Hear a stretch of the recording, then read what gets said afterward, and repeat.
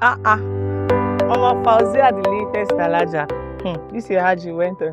I hope you pray for us, because this year we must make plenty money.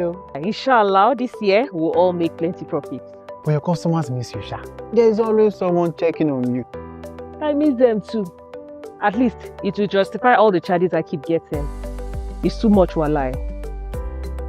Oh, Mama Fauziat, why do you keep stressing yourself? All you need is the right account for your business. We use the Access Bank's business account.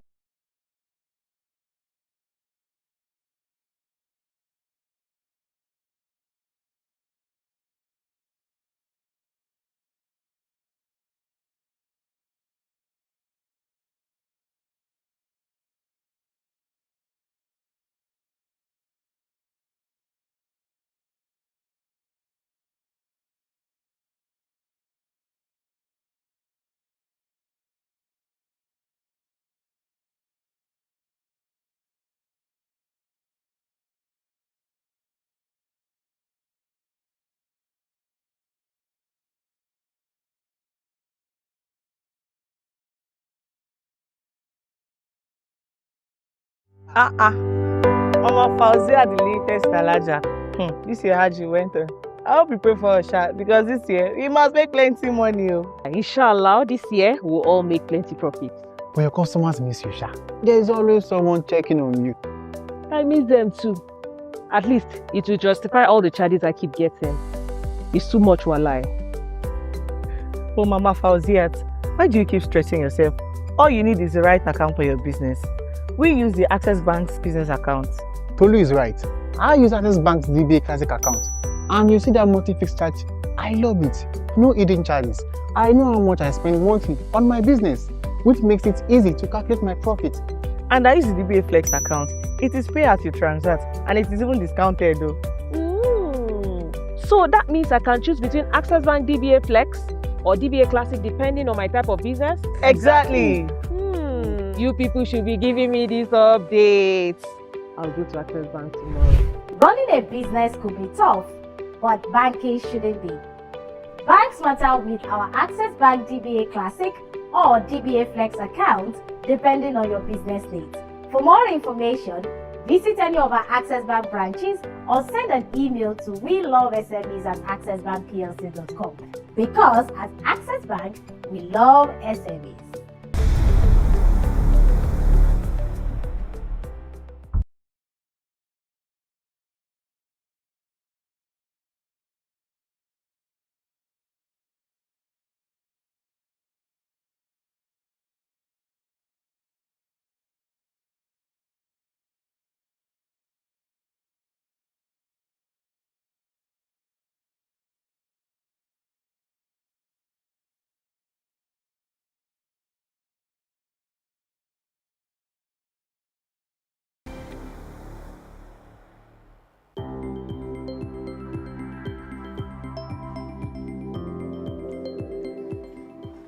Ada, you've been looking at your phone for the last 10 minutes. What's wrong? I need money to grow my business, but every loan I get seems to have crazy interest rates and difficult repayment plan. I feel stuck. I'm so sorry. So you mean I've not told you about the W initiative of Access Bank? Oh, Access Bank. I've heard of them. But what is W initiative? The W initiative is the home of everything Access Bank has to offer women. They offer monthly webinars, workshops, trainings, and they have a thriving online community. They even offer discounted loans to business women just like yourself. Is it not like the normal loan we get everywhere? No, the loan has very friendly terms with discounted interest rates and flexible repayment plans. They give loans to grow your business, to own a home, and to even finance health challenges. Jane, you must be joking. How do I reach the W community? I'm serious. Just check them out on social media at the W Community, or you can even visit their website www.thewcommunity.com. They have several opportunities for you. Oh, my friend, thank you so much. Now imagine the impact we can make together if more women had access to these opportunities. We invite you to tell one woman about the W Community, who will tell another woman. Each one bring one.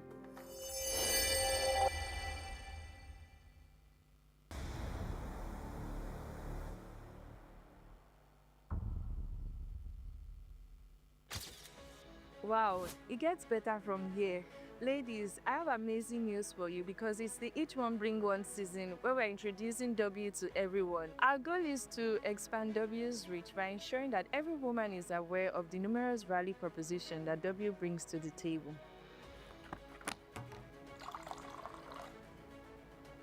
Do you know that every year W gives loans to women for health, business, vehicle financing, and more?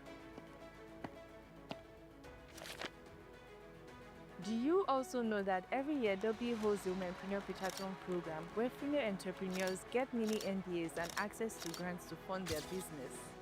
And that's not all.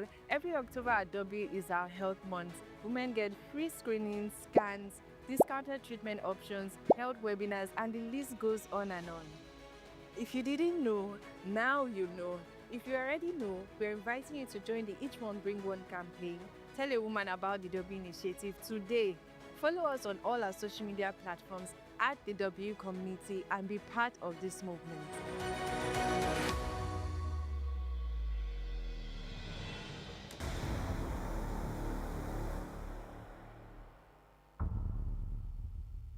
It's such a great time to be alive and a great time to be a woman. We are live here at Eco Hotels and Suites to celebrate Access Bank International Women's Day 2023.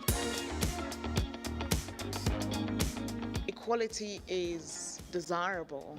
We've gone through recognizing women and then women are equal. Now equity, and equity cuts across every area of life. I mean, we're here to stay, they have to accept us, and then we also have to keep proving ourselves. And if we do more for women, we will enhance the progress, not just of the bank, but of the society. Because if you're always in dissonance with one another, if you don't cooperate with one another, if you don't value one another, that shows weakness. I believe is embracing equity. It becomes, so when you embrace something, you own it, you take it as you put it close to you, beyond it just being an idea. As much as you are a man, the woman is equal to you. For the men that were here today to support the conference, I say thank you. And really, you are the real MVPs.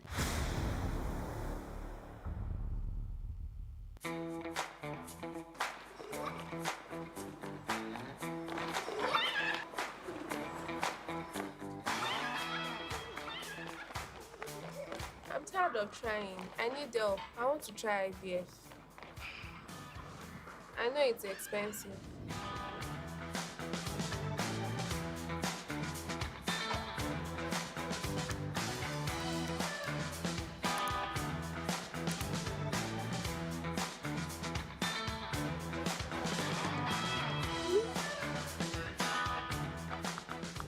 Are you struggling with a health challenge? Do you need financial help to access treatment? If yes, apply now for MHSS, the Maternal Health Service Support, a discounted loan by the W initiative of Access Bank with low interest rates, no loan fees, flexible repayment plan. This is your best bet for financing your health needs. For more information, visit our website on www.thewcommunity.com or any Access Bank branch nationwide. You can also send an email to wcares@accessbankplc.com. Terms and conditions apply. The MHSS has successfully financed hundreds of health procedures. Distinguished guests, ladies and gentlemen, good morning.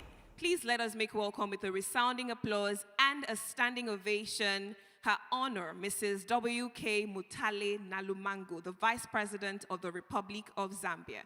Please give her a resounding applause and a warm Nigerian welcome. Thank you. Thank you, Your Honor. We are truly delighted to have you here this morning.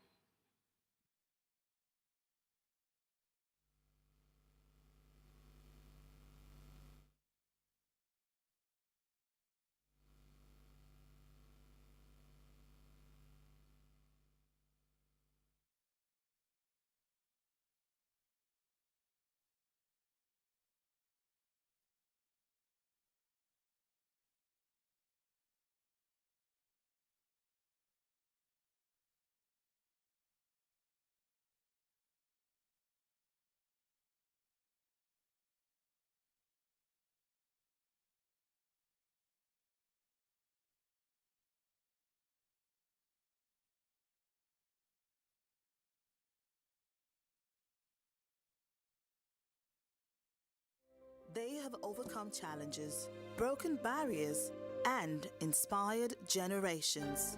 From the ancient queens who ruled with wisdom and strength to the modern day leaders, they are the architects of our dreams, the nurturers of our hopes, and the champions of our aspirations. We celebrate their triumphs, their struggles, and their steadfast spirit. Be part of their legacy. Join the W Initiative in selecting 100 African female change makers. Nominations are now open. Visit powerof100.thewcommunity.com to nominate women whose stories have inspired you.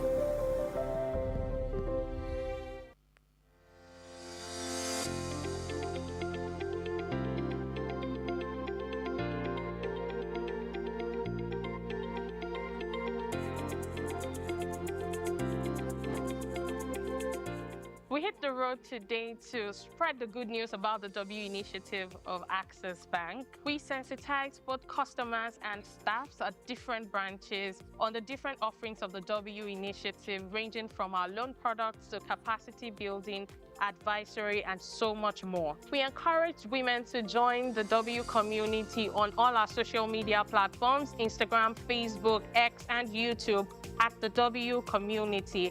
And also, we encourage them to sign up on the newly relaunched W website at www.dwcommunity.com. It is a community of winning women where we inspire, connect, and empower them. We invite you today to join the W community and also bring one woman on board, because together we can do much more. Our goal is to continue to be #1 in inspiring, connecting, and empowering women. We encourage you to join this movement. Tell someone about the W community today. We can't do it all alone. We need you, and you to tell a woman about the W community. Each one bring one.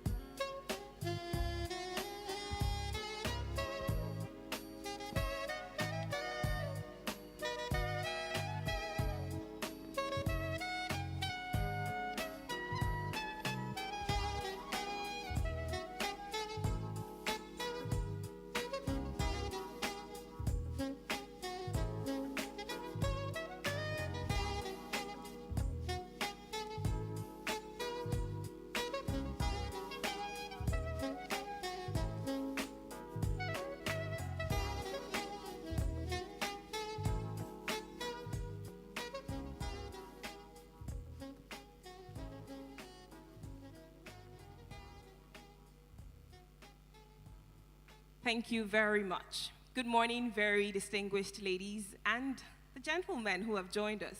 We will commence in about 30 seconds. We just want everyone to be comfortably seated before we commence. So if you haven't gotten a place to sit, please find yourselves a very comfortable seating area. We do have more than enough seats to accommodate everyone who's joined us this Friday morning. Thank you for making time to be here. I think we now have about 15 seconds. Thank you. Please be comfortably seated. Let's reduce movement at this point because we will officially commence in 8 seconds now. Thank you.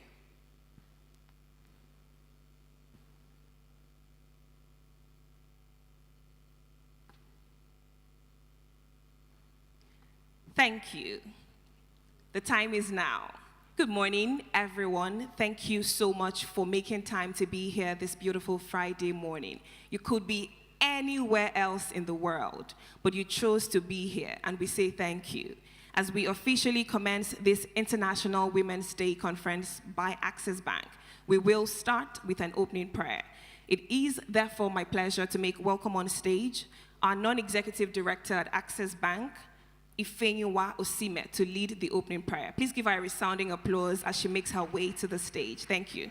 A resounding applause, ladies and gentlemen. Thank you.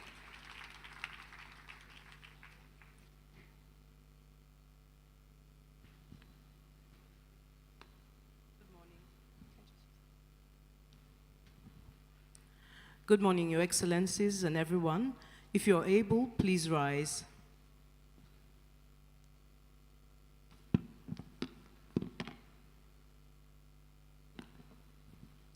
We begin our prayer in the name of the Father, and of the Son, and of the Holy Spirit. Amen.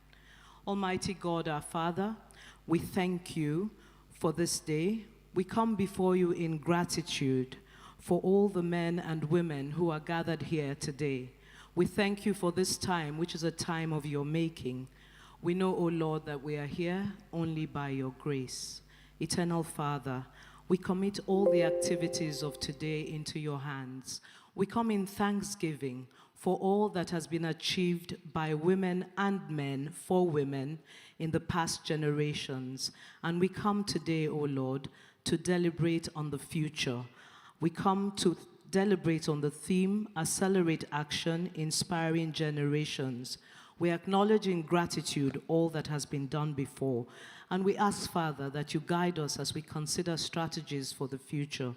We pray that your Holy Spirit will abide with us at this time and will abide with us to guide all that we do, all that we say, all that we deliberate on, our actions and our decisions.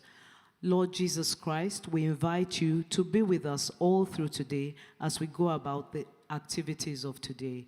Thank you, everlasting Father, for we have prayed in the name of your Son, our Lord and Savior, Jesus Christ. Amen. In the name of the Father, and of the Son, and of the Holy Spirit. Amen. Thank you. Amen. Thank you very much.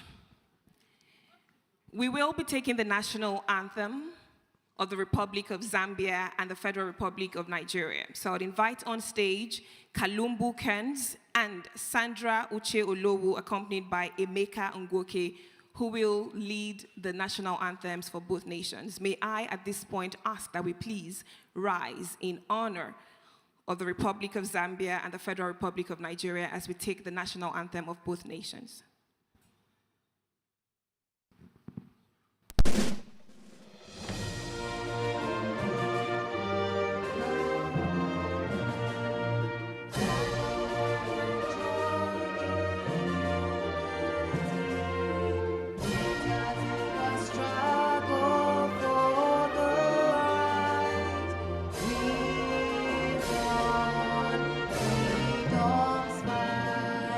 All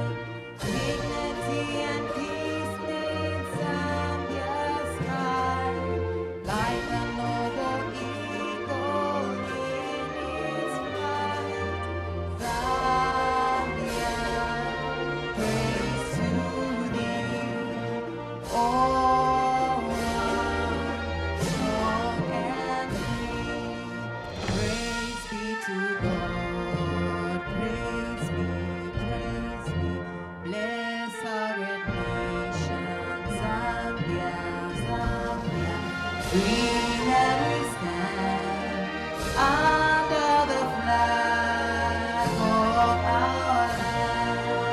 Zambia, praise to thee, oh one, strong and free.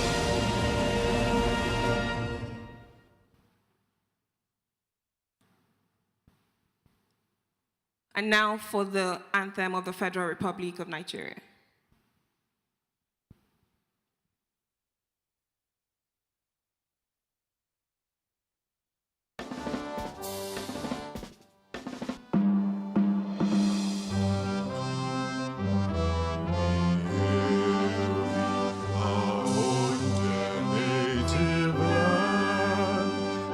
Tribe and tongue may differ, in brotherhood we stand. Nigerians all are proud to serve our sovereign motherland.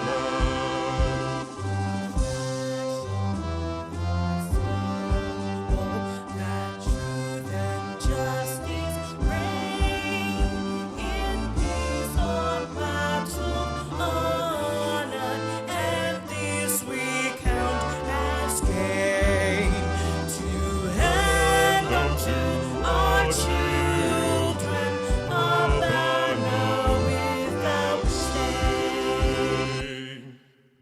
Thank you very much. God bless the Federal Republic of Nigeria. You may please be comfortably seated. Thank you.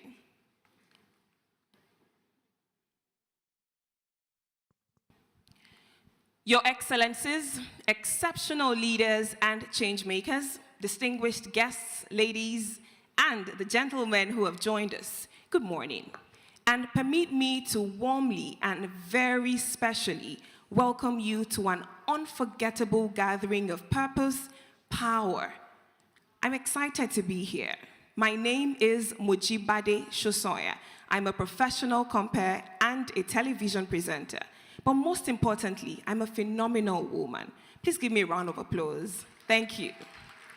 You know, many times when women introduce themselves, we don't do the accolades enough. So I'm going to ask you to replicate what I've just done to the woman who is next to you. But we're going to do 2 assignments. So first, you will introduce yourself powerfully to the woman who is sat next to you.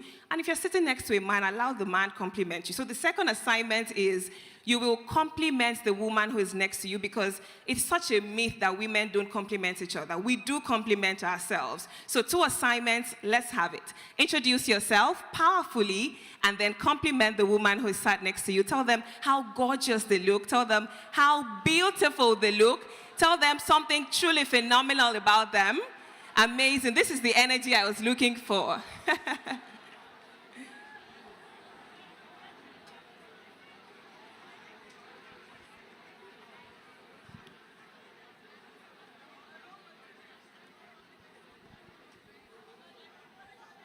All right, thank you so much. I'm sure we've done the introduction and we've definitely passed a compliment to someone. And you've made someone's day, because you just never know. Someone needed a boost. Someone needed your compliment to keep them smiling. So thank you so much for honoring that request. Thank you. I see that the energy is still going and I totally love it. Amazing. Thank you so much. And again, Your Excellencies, very distinguished guests, good morning. Now that we have met the person sitting next to us, I'd like to introduce a few of our dignitaries who have graced this occasion. I'd like to start by recognizing the Vice President of the Republic of Zambia, Her Honor, Mrs. W.K. Mutale Nalumango. Please give her a resounding applause and again a Nigerian welcome. Thank you so much, Your Honor, for joining us today. And again, welcome to Nigeria. I'd also like to recognize the Queen Consort of the Warri Kingdom, Her Royal Majesty, Olori Atuwashe III. Please give her a resounding applause.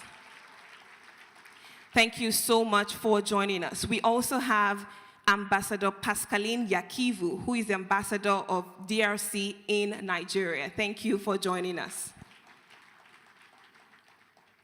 I'd like to also recognize the Chairman, Access Corporation, Mr. IWD Conference. A round of applause for him.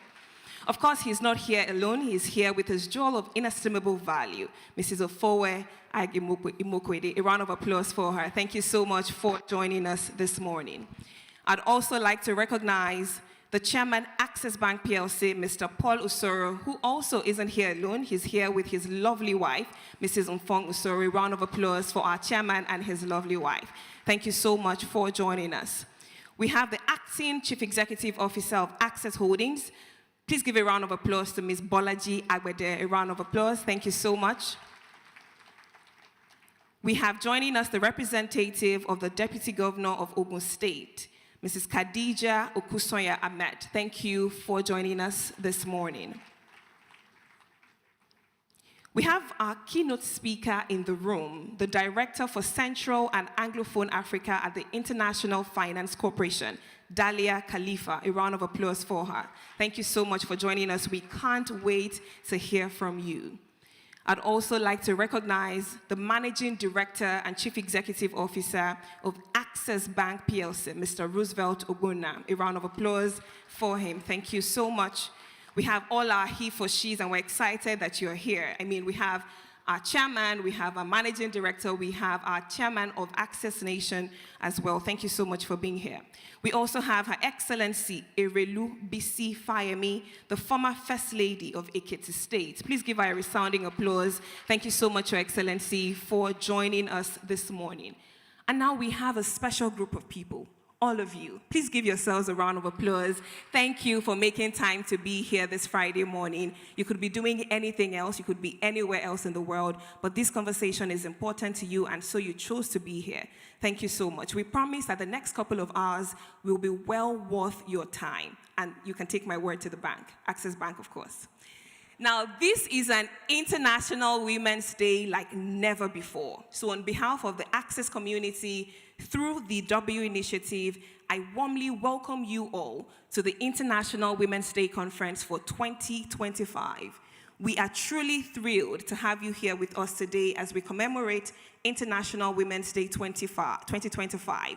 This is truly an impressive gathering of African leaders and change makers and persons who aren't just choosing to be on the sidelines, but are choosing to be actively involved in conversations that will steer us further to achieving women empowerment and equality that we earnestly deserve and yearn. Now, ladies and gentlemen, it is my pleasure to inform you that much more than impeccable banking services at Access Bank is synonymous with women empowerment. And that is evident through the W Initiative, a one-stop center for all of Access Bank's offerings for women empowerment. Again, my name is Mojibade Shosoya, fondly called the Lady MC with an MSc, and I am proof that Access Bank empowers women. I'm an ex-banker, and it goes without saying that I started my career at Access Bank, and Access Bank empowered me and allowed me to build such a fantastic foundation in the brand that I do have today. Yes, now you can clap for Access Bank because my story is incomplete without Access Bank. So I'm truly a proof that Access Bank does not just talk the talk, we do walk the talk. And I'm truly honored to serve as your compere for this momentous occasion. Throughout this celebration today, we will be treated to a thought-provoking keynote speech. We'll be treated to a fireside chat, which I have now called a power side chat, because I promise you it's going to be really powerful. We'll also have an inspiring panel conversation and performances that will ignite our passions, challenge our assumptions, and inspire us to take action, especially accelerated action. We will also be recognizing 100 inspiring and trailblazing women who are shaping the future through purpose, through impact, and of course, influence. As we mark this anniversary of International Women's Day this year, we will recognize these women who have paved the way for future generations of women leaders. Their stories of resilience, of determination, of passion, of innovation will not only inspire us, it will motivate us and remind us of the boundless potential that lies within every woman. It's not just in one of us, it's in Women's Day Conference. It is my delight to welcome on stage a trailblazing leader and an accomplished banking professional. She will deliver the welcome address. Please make welcome our Deputy Managing Director at Access Bank, Chizoma Okoli. A round of applause as she makes her way to the stage to deliver her keynote address. Welcome address. I'm too excited for the keynote address and I'm just looking forward to it. But as she makes her way here, I'd like to announce that we do have the First Lady of Lagos State ably represented. She's represented by Mrs. Oyilola Aguru, wife of the head of service and member of Committee of Wives of Lagos State Officials. Thank you, Mrs. Oyilola. A round of applause for her. Thank you so much for representing Dr. Mrs. Claudiana Ibijoke Sonwolu. Thank you. For the welcome address, a resounding applause for our Deputy Managing Director. Thank you. Thank you very much, and good morning again, everyone. I'll stand on existing protocols, but I welcome everyone who has made our time to come here today. My colleagues, our distinguished guests, and most importantly, our awardees. Today, we are celebrating the International Women's Day, organized by Access Bank. But most importantly today, we will be celebrating distinguished women who have accomplished themselves and really, really shown that they are different. At Access Bank, we encourage women. We don't just say it, but truly, we are a bank that allows women to achieve what they have set for themselves. And I believe that that is why I'm standing here today. That is why our acting CEO, Bolaji Agbede, is here today. That is why Hadiza Ambosa is the Executive Director for Commercial Banking. That is why Iyabo Soji Okusoya is the Executive Director for Corporate and Investment Banking. That is why our finances are handled by Ibuku, CFO of the bank. That is why the MD of hydrogen is Kemi. I believe that you all should be clapping. So we do not just say it, we live it. Every day of our lives, we think women, we believe in women, and we do all of those things that will make sure that every woman that comes across us believes that they can achieve their dreams. We are a global bank operating in Africa. And so today, we have said, it's not a Nigerian play, it's not a Nigerian do. We're going to be celebrating the power of 100 Africa, because we do believe that at Access Bank, we have charged ourselves with the responsibility of ensuring that we support female entrepreneurs across Africa, because we want them to be the ones to drive the global economy and to lead it. And we've seen that today. Her Honor, we're very grateful that you are able to attend this. We are extremely appreciative of that, and we deeply appreciate that. We do not take it for granted at all. But most importantly today, we will collectively agree that it is our responsibility to support every woman, every girl, towards achieving their dreams. Because when a woman rises, nations rise. And I do believe that you will all agree with me. So, we are going to together agree that we will make a world where women have the opportunity to thrive. just as I have, just as the numerous women that I have talked about have. Thank you so much for coming here today. And to our awardees, your accomplishments are so inspiring. It has shown resilience and your commitment towards achieving what you would like to be. But I say to you, it's not the end. Each and every one of us has to create that impact, has to uplift one woman towards ensuring that the world is indeed a better place. Thank you so much for coming.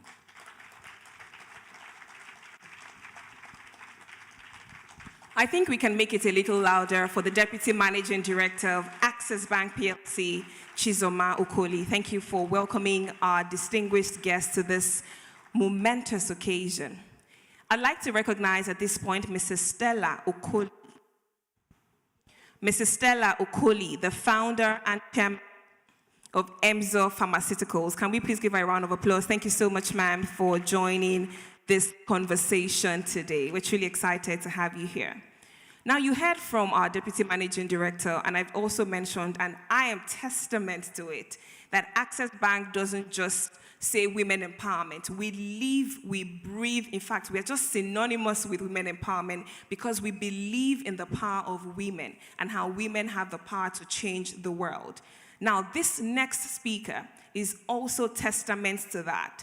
It is my pleasure at this point to introduce for the opening remarks another phenomenal woman that I said exemplifies Access Holdings' commitment to promoting women leadership and empowerment. She won't allow me to introduce her. What if I wasn't calling you, ma'am?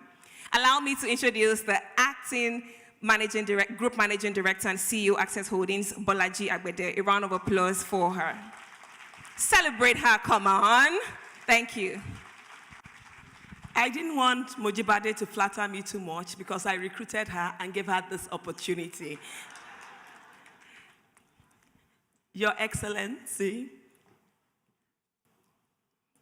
Vice President of Republic of Zambia, Mrs. W.K. Mutale Nulalama Mango, Your Royal Majesty, Olori Atuashe III, distinguished speakers, awardees, our esteemed guests, and my darling colleagues. Good morning and a very warm Access welcome to all of you. It is both an honor and privilege to welcome you to 2025 International Women's Day Conference hosted by Access Bank. Today, we gather not only to celebrate the remarkable achievements of women, but to reaffirm our collective responsibility to accelerate our actions towards a more equitable and inclusive world. I will tell you a story first. There was once a young girl who would often look up at the sky, watching helicopters slice through the clouds. Whilst others admired them from afar, she dreamt one day of commanding one. But society had other plans for her. Aviation, especially military aviation, was considered a man's world. People told her, this is not for girls. She was expected to shrink her dreams, to accept the limits placed before her, but she refused. With relentless determination, she trained harder than anyone, studied longer, and fought for a place in an industry that never truly made room for women like her. Then one day, she stepped into the cockpit, not as a passenger, not as an observer, but as a combat pilot. That day, history was made. This is the story of Tolulope Arotile, Nigeria's first female combat helicopter pilot. a woman who shattered ceilings, defied expectations, and proved that skills, ambition, and courage knows no gender. Stories like her is why we're here today. Today is about breaking barriers. It is about ensuring that no woman or girl is ever told her dreams are not for her. It's about rewriting the narrative so that future generations never have to ask whether they belong in rooms, in laboratories, in leadership, or in any space they choose to occupy. At Access, we don't just believe in women's empowerment. We invest in it, and we remain committed. Through the W initiative, we have provided access to finance in countries, impacting hundreds of thousands of women. What happens when women have the power to shape their future? When the barriers of yesterday crumble and tomorrow's opportunity become limitless?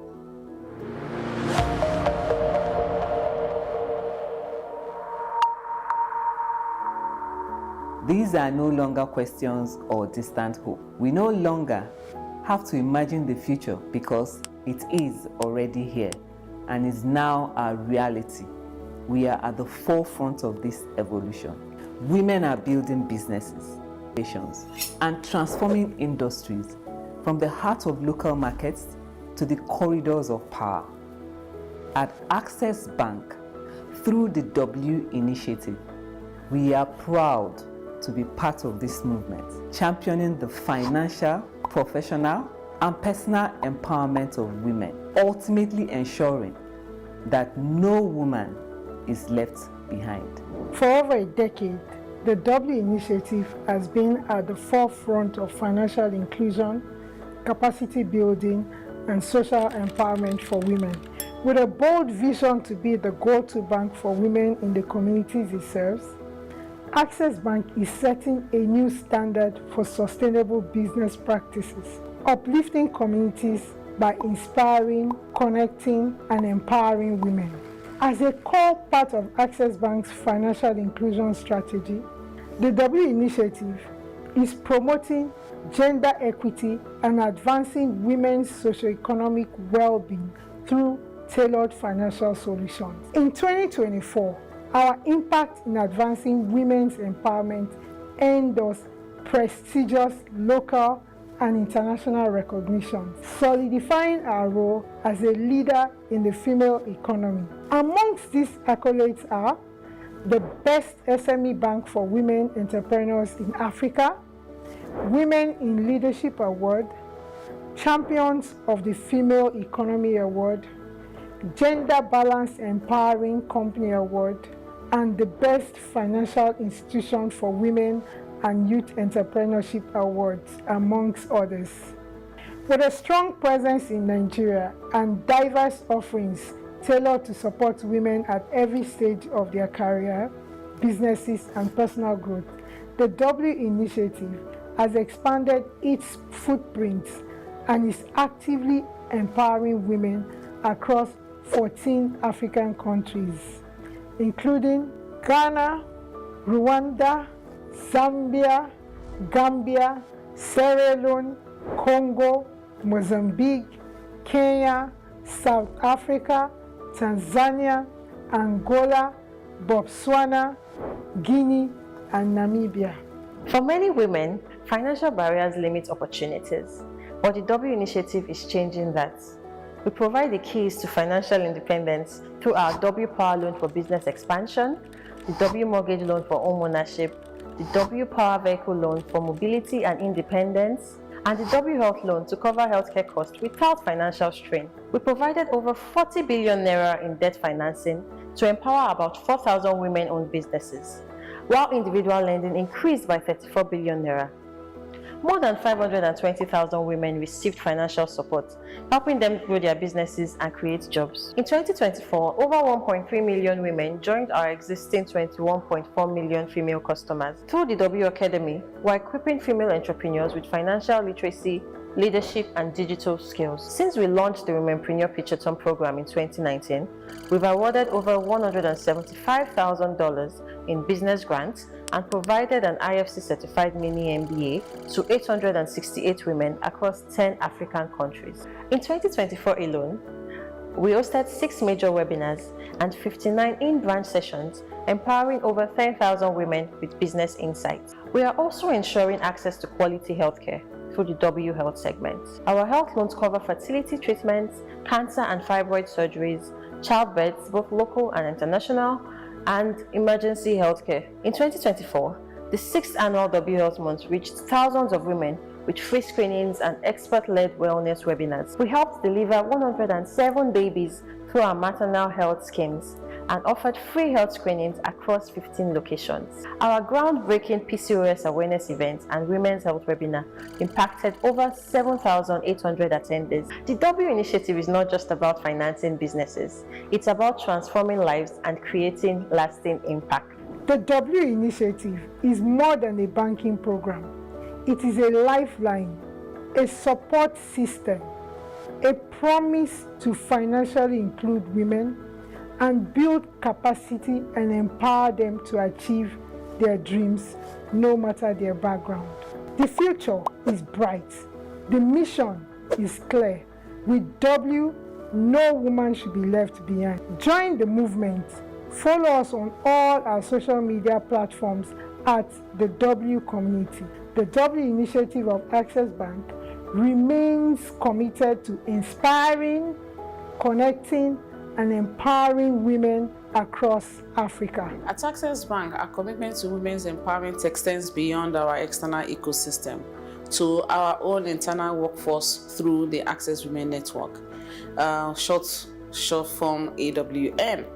AWN is a powerful platform. It's led by our top female executives, and our focus is on creating an environment where women can grow and succeed.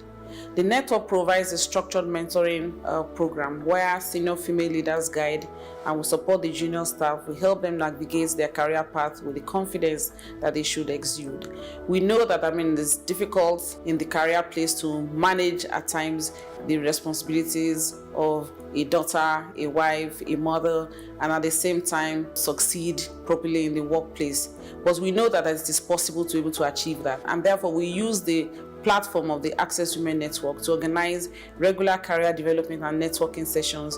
We equip our female staff with the tools and the insights that they need to excel in their professional journeys. We also take very seriously the staff welfare. We believe that if we invest in ensuring that our staff members are able to put in their best because they are properly taken care of.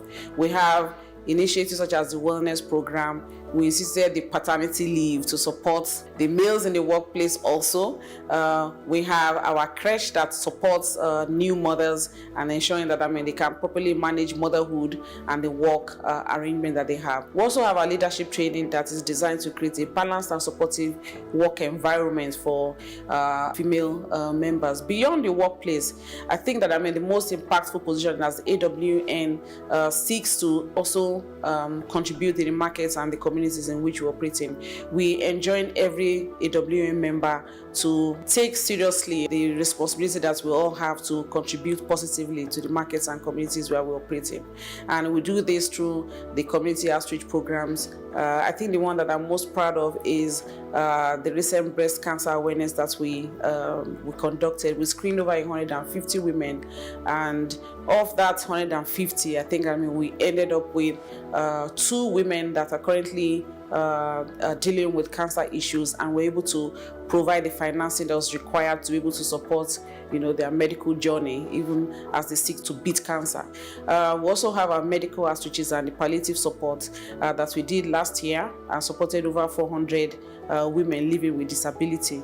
We continue to encourage our AWN members to take responsibility in the markets and the communities and to volunteer their time and also their money, by the way, in supporting the charitable community initiatives that we execute. This holistic approach ensures that that not just are we responsible for supporting the career path of women, but we are building a female workforce that knows that beyond their professional careers, they also have a responsibility to the markets and the communities.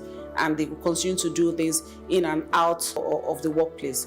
We believe that women will not only thrive within the bank, but they must, as a matter of fact, meaningfully impact their communities. Empowering women is not a tagline at Access. It's a lived reality day to day.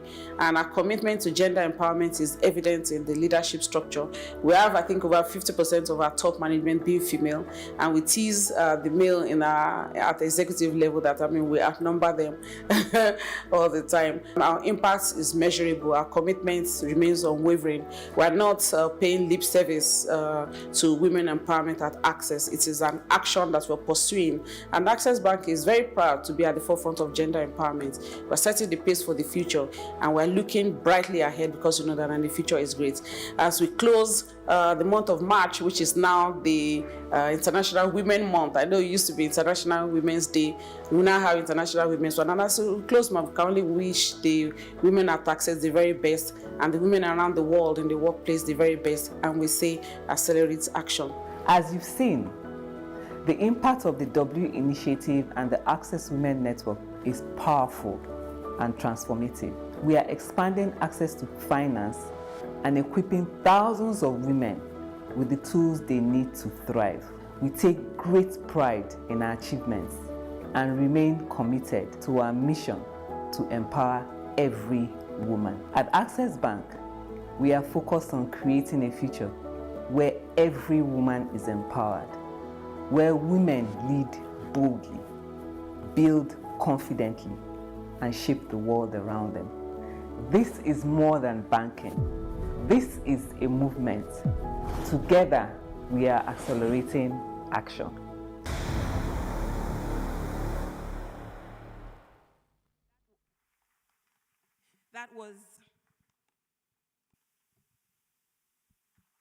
Thank you. Thank you. Thank you. Thank you. Thank you. I think that documentary is absolutely powerful and inspiring and deserves a lusty round of applause, and I think we can make it even louder. Thank you to Access Bank for not just talking the talk, but always walking the talk. Thank you. I'd like to, at this point, recognize Mrs. Uju Ifejika, the Managing Director and Chief Executive Officer of Britannia U. Thank you very much for joining us this morning. Thank you. You know, when I was younger, if I ever heard at any point that there was a vice president, I would immediately think of a man. But we're thankful for persons who have broken the bias just because they've been able to dream. At this point, distinguished guests, ladies and gentlemen, it gives me great pleasure to introduce on stage a phenomenal woman who was recently awarded the 2025 Z-Woman CEOs Award, which is testament to her dedication to empowering women and girls, a visionary leader, a change maker, a woman who continues to inspire and who continues to ensure that women empowerment is not just theory, that it is practical, because her life is testament to that. Distinguished guests, ladies and gentlemen, I will now bring up on stage the special guest of honor at the 2025 International Women's Day Conference by Access Bank, the 14th Vice President of the Republic of Zambia. Her honor, Mrs. W.K. Mutale Nalumangu. Please sustain the applause, give her a rousing ovation and a standing ovation till she gets to the podium. That applause is not befitting for a woman who has broken the bias, who continues to inspire action, who is a figure of gender empowerment, and who has graced this occasion today as the special guest of honor. Your Honor, thank you. Thank you. Thank you so much. Thank you. Please, you may take your seats.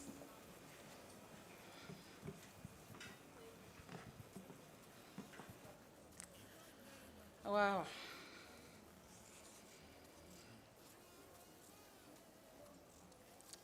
Her Excellency, Dr. Samia Sohulu Hassan, President of the United Republic of Tanzania, in attendance, virtually, I believe, Her Excellency Olori Ivy Alunwase.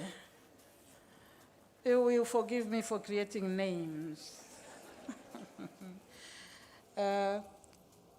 Queen Consort of Warri Kingdom, Her Excellency Mrs. Toini Saraki, former First Lady, Kwara State. Dalia Khalifa, Director for Central and Anglophone Africa International Finance Cooperation. Representative of Ogun State, that is Deputy Governor Khadija Okusanya Amt. New names. Founder, Chairman Emzo Pharmaceutical, Stella Okoli. Erulu BC Adeleo Fayem, former First Lady, Ekiti State. The First Lady of Lagos State, Her Excellency Dr. Mrs. Claudiana Sanyo Olo. That speaks a lot. Represented by Mrs. Oyinlola Agoro, a spouse. I am being very brave to try and pronounce these names. This is the spouse of Head of Service Lagos State and member of Committee of Wives of Lagos State officials. Thank you. Mr. Aigiboy. Yeah, he doesn't mind. I will not read the other names. It may get worse. So let me just say, this one, in case you confused the names, is the chairman, Access Bank, and indeed his lovely spouse. Mr. Paul Osoro. Wow, they've done very well. Chairman of Access Bank and his lovely spouse. Ms. Sibolaji Abede, Acting CEO, Access Holding PLC. Mr. Roosevelt Obona. Chairman, you better laugh a little lower. This one, I have to mention positions, rest, people confused who I'm talking about. At least I'm able to say this is the CEO, Access Bank. Then members of the media, colleagues, distinguished delegates, great women, and the he for she that are here to encourage us and to call us, come on.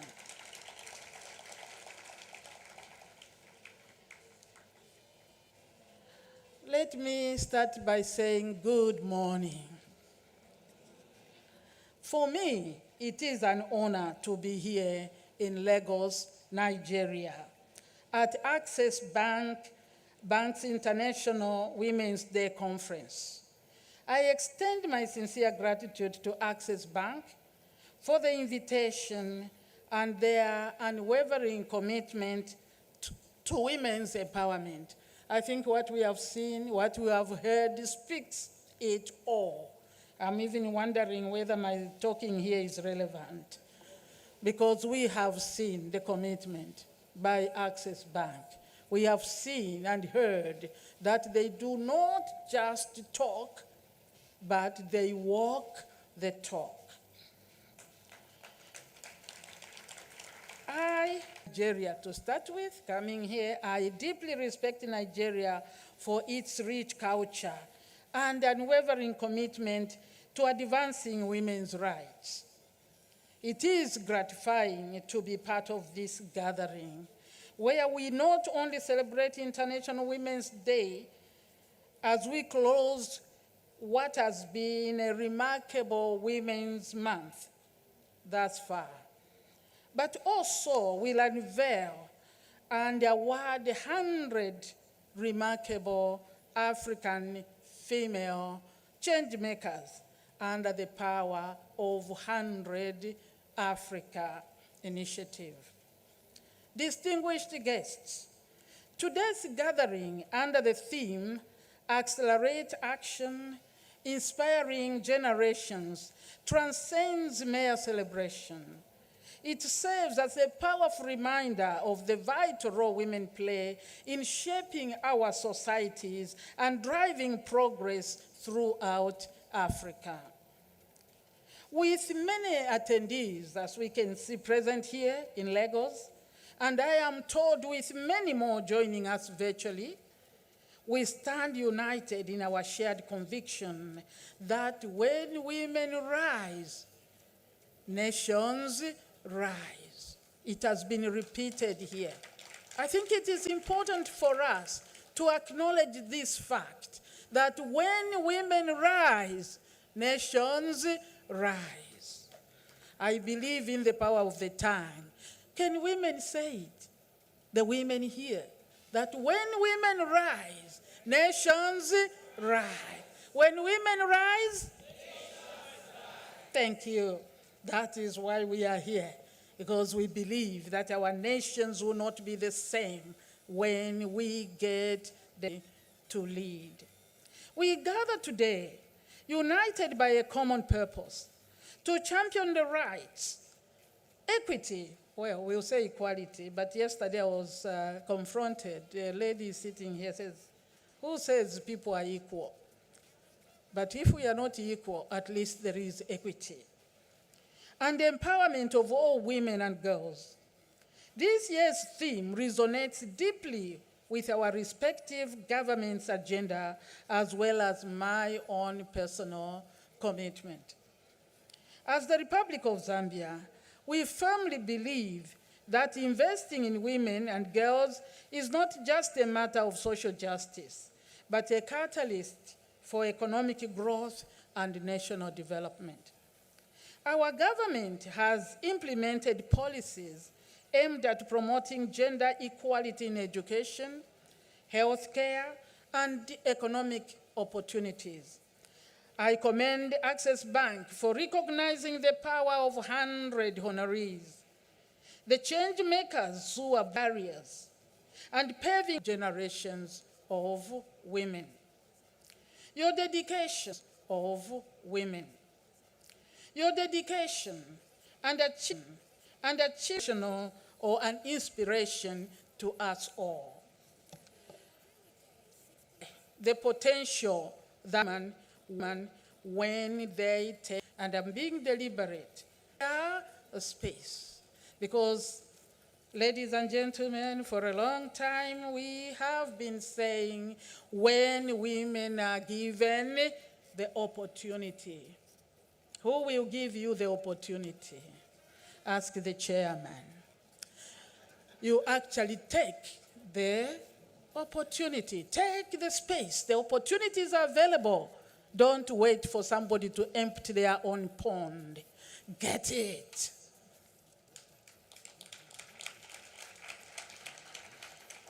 It is for this reason that initiatives like the Power of 100 Africa under the W initiative, Access Bank's banking proposition for women are vital. By recognizing and celebrating the achievements of women, we not only honor their contributions, but also inspire the next generation of female leaders.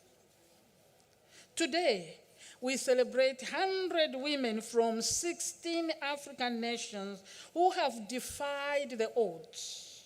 The odds are part of life, but these 100 have defied the odds. Not only have they defied the odds, they have shattered glass ceilings. Their inhibitions, There are always challenges, but these women have actually shattered those ceilings, the inhibiting factors, and made lasting impacts in their communities. Those are the women today. Over the years, and in my current role as Vice President of the Republic of Zambia, I have witnessed firsthand the profound women can have when they to lead. To the highest levels of governance, women have consistently demonstrated innovation and a steadfast commitment to improve the lives of others. Women always think of the next person.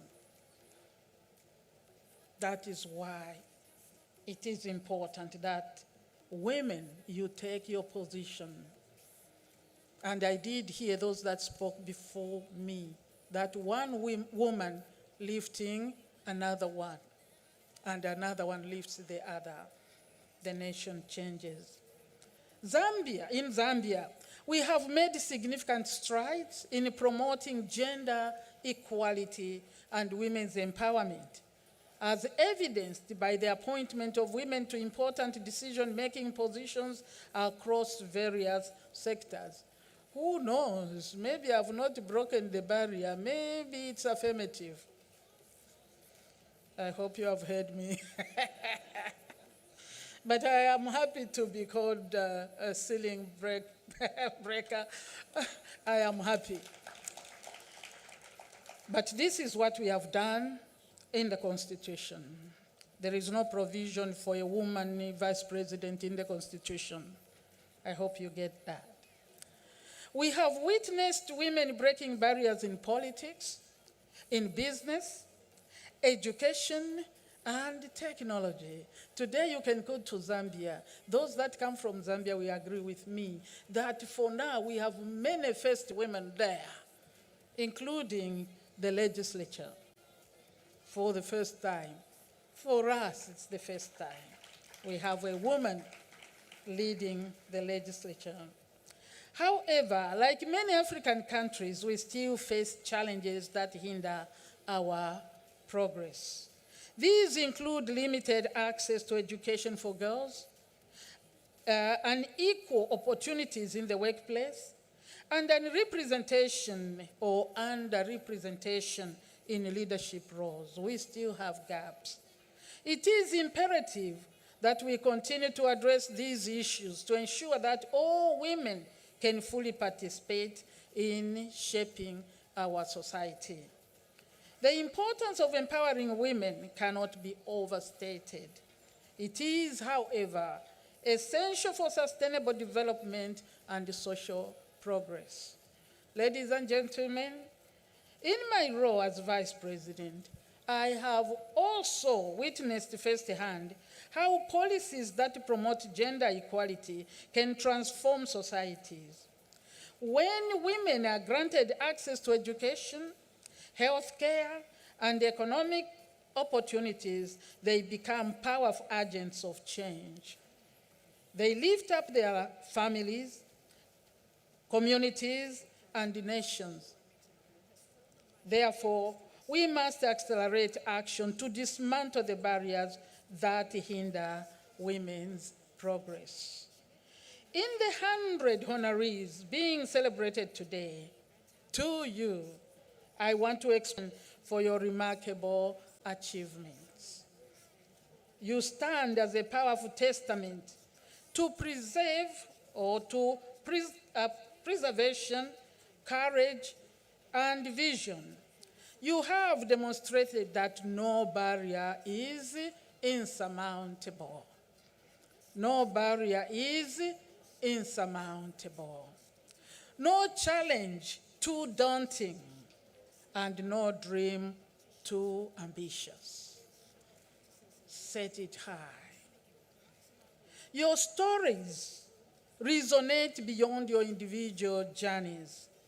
They reflect the aspirations of countless women and girls who look up to you as role models. And I will comfortably say this to all of you that are watching or that are present here, that your story has the power to inspire. Don't keep it. Don't look down at your story, because it has the power to inspire. It's not only the 100, it's all of our other person. Because we can be here and say it's the 100 that are able. But it is essential to recognize that true leadership transcends titles and positions.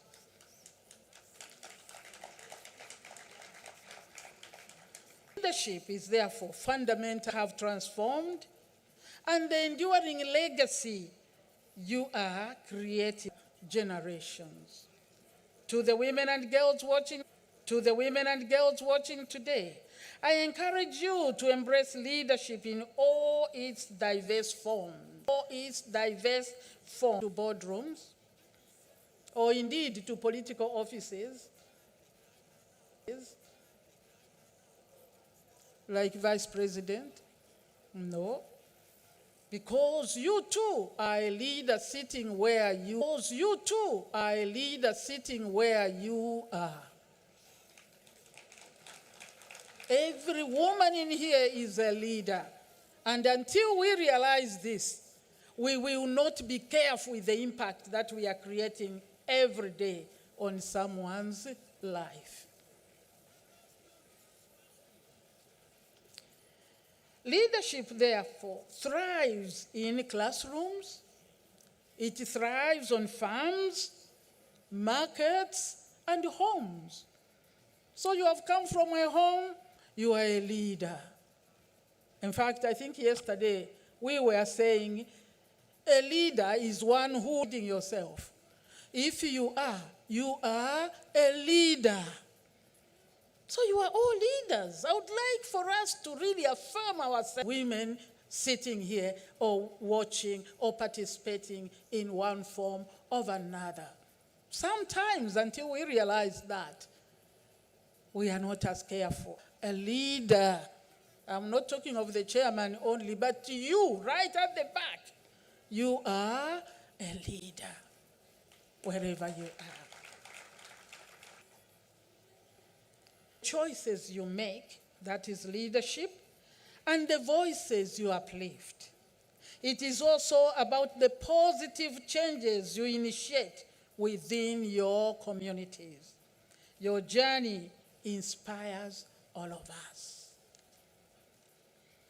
The power of achievement, it embodies the essence of cultivating a supportive community where women uplift and empower one another. Through platforms such as the W community, we can forge networks that promote collaboration, mentorship, and shared success. In conclusion, I urge all stakeholders, including governments, businesses, civil society organizations, and individuals, to join us in this important mission. Let us work together to create a world where every woman and girl can live with dignity, security, and opportunity. As we celebrate International Women's Day in a special way, let us renew our commitment to gender equity and women's empowerment. Let us remember that when we invest in women, we invest in a brighter future for all. For indeed, we will repeat this, the Lord is in control. The Lord, We should once again repeat to ourselves, to yourself, that when women rise, nations rise. God is good. Yeah, it's a good ending. I, therefore, extend my heartfelt gratitude to Access Bank for its visionary leadership in establishing the Power of 100 Africa initiative. This program is dedicated to recognizing women's invaluable contributions to nation building and society impact across Africa. Initially, it focused on Nigeria. It has now expanded to the rise of the African countries. May God bless Nigeria. May God bless Zambia. Indeed, may God bless the entire Africa. Thank you for listening to this wonderful speech.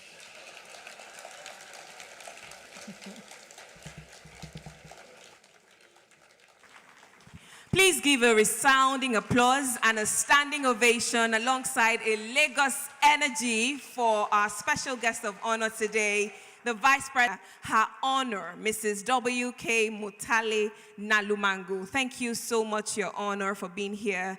Thank you also for that powerful, thought-provoking, and exceptional goodwill message today at the 2025 Access Bank International Women's Day celebration. Thank you. You may please have your seats, everyone. Thank you.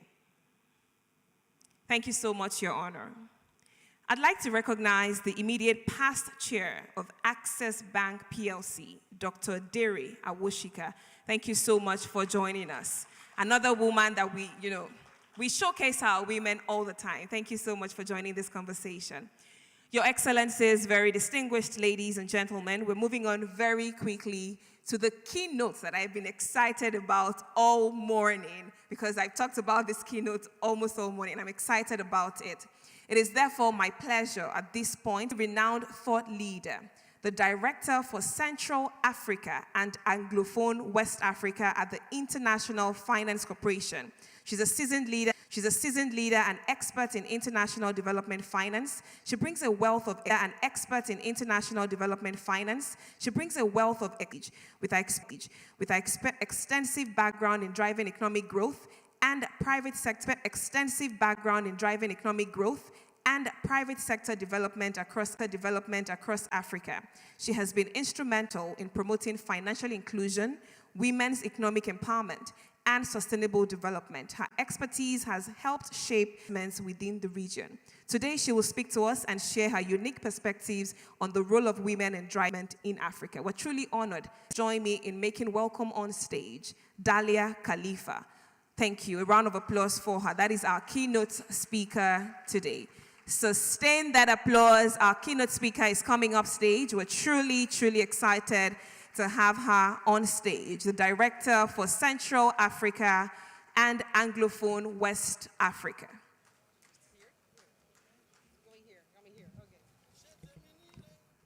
At the International Finance Corporation. Thank you so much. Do I have to hold this? Oh dear. Well, thank you all very much. I must say, with all of that hype for what I'm going to say, I feel a little bit intimidated. But especially amongst this wonderful group. I didn't realize that the audience was so large. So allow me first to say that I stand on existing protocols, except I must recognize Her Excellency, the Vice President of the Republic of Zambia, for your wonderful speech, but for your position and for breaking that ceiling. As an African woman from Egypt, I'm proud to recognize you, and we should all recognize women when they join leadership. So allow me then to just move very quickly to say, distinguished ladies and gentlemen, I'm pleased and honored to be here, and I thank the leadership of Access Bank for inviting me to be here today. Access Bank is a longtime partner of IFC. I believe the journey has been long with one another, and we're very proud to stand alongside you and say, not that we claim any of your glory, but to say that we are a partner and we're happy to continue to do so. We're joined here today to talk about something that is very important. 50% of the population How can any country, how can any society, how can anyone anywhere move forward without 50% of the population there in leadership? That is a basic question, and the more you think of it, you must wonder, why is it taking us so long to recognize that and to act accordingly? Our wonderful MC, who is really inspiring, I really liked the invocations and the good words that she gave. One thing she said, and I'm going to slightly add on to her words, she said, women must get their opportunities to move forward. I want to change that a little bit. Women don't need to get anything. Women create, and women take, and women act. So today we are surrounded by leaders, visionaries, change makers, each contributing in their own way to shaping a more inclusive, resilient, and dynamic Africa. Africa is the future. It is the future. This is where the youth are. This is where the resources are. This is what's going to fuel the entire world as it has, but it's going to fuel the entire world for itself this time. And with all of you in leadership positions, I know that is going to be a reality that will come true. We've heard such inspiring words from the speakers before me about women's achievements, national efforts, and institutional commitments. And I'd like to pick up that thread and shift us toward one simple but urgent question. What will it take to accelerate action from here? Gender equality is slipping, and is slipping further out of reach, unfortunately. At the current pace, it will take 134 years to close the global gender gap, and that's according to the latest Global Gender Gap Report by the World Economic Forum. We can't afford to wait that long. Can you afford to wait 134 years? So by investing in women and creating an enabling environment for their participation in the economy, we unlock significant economic gains and drive sustainable development. Across the continent, including countries represented here today, Zambia, Nigeria, Tanzania, Egypt, and all of the countries of Africa, we see powerful momentum and persistent challenges. From Senegal to Kenya, Côte d'Ivoire to Ethiopia, women are driving the growth of SMEs, transforming supply chains, and innovating in sectors from fintech to agribusiness. Women in Africa invest 90% of their income in education, health, and nutrition for their family and community. Men, on the other hand, and this is not a condemnation of men, but men contribute 35%. Let that sink in for a moment.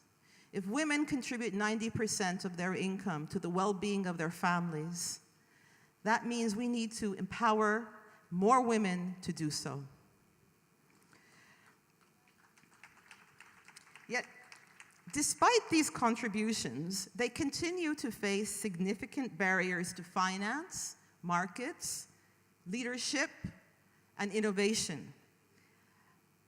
And while every country's context is unique, the challenges women face and the solutions that they and we must build together share common threads. That's what makes a gathering like this so valuable. It's not just a celebration.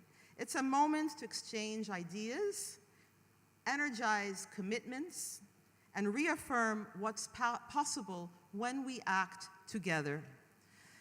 The private sector is uniquely positioned to lead that change. As employers, by employing women in labor force and corporate leadership, as producers of goods and services, by fostering inclusive supply chains, and as investors, by enabling equitable access to finance and growth opportunities for women entrepreneurs. And yet, it's not about equality, it is about equity. You give a woman exactly what a man gets, and we'll see who's equal. If there's one thing we've learned, it's this: access to finance is not a luxury, it's a lever for transformation. And here in Nigeria and elsewhere in Africa, the opportunity is even more urgent and more promising. Women are building businesses, solving problems, and creating jobs. And it's all about jobs. You give a person a decent job, you give that person self-respect and future and motivation to continue. When a person creates a job, it's even more so. But still, women face systemic barriers, actionable strategies to recruit, retain, and elevate more women into executive roles. This kind of holistic and purpose-driven collaboration is what makes change real.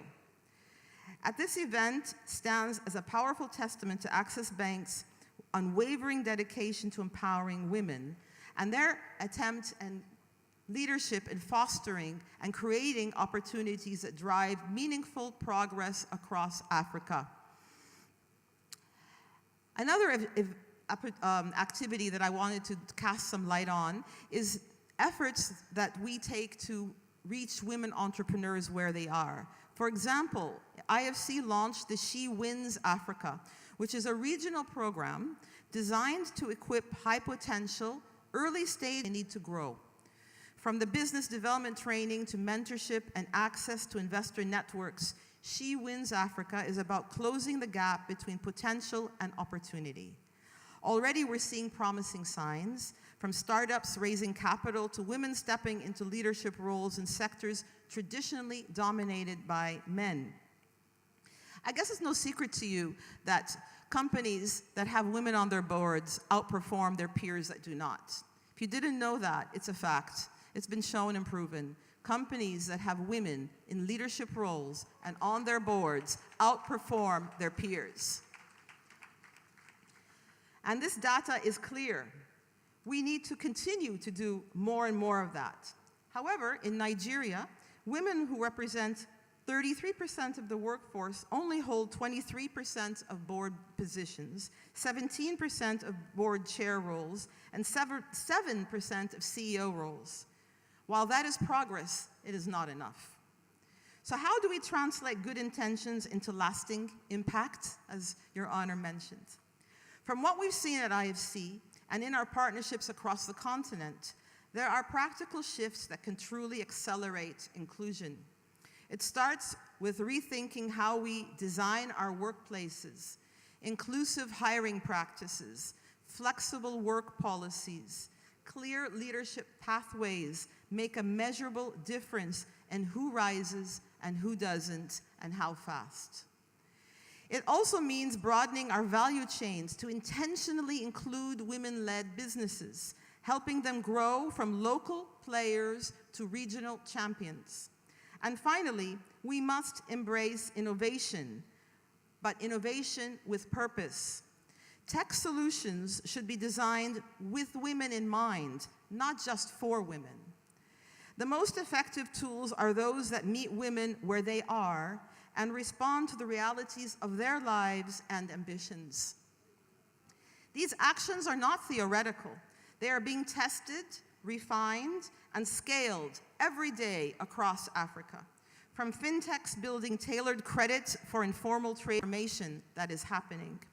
Beyond pilot projects, embrace a mind scale. This is the moment to take what works and replicate it across institutions, sectors, and borders. This isn't just about corporate good social responsibility. This is about smart economics and smart business.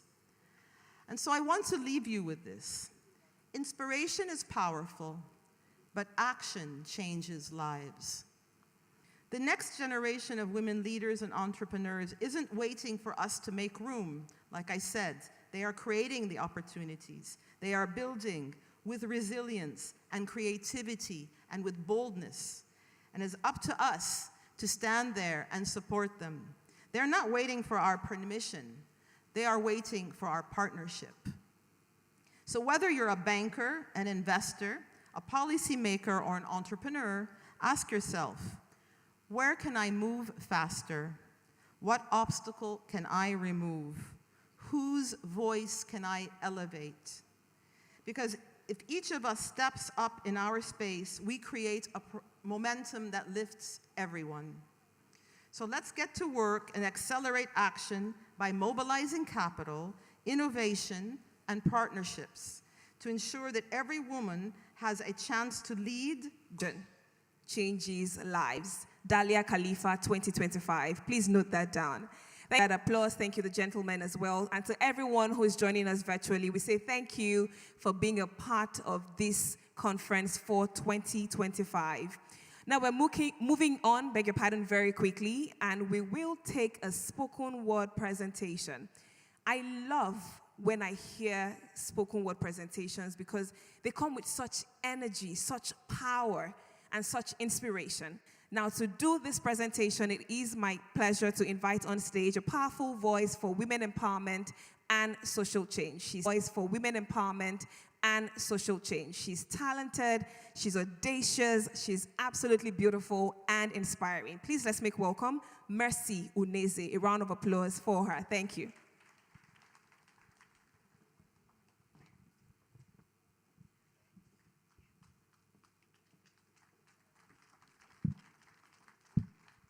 Good day, everyone. It's an absolute honor to stand before all of you. My name is Mercy Uneze, and I am a phenomenal woman. You see, we're not just voices lost in the wind. We're a force that won't rescind. We do not wait, we do not plead. We stand, we rise, we plant the seed. From hands that build and minds that shine, we shape tomorrow, the world is mine. From boardroom tables to city streets, the light of fire is at our feet. Bolaji stands with vision clear, breaking limits year on year. Chizoma moves with strength untamed, reshaping finance unafraid. Hadiza leads with fearless grace, rewriting rules, she sets the pace. Iyabo speaks, the floor stands still. Her presence melts the strongest will. Kemi leads, she drives in everything she does. Ibukum moves with passion bright, her courage turning the dark to light. So then I ask, who are we? We are banking, lending, payments to the backbones of all things new. We are payment, insurance, holdings to the foundation of everything new. We will not whisper, we will not wait. We will turn the key and change the fate. Let courage show when our words fall low. Let action speak when we can't. Because this who will stand, who will move, who will make the change for us, who will be there when we need, who will represent the team. This is the moment. This is the hour. We are the women. We are the power.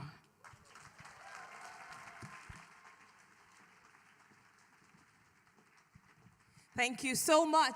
We are the women and we are the power. Please, one more time, another round of applause for Mercy Uneze. Thank you so much for that powerful spoken word. Thank you for reminding us of the power that we do carry. Are we having a good time? Oh, thank you so much. I'm going to take you to my next event. I like the energy. Are we having a good time? Amazing. Thank you. Thank you so much. Thank you to our special guest of honor. Thank you to our keynote speaker. Thank you to, of course, and GMD of Access Corporation and the DMD who have come up stage. Thank you to everyone who's graced this stage today. Now we're about to have a fireside chat, but I've redefined it to a power side chat. Get ready for something truly mind-blowing and absolutely phenomenal. Are we ready? I'll start by introducing the moderator before I bring up our special guest for this power side chat. Our moderator is a journalist and a media personality who is renowned for her impact in the world of fashion, lifestyle, and self-empowerment. Please make welcome on stage Latasha Ungube is the Queen Consort of Warri Kingdom, Her Royal Majesty Olori Atuwashe III. Please give her a resounding applause as she makes her way to the stage. Someone who is redefining royalty. Thank you so much for making time to be here and for agreeing to be a part of this conversation. Over to you, Latasha.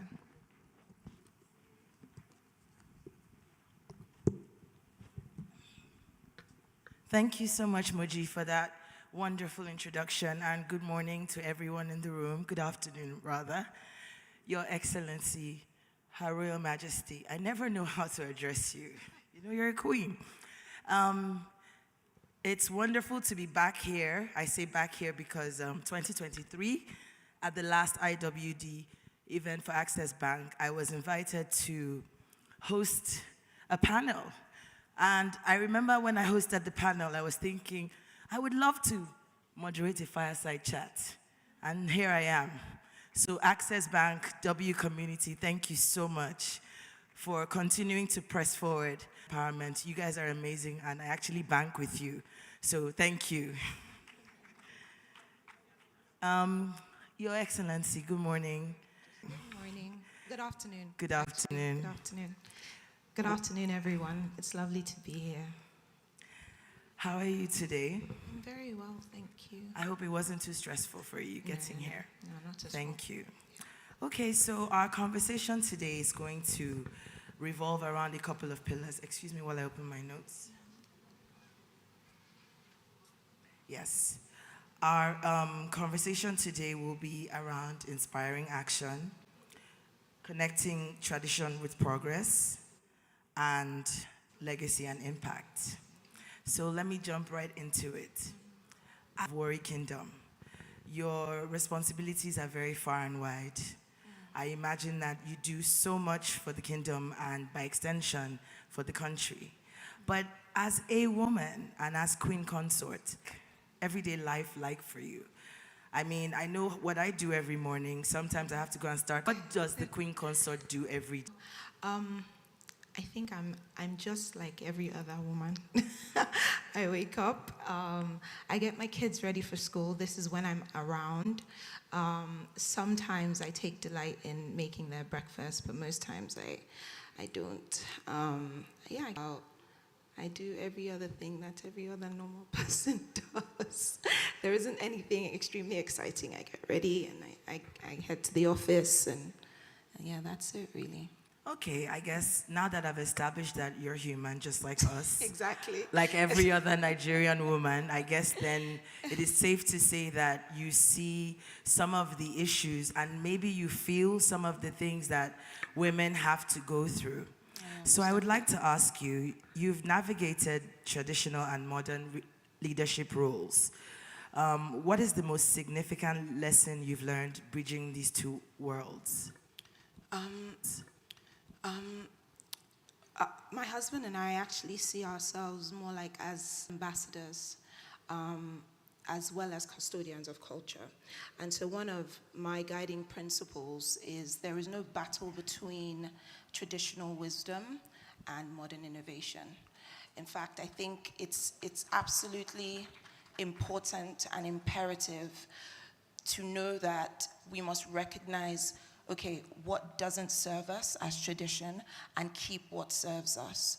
And we've come to see, and I mean, we look at countries that have royalty as state power. We've come to see the innumerable progress that happens when modern innovation is driven by tradition and institutions. And so for us, it's a given. It's actually very critical, especially if we're interested in driving development, to merge traditional wisdom with modern innovation. Okay. Our people, thank you. Our people typically say, and it is true, change is inevitable. Yes. Change is inevitable. It's impossible to be static. We cannot remain in a state of stasis forever. Mm-hmm. However, tradition, by its very definition, is almost somewhat rigid. That is the belief. Do you think that that is entirely true? Can tradition actually evolve into something that is more today, perhaps? Of course. I think, and you see, I'm a natural challenger, and I want to challenge that belief a little bit. I think words are important, and words are important because they give definition to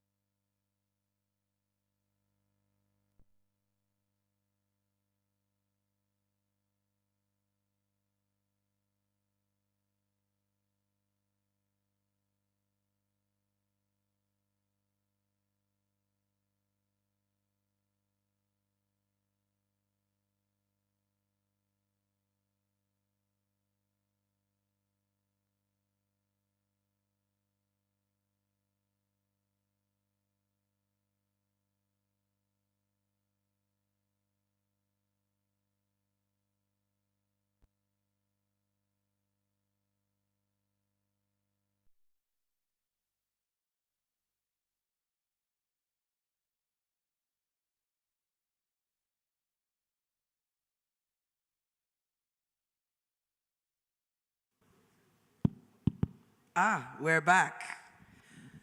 Can we get a round of applause for the sound? Okay, it's working now. All right, yeah, you were saying, can you please repeat the question?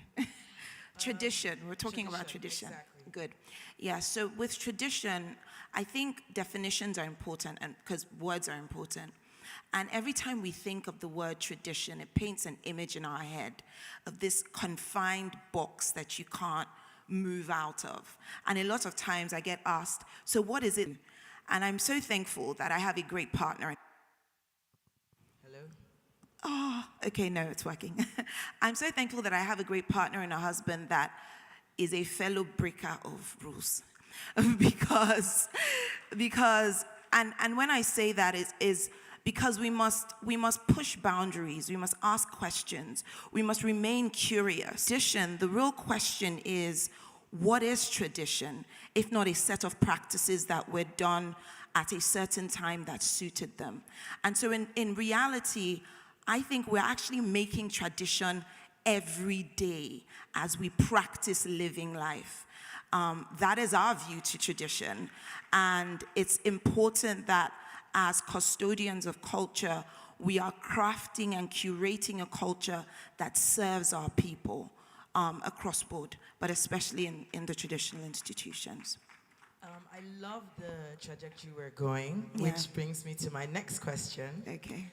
From queen to change maker, what is the biggest myth that you've busted about traditional leadership? That queens can't speak and act and do it all, essentially. So before me, there were queens before me, obviously, who, in fact, before my mother-in-law, queens were never seen and they were never heard. And they took it as a thing of pride. Thankfully, my father-in-law came, and with my mother-in-law, they began to see queens a little bit more, yet they didn't have a voice. My husband came and completely broke that boundary and created the office of the Olori. And a lot of times, I get asked, you do so much, I mean, we see you, you're here, you're in America today, tomorrow, you're doing this with the girls, you're doing this for children, you're doing this for women. And I think I'm playing catch up. There have been 496 odd years of queens that have come before me that were muted. And their finish line, I believe, is my starting point. And I'm really looking to intentionally create the image of a woman, especially for girls, to know that we can own our most authentic self and live life as defined by our innate abilities and our deepest desires. I love the fact that you've touched on how supportive or the kind of husband that you have. So Yes. I think the only natural question that follows that is, what prayer did you pray and where can we get a husband like that? Wallahi, I don't know. I actually don't know. I think it was my great-great-great-great-grandmother that prayed because... And we're very thankful for her. Yes. A round of applause for her great-great-grandmother's prayer. It wasn't me, definitely not. So, as a symbol of cultural heritage and tradition, how do you navigate the complexities of modernity and social media? And what messages do you hope to convey to your audience? I think this is, first of all, I don't operate my social media account. And fun fact, I'm actually an extremely shy person. But my team let me know that social media is a great platform, they say, right? And so but at the same time, I understand that it's important to keep an aura of mysticism around the throne. And so there is an important, delicate dance that we do to intentionally curate stories that are important to be told out there while around the throne. I think it's an important, delicate dance. And we're learning. We're still just 3 years in, but we're learning how to do that with that in mind. That's a wonderful response. Thank you. I want to move on to the work that you actually, the very heavy lifting that you do by way of your NGO Elevate Africa, as well as Royally Wear Foundation. RIF. So perhaps you could shed some light to me and perhaps even the audience on some of the work that Elevate Africa does. And maybe tell me how, no, let's first of all talk about the work in itself. So share something with us. Okay, thank you. So our work is twofold. First, it's homegrown, and then it's worried to the world through Elevate Africa. The first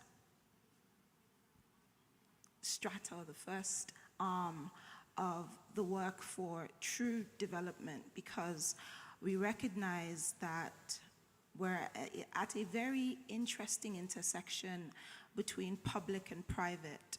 The traditional role isn't quite a public role as such. We're a good bridge between the government and the people. And we can act as catalysts of real change and real development if we apply ourselves. And so we founded the Royally Wear Foundation, which is an NGO committed to human capital development, building our people so that they can build communities.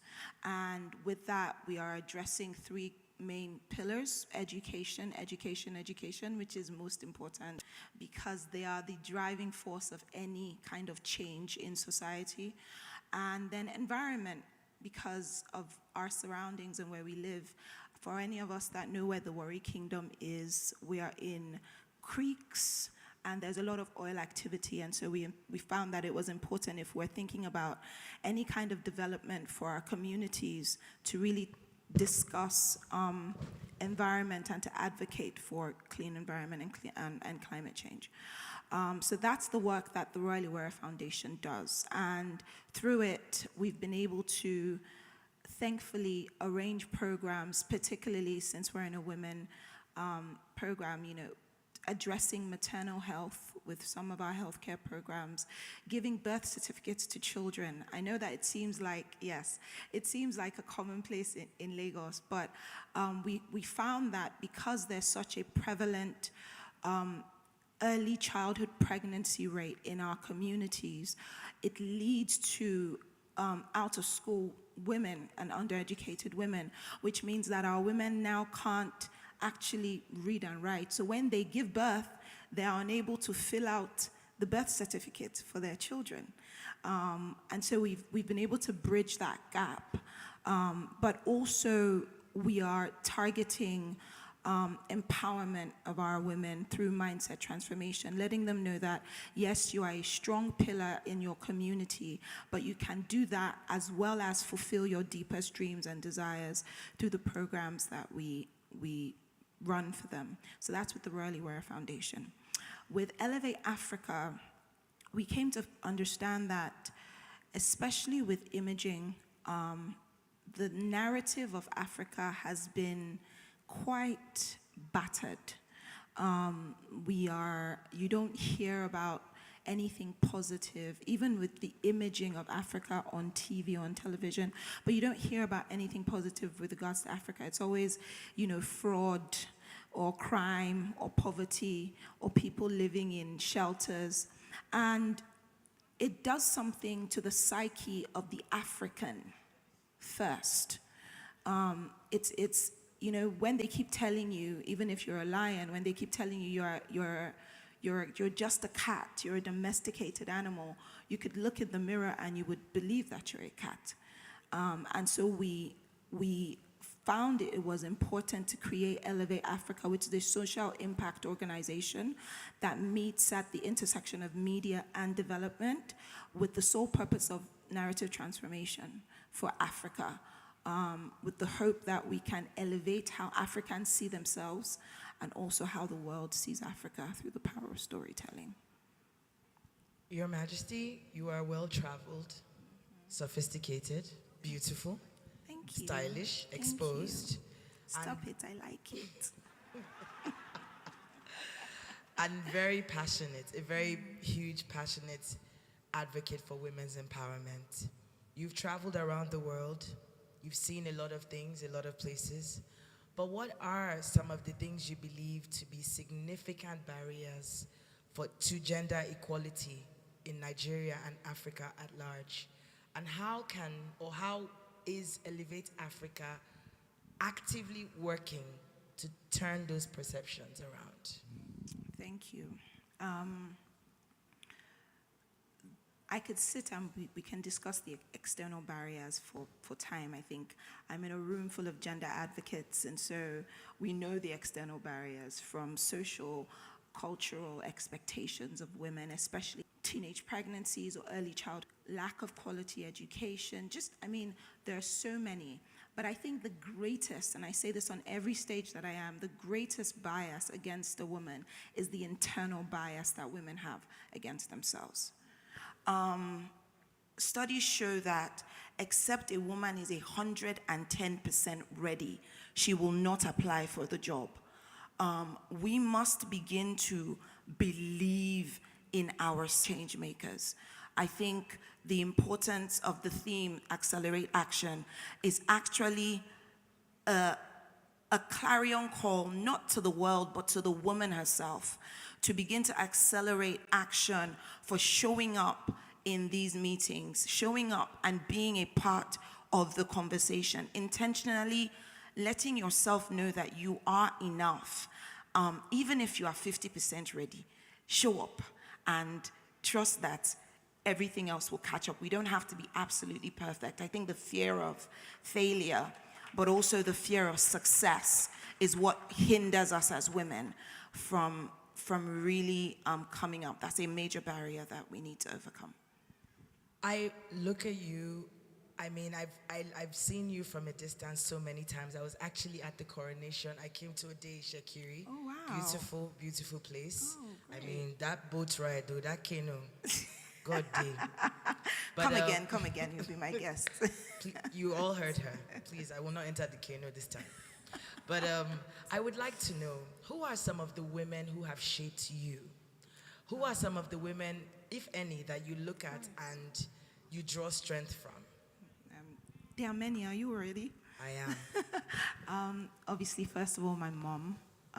She had direct, and she still has direct influence in my life. She's a prayer warrior extraordinaire. And I will not be where I am and who I am today without prayer. A lot of women look at me and they're like, how do you do what I do? My one word is God. That's it, if I'm going to be very honest. And I got that from her, so my mom. But in this space, I'm inspired by women like, who was such a pioneer in her day, a warrior queen that came and she had a conviction and, broke barriers. She rode those horses. She fought for her people. More recently, women like Dr. Ngozi Okonjo-Iweala, who is doing exceptional things. Obi Ezekwesili, Auntie Obi, who I absolutely love so, so much. Stretching across, I am totally inspired by Princess Diana. I love how, as a royal figure, she broke the barriers of touching humanity, letting people know that royalty can touch people. I think that was a message that she spoke that was quite inspiring. I have a long list of women that inspired me, but that's a comprehensive one. Thank you. You've had a profound impact on the lives of many women and girls. What do you hope your legacy will be, and how would you want to be remembered? Like I said yesterday, I'm still young. And I'm hoping to live very, very long. So I'm not necessarily thinking about how I want to be remembered. I think what I would answer is what drives me. What drives me, I think that would be the end goal of what one would be remembered for. So more than there was a queen that lived and her name was Oluwatoashe III, I think what drives me is the people, mindsets being transformed, people actualizing the fullness of their potential, people coming to realize, and my people especially first in the Warrior Kingdom, coming to realize who they are, what they were made for, and then especially our women, you know, what they were made for, and then hopefully fulfilling destiny. That's actually what drives me across all the work that I do. Yeah. What advice would you give to young women and girls who aspire to leadership roles? And what qualities do you believe are essential for effective leadership? Good question. I think the first thing that I would say to women and girls is believe in yourself. Believe in the self that you don't know. And so, as early as possible, try to discover who you are. Give yourself permission to know what you like, what you enjoy, what you want to do, what you don't want to do. I think oftentimes as women, we are told very early who to be. We allow others drive or sit in the driving seats of our lives. You know, you're a woman, don't do that. Don't you know you're a girl? Sit like this. Don't do this, you know. And unbeknownst to us, it begins to frame our sense of self, right? And I understand this because, yes, I did. I understand what it's like to live an unfulfilled life, to allow others to shape the course of your destiny and then look back and be thinking, who is this girl? So who is Tenny? Who is Evie? Who is this person, right? And so I think, and it was a personal crisis actually that led me to this place of self-discovery and then fulfillment. And so I think my first message to young girls is, as much as possible, try and own yourself. Be okay with making mistakes. It's okay, you're not supposed to be perfect. We are our own worst critics. Try and celebrate yourself as much as you can. Celebrate your failures, celebrate your efforts, because it all adds up to being the person that you are. So that's the first thing. The second thing is learn, learn, learn, learn, and learn again. I think the most important thing about being a leader is your ability to learn and unlearn many things and to be curious in learning. So that's number two. Number three, surround yourself with a community of women that celebrate you, and men that celebrate you and call out the greatness that's on the inside of you. The power of the other cannot be underestimated. Ensure that you surround yourself with community that see you for who you are, but also call out your greatness. Yeah. You know, I'm glad that you touched on men, and I have two more questions so we can wrap this up. We, as women, the reason why we're here today is because of International Women's Day. And it would be great that it was an all-women event. But the thing is, there are men in the room. Can I get a round of applause for the men in the room? Yes, please. So the struggle, the journey, the road to the destination that we're going requires men who are he for she. And so we've spoken a lot about empowering women and the girl child, but how about the he for she? How are you, and if you are helping to develop or build up more men with the mindset that a he for she does not mean segregation or separation of men from women. It's actually two coming together as one in fulfillment of human destiny. So how are you able to help build that? I think, first of all, as a mother, I'm raising sons that understand the role of women. That's my first part. But more importantly, I think it's advocating and celebrating the men that do. Men are image focus. They like to see what is possible. And so as women, I think, or my part, you know, we must celebrate the men that stand up as he for she's, because it's not easy. It's not easy to go against the grain. It's not easy to think, what if I'm laughed at? What if I'm called a rapper, what they call woman rapper? You know, what if, you know, it's not easy to do that. It takes courage, it takes bravery, and it takes commitment. And so we must celebrate them. And I celebrate each and every single man that's standing, whether in the private or public sector, for women. But I think that's as much as I can do. Men need more men. And so it's ensuring that we are getting the men to speak up, getting the men to create room for education. You see, people, scripture says, my people perish for lack of knowledge, right? People don't know what they don't know.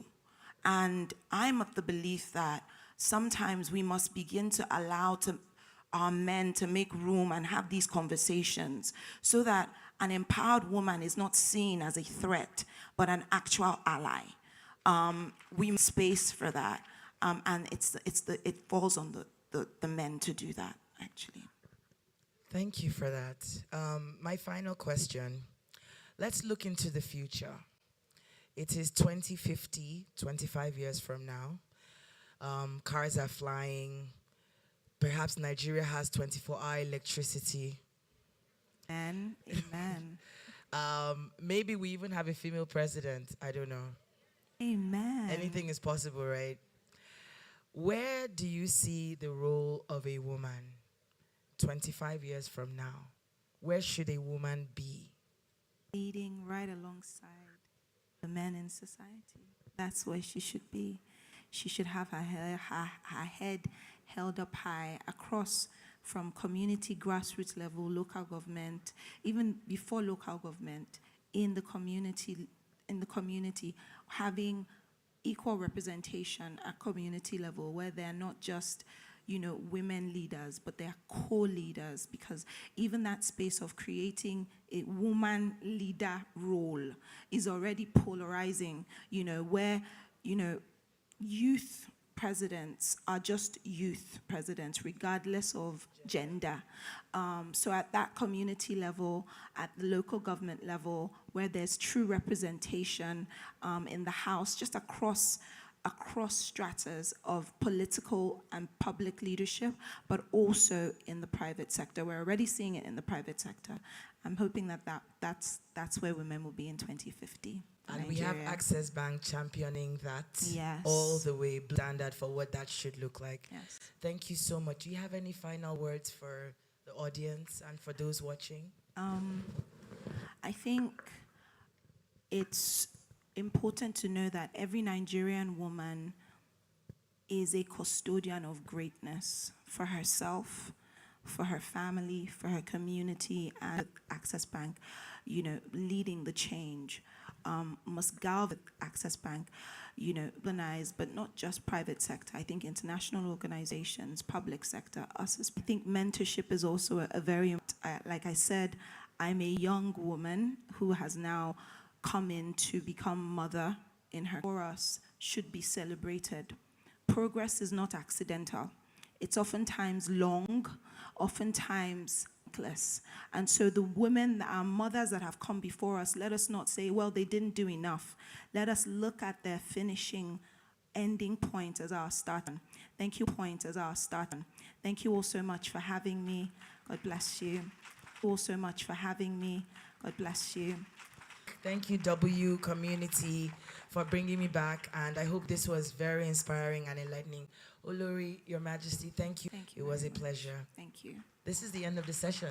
Yes, and it was a great session. Please give them a round of applause.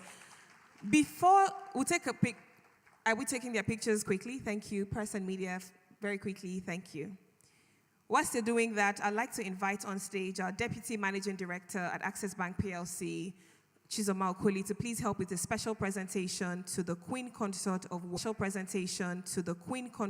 Warri Kingdom, Olori Atuwa presentation.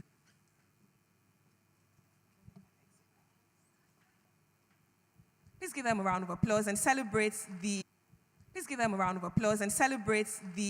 Olori Atuwashe III. Thank you so much for sharing from your wealth of knowledge, experience, and strength with us today. Thank you. And congratulations, we will get this. All right, please give her a round of applause as she exits the stage. Thank you so much. Thank you. All right, Your Excellencies, distinguished ladies and gentlemen, we are moving on very quickly to an interesting part of today's conference. At the W community at Access Bank, we are very big on inspiring, connecting, and empowering women across all spheres of life. So at today's conference, we introduced something very special. We will have 5 female entrepreneurs pitch their businesses to all of us. So we are all here not just as an audience, but you would also be serving as a panel of judges, beg your pardon, and you would select our top 3. So 5 persons that I have their names here will do a spontaneous speech for 2 minutes. 2 minutes. What are we testing? We're testing the scalability of their business idea, and we're also checking out for the uniqueness. So 2 things, and we are all going to vote. So please listen, and you'd support whoever you would like to win. We're going to pick 3 winners. The second runner-up will go home with 250,000 naira. The first runner-up will go home with 500,000 naira. And the winner of this spontaneous pitching session will go home with 1 million naira. Please celebrate the W community of Access Bank. Thank you. So very quickly, without much further ado, I will invite all 5 of them on stage. They have 2 minutes each. Straight to the point, you're selling your scalability and the uniqueness of your idea. Adane Uche of Addis Agro Processing Limited. Please make your way to the stage. Celebrate Adane as she comes up stage. Thank you. Blessing Aniefioki of Dynalim Technologies. Please make your way to the stage very quickly. Eniola Robert of Anywheres. Please make your way to the stage. Celebrate them as they come up stage. Miriam Atolagbe, Machoice Company Limited. You're also coming up stage. And finally, Treasure Oladuni of Treasure Foods and Bellies International. You have 2 minutes each. Celebrate them. Come on, celebrate them. And we're thankful for the opportunity that the W Initiative is offering these women to sell their ideas. Because first of all, I think they are all winners already, because someone in the audience might just love your idea. Whether you win the grant right now or you don't, someone will love it and might take it up from there. So sell with all the passion in you. We have 2 more persons coming. We need all 5 of you here very quickly. You have 2 minutes each. I will be timing you. All right, so introduce yourself. Panel of judges, we're counting on you to select the top 3 after these 5 entrepreneurs sell their ideas to all of us. Scalability and uniqueness of the idea. You have 2 minutes. Your time starts now. Okay, so I love cooking, and I used to live on the mainland. And one of the days, one of my favorite soups to cook is afang soup. So who likes afang soup? Okay, so afang soup is a Nigerian soup that requires a lot of oil, palm oil. So one of the days I went to Onyibo, I bought, my ingredients, one of them palm oil. Then I made the soup. My soup actually spoiled because, the palm oil was bad. So I had to call my auntie who had over 3 decades of experience in catering. I said, Auntie, she's in the East. Can you help me source, good quality palm oil, because I know what you do. But I didn't have money. So I went to, when you are going for fun, they say go to friends, family, and fools. So I went to my elder brother. I said, I don't have money. Please, can you lend me some money? So he lent me my first 30,000 naira. I bought 3 gallons of palm oil. And I came back. I looked for in the market, how am I going to differentiate myself? So I packaged it properly. I sold to my friends. And I made ×3 of the money. So I said, Adane, you are now in business. But how do I differentiate myself? So my name is Adane Uche, and I run Addis Agro Processing Limited. We tend to call ourselves a wellness boutique, where we process healthy seasoning blends, spices, palm oil, gluten-free flours, and just introduce our herbal teas to families to ensure that you eat healthy. just one of the courses I was doing at FAO UN, I found out that an average adult is supposed to consume less than 5 grams of salt in a day. But do you know that some of us eat more salt than we're supposed to eat in a week, in a day? Because you're using bouillon cube, you're using salt, and you are also using spices that are saddled with MSG. That is why at Addis, we're stopping unhealthy food practices, food adulteration, post-harvest losses, and malnutrition. So we have a range of products. And this business, I said I started with 30,000 naira, but now we are doing over 15 million in annual sales. How about that? Thank you very much. 2 minutes is up. Thank you. We have our next presenter. Please step to the center, sell your market. You have 2 minutes and your time starts now. Good afternoon, everyone. My name is Blessing Anyefiok, and I'm the co-founder of Dynalimbs Technology. At age 9, my aunt had lost a limb due to diabetes, and it was a hustle for us to get an artificial limb done. We realized that from our hometown in Akwa Ibom State, we had to travel all the way down to Lagos State, and on getting here, the solution available was not affordable and was not going to be comfortable for us to use. Not to talk less of the 8 to 10 weeks that my aunt will have to wait to get an artificial limb done. And so we had to go back without a limb. Many years down the line, she lost her life because of the emotional trauma that came with being without a limb and having to depend on family and friends. When you get the fashion item, it was the situation of what I ordered versus what I got. So many of us have experienced that, and we might think that it is small inconvenience, but it is actually something big, and this is where Anywheres comes in. We want to bridge the gap. We're bridging the gap between sustainable fashion, size-inclusive fashion, and also solving the problem of what I ordered versus what I got. And how are we trying to solve the problem of what I ordered versus what I got? It is through an AR technology. So what this AR, augmented reality technology, does is a virtual try-on that makes you see what a piece of clothing, Anywheres clothing, looks on you right from the comfort of your home on our website before even making a purchase. This would help us reduce return rates by 30%. And apart from that, what are we doing at Anywheres? We're also preserving African cultural storytelling. This is a piece of jacket that I can wear, whether as a casual wear or an office wear.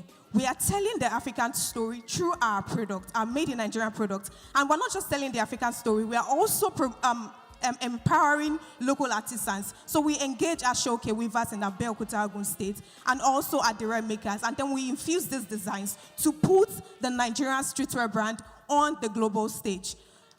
We also, apart from that, we have our CSR project, which is called Project Clothe the Street. So what we do is to upcycle neatly used clothing items from individuals, such as everyone seated right here, and then we go ahead and distribute these clothing items to street children in commemoration of International Street Child. And so far, we've been able to clothe over 150 kids through this initiative. Thank you.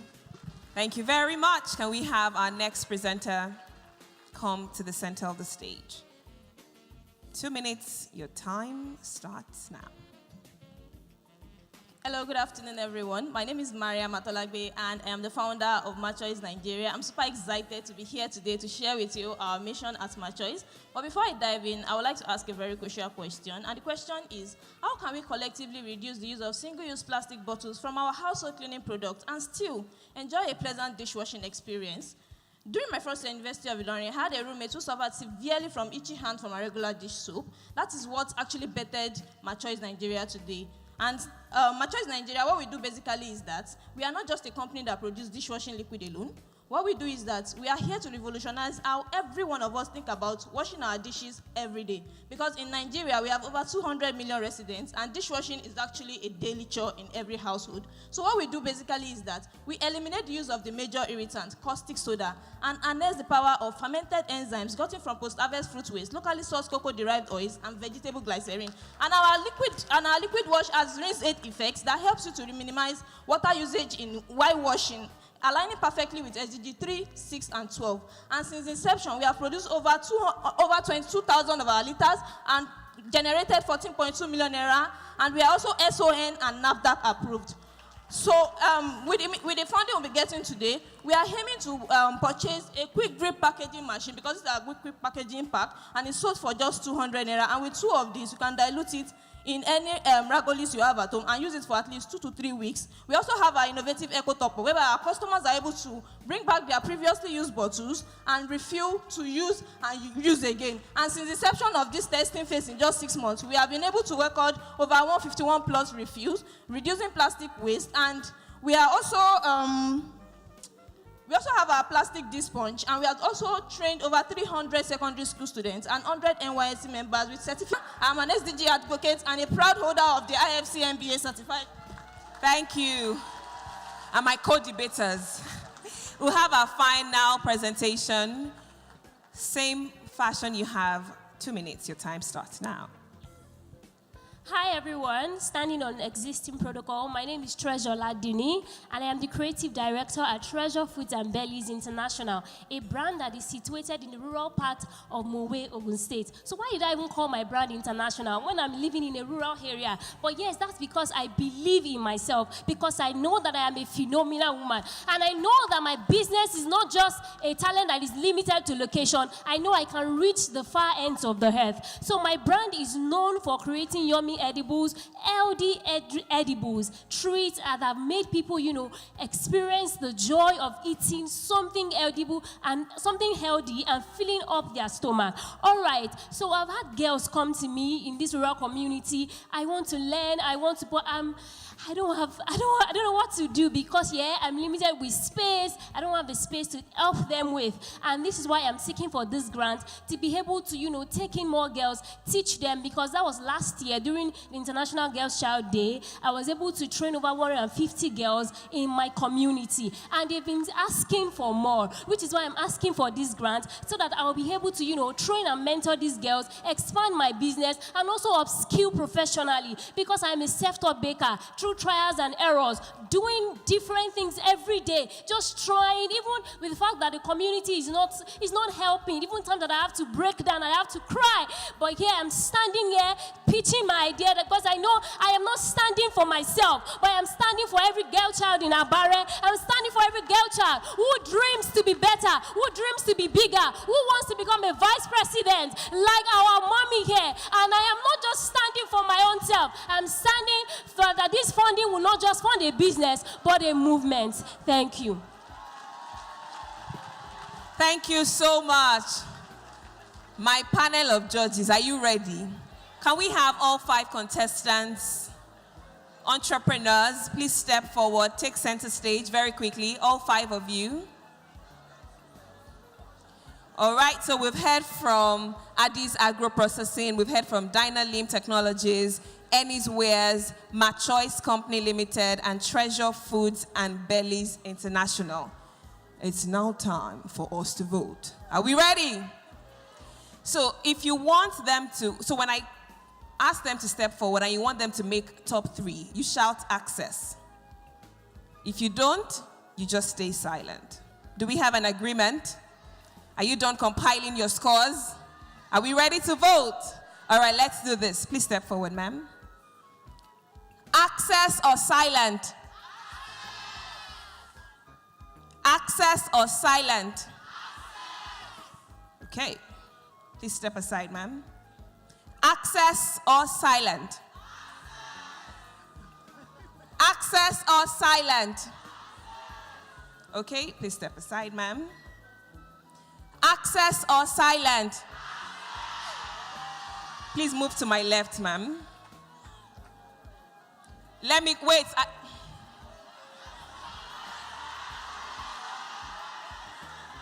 Access or silent? Access or silent? Access or silent? Please move to my left, ma'am. No, I asked you to move to my left. All right, please join. So we'll do this again. We have 2 finalists for now. We need to decide a third. Please, quickly, let's do it again. Access or silent? Access or silent? Access or silent? Please move to my left. Thank you very much. All right, please let's celebrate our other two entrepreneurs who would exit the stage now. Thank you so much, yes. Congratulations to our top three. Please take center stage. We need to decide very quickly in what order. Ladies, center stage very quickly.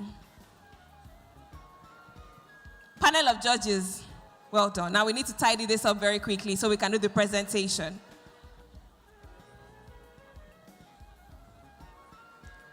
So I'm going to ask you for their positions. I'm going to call all three.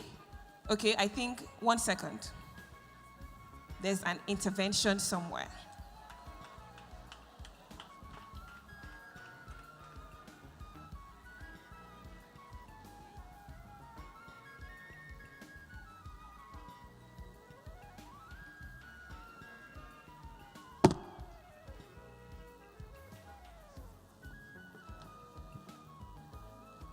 Your Excellencies, very distinguished ladies and gentlemen, I've just come from the decision room where it has been decided that for stepping out, the chairman, Access Holdings PLC, has graciously, generously, he for Sheely, said that all five of them, all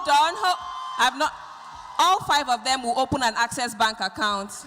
You've not heard it all.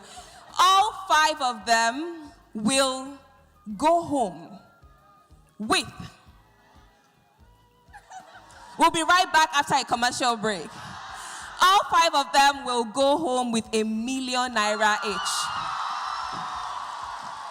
Please celebrate Mr. IWD Imokwede. Thank you so much. Thank you. Thank you. Thank you. Thank you. Thank you so much. Thank you.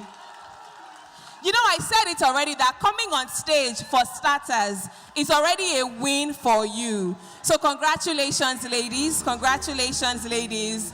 You all are champions and we are rooting for you. Lead me to my destiny.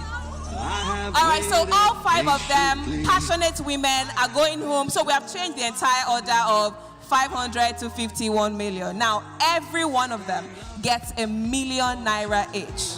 Thank you so much, our chairman. We're very grateful. God bless you. Thank you. And God bless Access Holdings. Thank you. Long live Access Holdings PLC. Thank you. All right, you may exit the stage now. We're done. Yes. All right. Congratulations. Congratulations. Stand up for the champions, for the champions. Stand up. I'm so emotional right now, and I'm just trying to imagine how they feel. Thank you so much. This is such great news. Now it's just who wants it most. It's just life, that's how it is. 'Cause we have our strengths and weaknesses. Oh, I have vision, can't you see?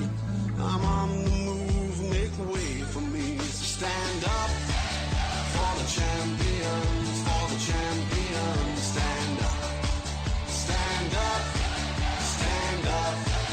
for the champions. For All right, I love the excitement in the room, and it's absolutely inspiring. I told you at the W community, we inspire, we connect, we empower, and we put our money where our mouth is. We don't just say it because it's nice to say. Thank you so much again to our chairman. Now we're moving on very quickly to the next item because we do have a panel conversation that will happen. Then we'll do the unveiling of the Power of 100, and then we'll honor our honorees. All right, we do have a stage performance, which is a stage play that will happen now. I will invite them on stage very shortly once they are ready. I think they are. I will yield the stage to them. Please give them a round of applause as they entertain us for a few minutes, and we move straight to the next item on the agenda. Again, we thank you all, to everyone who is in the room and everyone who is joining us virtually. Thank you for being a part of this conversation, and thank you for making time out of your Friday to celebrate International Women's Day with us at Access Bank PLC.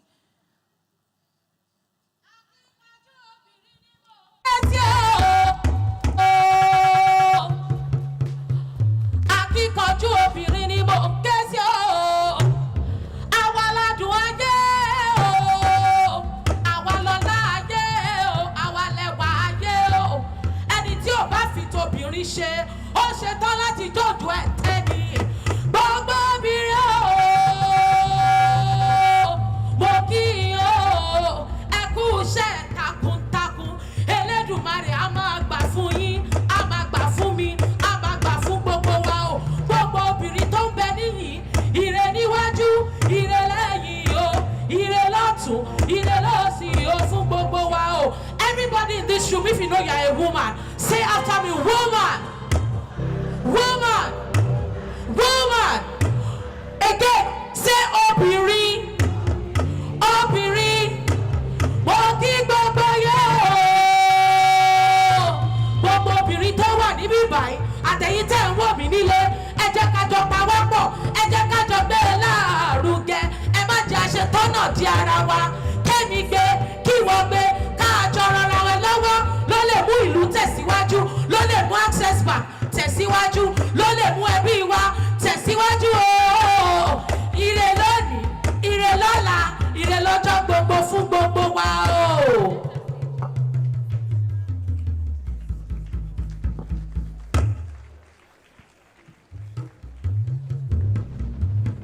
Hello, ma.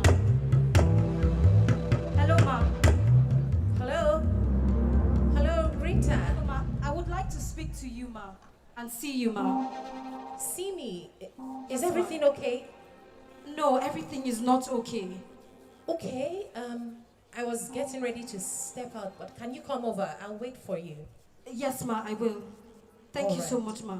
No, it's okay.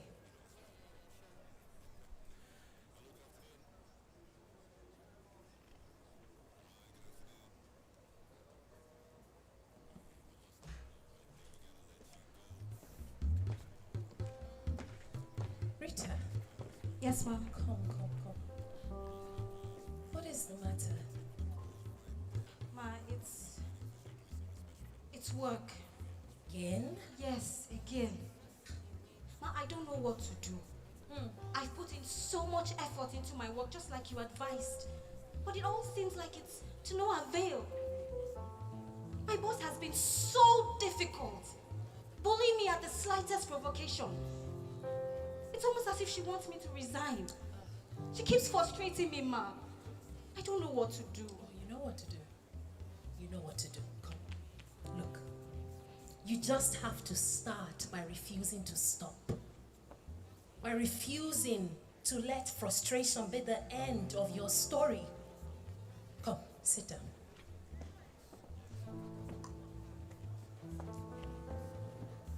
See, Rita, I have been exactly where you are now. Right at the edge of possibility. Where the world says, wait your turn. Be quiet. Be patient. And you know what I realized? Noah. I realized that change doesn't only come to those who wait. Change comes to those who rise. Those who, when the door is closed, they build another one. Those who refuse to be silenced. And you see, I didn't do this alone. I had someone who saw me even when I thought I was invincible. She held my hands, just as I am holding yours now, steadied them, and said, come, I will show you the way. That is sisterhood. That is mentorship. Not just you lifting yourself up, but you lifting others, reaching forwards, backwards, sideways, so that no woman is ever left alone. But is mentorship really enough? Of course not. We have advocates too, you know. Come. I'll be a Kwesili. Hey, yes, it's a Kwesili. Gozie Okonjo. Folorunsho Alakija, you name them. True. When one rises, we all rise. We do not ask for permission. We do not wait to sit at tables that were never created for us in the first place. Yes, we accelerate now. We take action now. For that woman who has taken up 3 jobs. For the girl who thinks she's not enough. For the women who are waiting to be seen, to be heard, to be safe, to be free. Look around you now. This is not just a gathering. This is a movement, and it is a force that cannot be stopped. So, I ask you, no, I challenge you. Who will you lift? Who will you fight for? What action will you take now? Because change is not coming. Change is here. And you, me, we are the ones bringing it.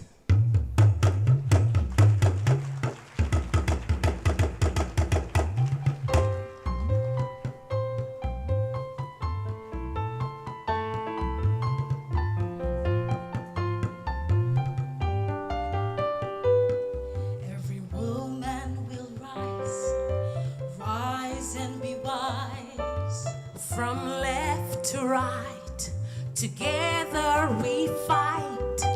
lifting each other, support one another. Like mother, like daughter, women arise. Arise from your slumbers. Arise together. Building together. Arise, arise, women arise, arise. Àjèjì ọwọ́ kan ò bẹ̀rù lórí kíkọ́ ò ṣe fẹ́ bó ṣe.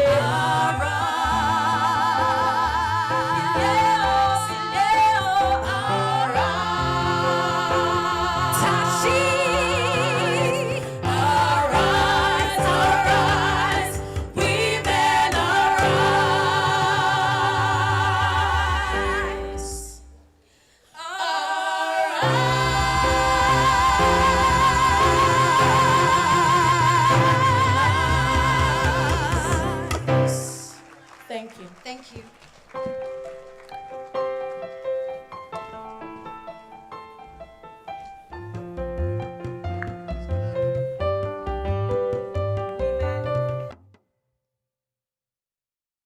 It's time to indeed arise. Please give them another round of applause, Your Excellencies, distinguished ladies and gentlemen. Now, that performance was produced and directed by Kemi Lala Akindoju for the Make It Happen Productions. Please give them one more round of applause. Thank you.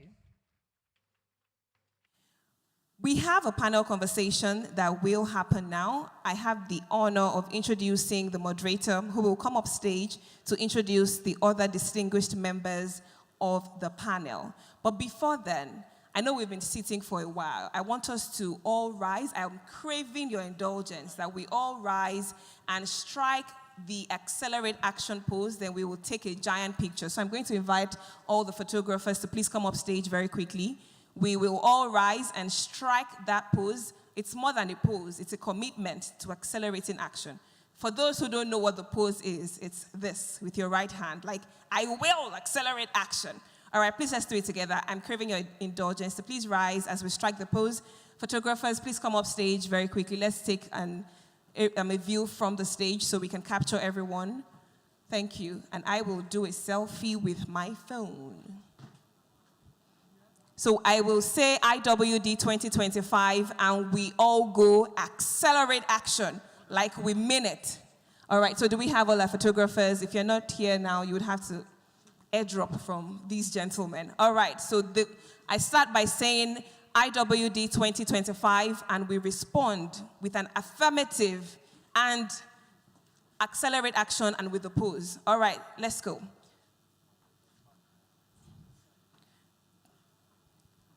Into IWD 2025. We're going to do it 3 times. I'm sure that the third one will be louder. IWD 2025. IWD 2025. IWD 2025.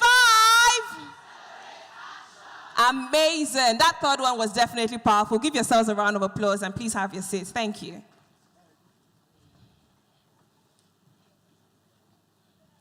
All right, very quickly, I will introduce our moderator for this panel conversation, who is an experienced, value-driven marketing communications and project management professional with a proven record of championing organizational-wide initiatives within cross-functional teams. She's the CEO of Accelerate TV.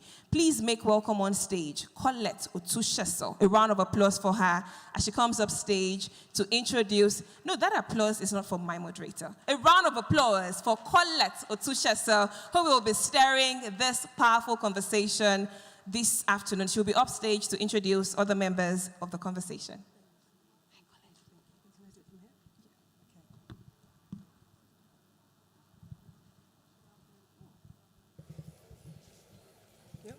Good afternoon, ladies and gentlemen.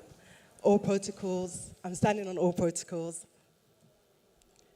I'm very, very excited today because we have our panel discussion, which is really around impact. It's around some amazing people that are doing amazing things for young ladies where we are.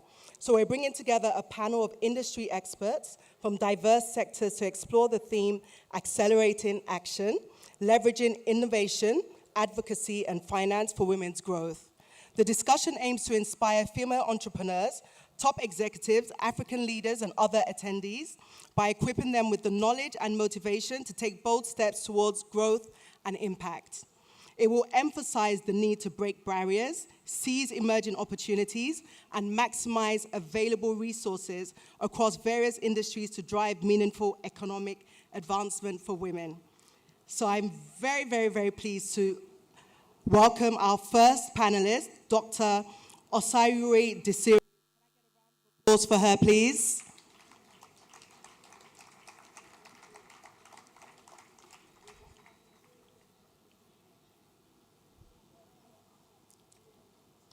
Hi, Doctor. Hi. So I'll just tell you a little bit about Dr. Dr.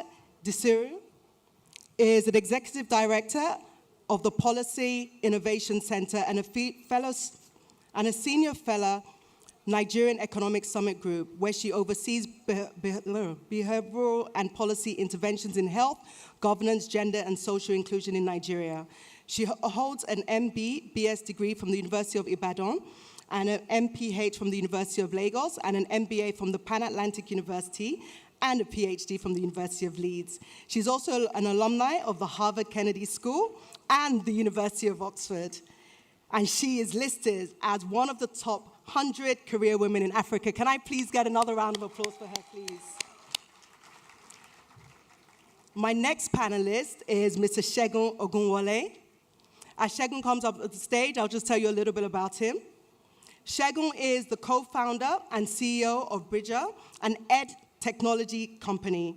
And they use AI to bridge the gap between education and employment by equipping students with the skills needed and the tools to have successful careers.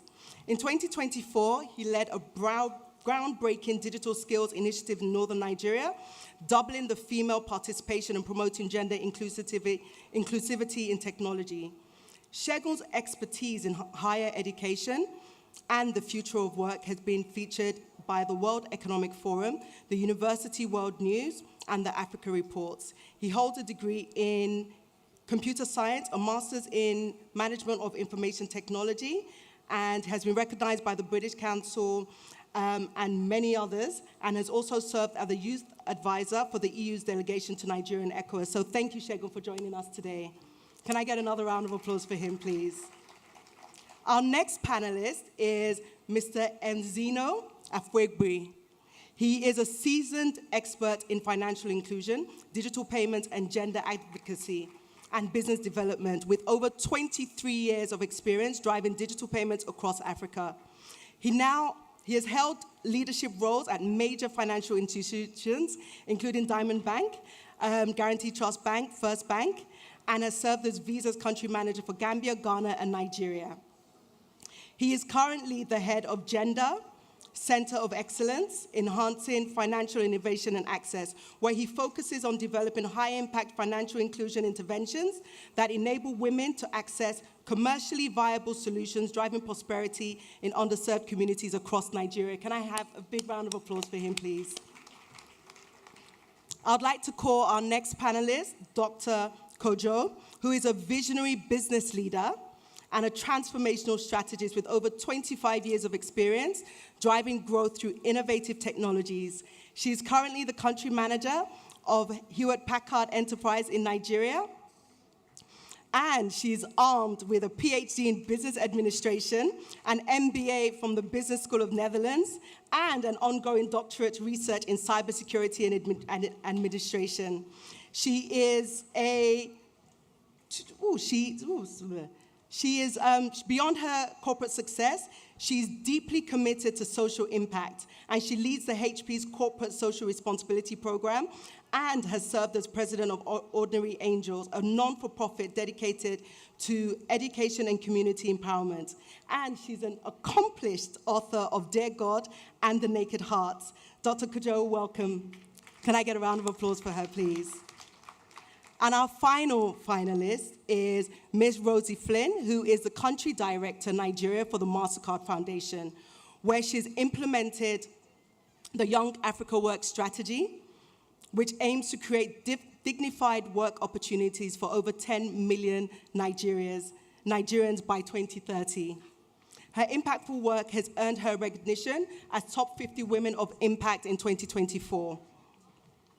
She is a Tutu Fellow and a Fellow of the African Leadership Initiative West Africa.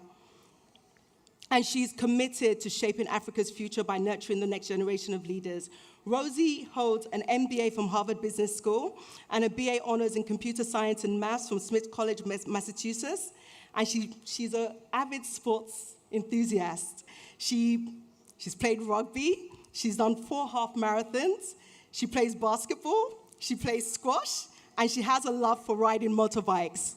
So I can't wait to get into this session. Can we please have a round of applause for her? Thank you.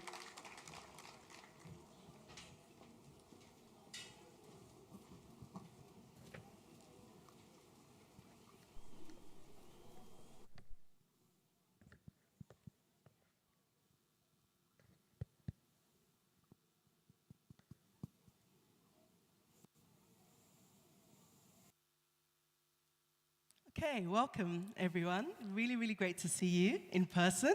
And thank you for being with us today, this afternoon. We're going to go right into it because we have quite a few questions that we would really like to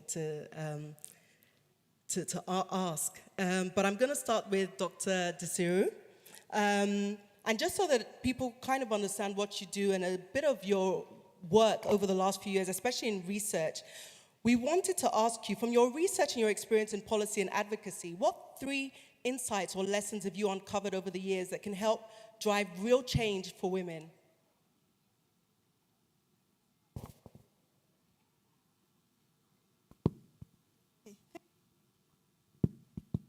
Thank you so much, and good afternoon, everyone. I think over the past 2 decades, my research and work, especially around gender equity and economic inclusion for women, I mean, there are 3 biggest learnings for me. Good intentions are not enough.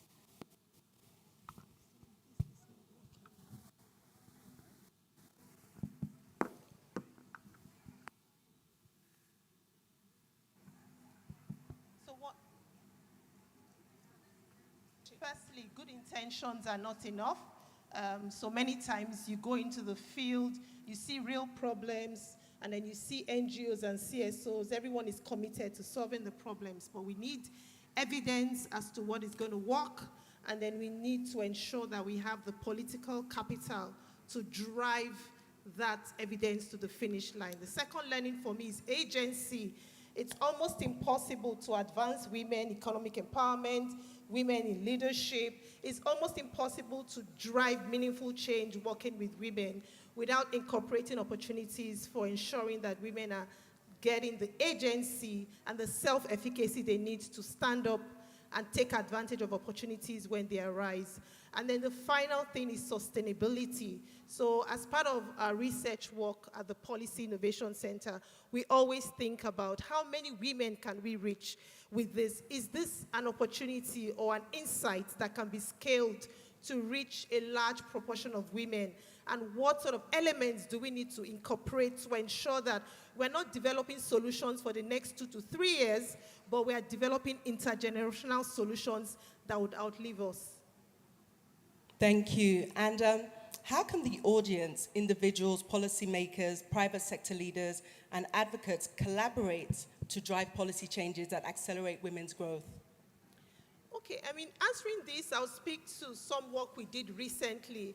And what we were doing on this project, which was supported by the Gates Foundation, was to look at why issues relating to advocacy, policy advocacy for women's health has failed, in the past decade in Nigeria, and what we can do differently. And so on this research, we are actually looking at different models for joint advocacy for women's health. I know we're talking about women's economic empowerment. And the model, we looked at 5 different approaches, and the model that was most promising was the joint advocacy model, where everyone comes together, private sector, government with the political commitment, and then everyone reflects on what's going to work, and then there's a collective voice to now drive advocacy to the finish line. I think some of the other things that we have learned from some of the work, policy development work that we have also done, is being intentional in putting women at the center of design. And that may look really easy to achieve, but it's not in principle. In 2018, I had the opportunity to lead some work around female genital mutilation. And when we called for a committee to be set up to work with us on this project, we had 14 men on the committee and 4 women. Now, how do we discuss something so complex as female genital mutilation without having the right representation of women on the table to first help us with the context setting and to ensure that whatever solutions we are designing is not for them, but with them? And I think one last insight that I will share is also building credible structures. So as we really reflect on how to come together to advocate better for women's economic inclusion, we need to ask ourselves, how do we ensure that we have credible voices to the last line in the room? And how do we ensure that as we are putting things together, we're also reflecting on measurement? One of the things we have seen in the past decade with some of the advocacy projects that have been advanced is that we don't really ask ourselves some critical question. What is success going to look like? How many women will potentially benefit from this? What indicators should we be measuring? What resources do we need? We can come up with a really nice, beautiful, fancy policy that speaks to very ambitious targets. But what is realistic in the short, medium, and long term to ensure that when we put this policy to the House of the Assembly or the Senate, we are sure that even if the policy is adopted and approved, we can come back and come up with a roadmap that ensures that we are systematically working with the resources we have, the people who need to be at the table, and the sort of impact we want to see in the lives of women to the last mile. Thank you very much for that, Dr. Desiree. Thank you. I'm going to move on to Mr. Zina. In terms of leveraging data for women's economic growth, so I really want to speak on this. From your perspective, how can better education and awareness backed by data help bridge gender gaps and create more opportunities for women?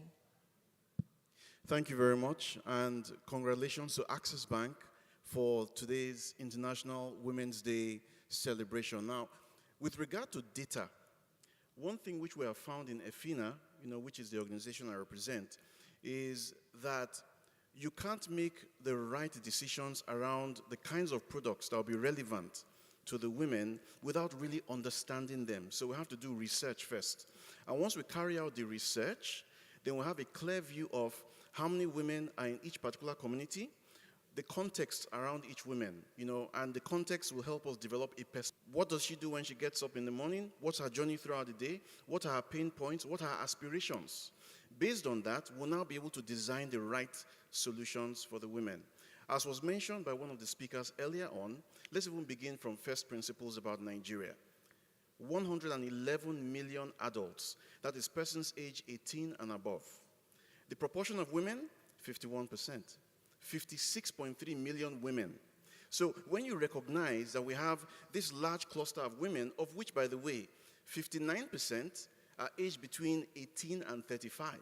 So we have a very young woman population amongst women in the country. So it's not a one-size-fits-all regard to the solutions that will be relevant to the women. If you want to, that will capture what we regard as a blue ocean, brand new opportunity, but green field, you need to pay attention to the women, those who are excluded amongst that cluster. So one thing which we have seen is you need to have a policy ingrained, which is gender disaggregated data. Once you have a clear view of who is walking into your branches or who is trying to engage with formal financial services, then you know what to adjust or tweak in your array of solutions that are available. Now, with regard to education and awareness, what we have discovered is that there is a dearth or scarcity of adequate know-how, both on the supply side and on the demand side. So on the demand side, it's easy to say, oh, women don't know what is out there, what solutions are out there, and even when they get the solutions, they don't know how to use them effectively. But then what about the supply side? Within the supply side are concerns such as those who are presenting the solutions to the women need to thoroughly understand how they work and how, when women engage with them, when problems arise, how will these problems be resolved? Because when you don't resolve the problem, without adequate awareness on the supply side, a woman who gives it a shot to try out the solution, when she's disappointed and she's not able to get her challenges resolved, she's not coming back. And she's spreading that same experience to others. In one of our field visits, when I went to Oyingbo, mile 12, we encountered a woman who sells pineapples. And she had good turnover in her business, but why are you not opening an account with a bank? Why are you not borrowing from the bank? She said she's not going to touch a loan. Surprise. So that was learning for us. You get the data, you understand the size of the addressable market for the women, then understand their stories, bring the services to them, and then based on what they're telling you, go back to the lab and iterate, tweak, adjust, then they will embrace your solution. So data is important, gender disaggregated, and also to design your products around the women through understanding them better. Fantastic. You've actually answered all the questions that I was going to ask you this afternoon. Thank you very much for that. Let